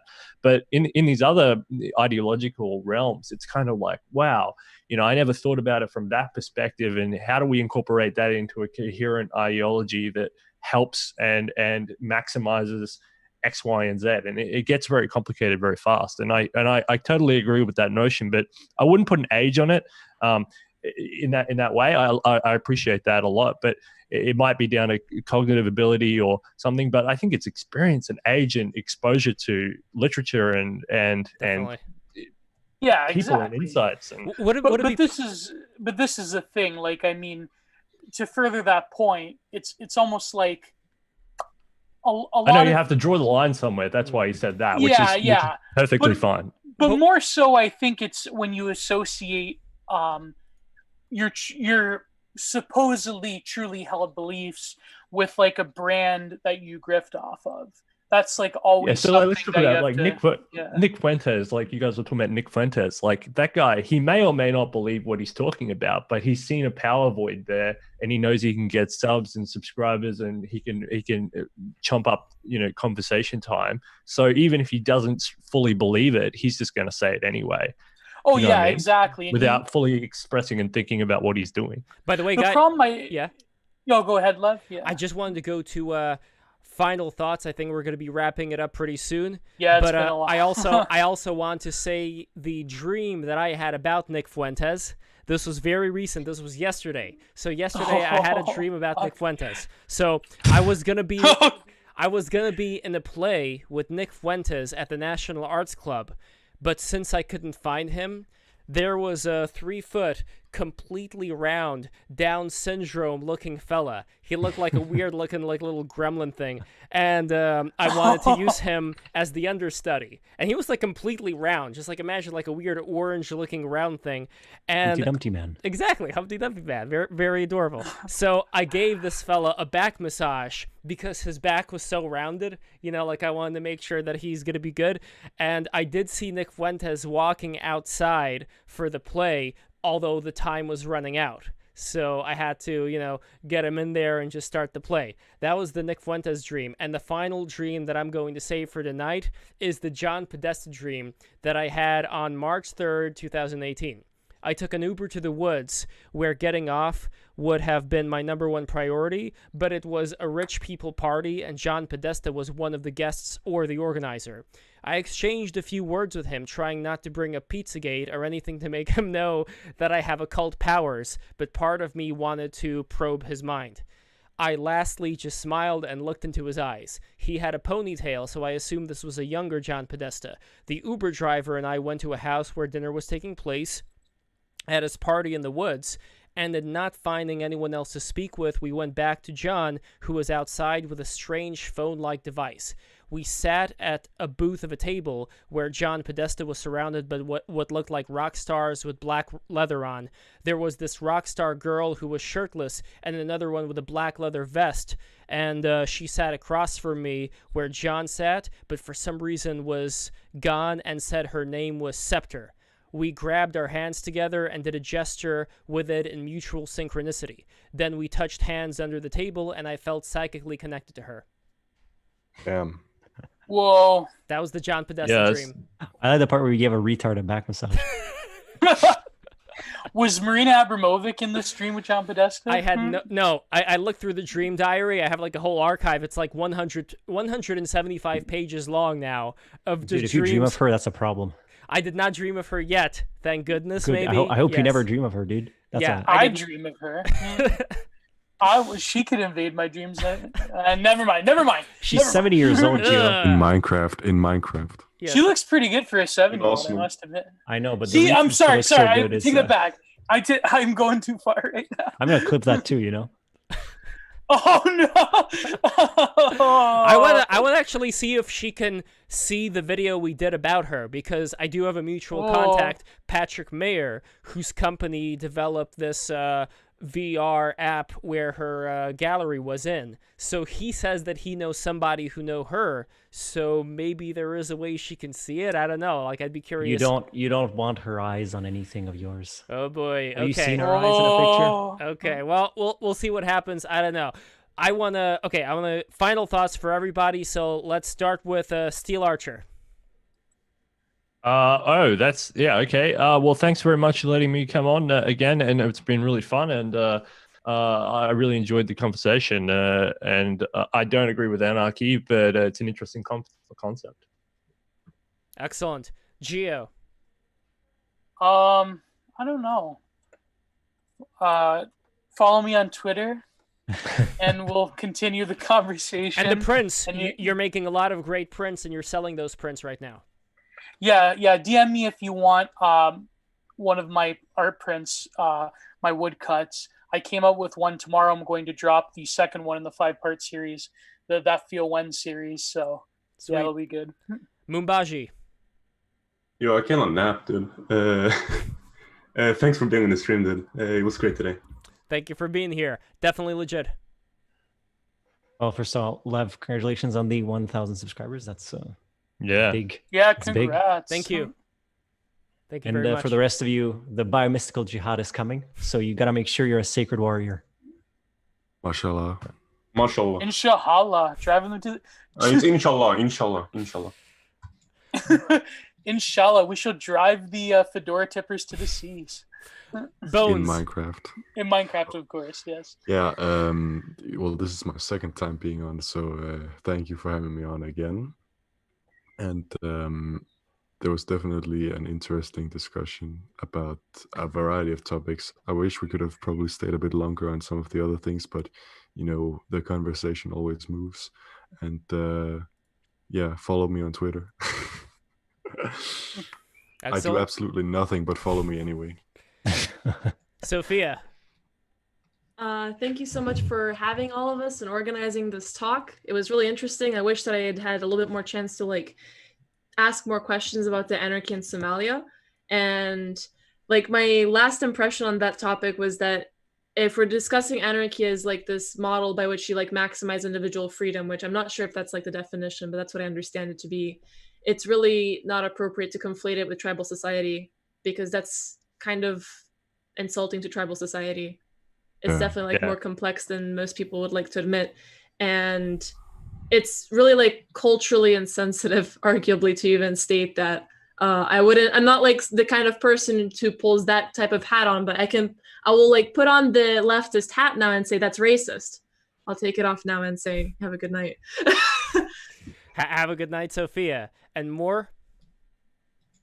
Oh yeah, Lev, thank you for letting me on today. So I didn't have too much to say. A lot going on for me today. A lot of stuff I had to do, a lot of people talking to me. Just found a bunch of baby photos. That's what I was looking at when you called on me earlier. A lot of old stuff is turning up today. So nice. I apologize for not, being involved in too much of the conversation. But again, congrats on the 1,000.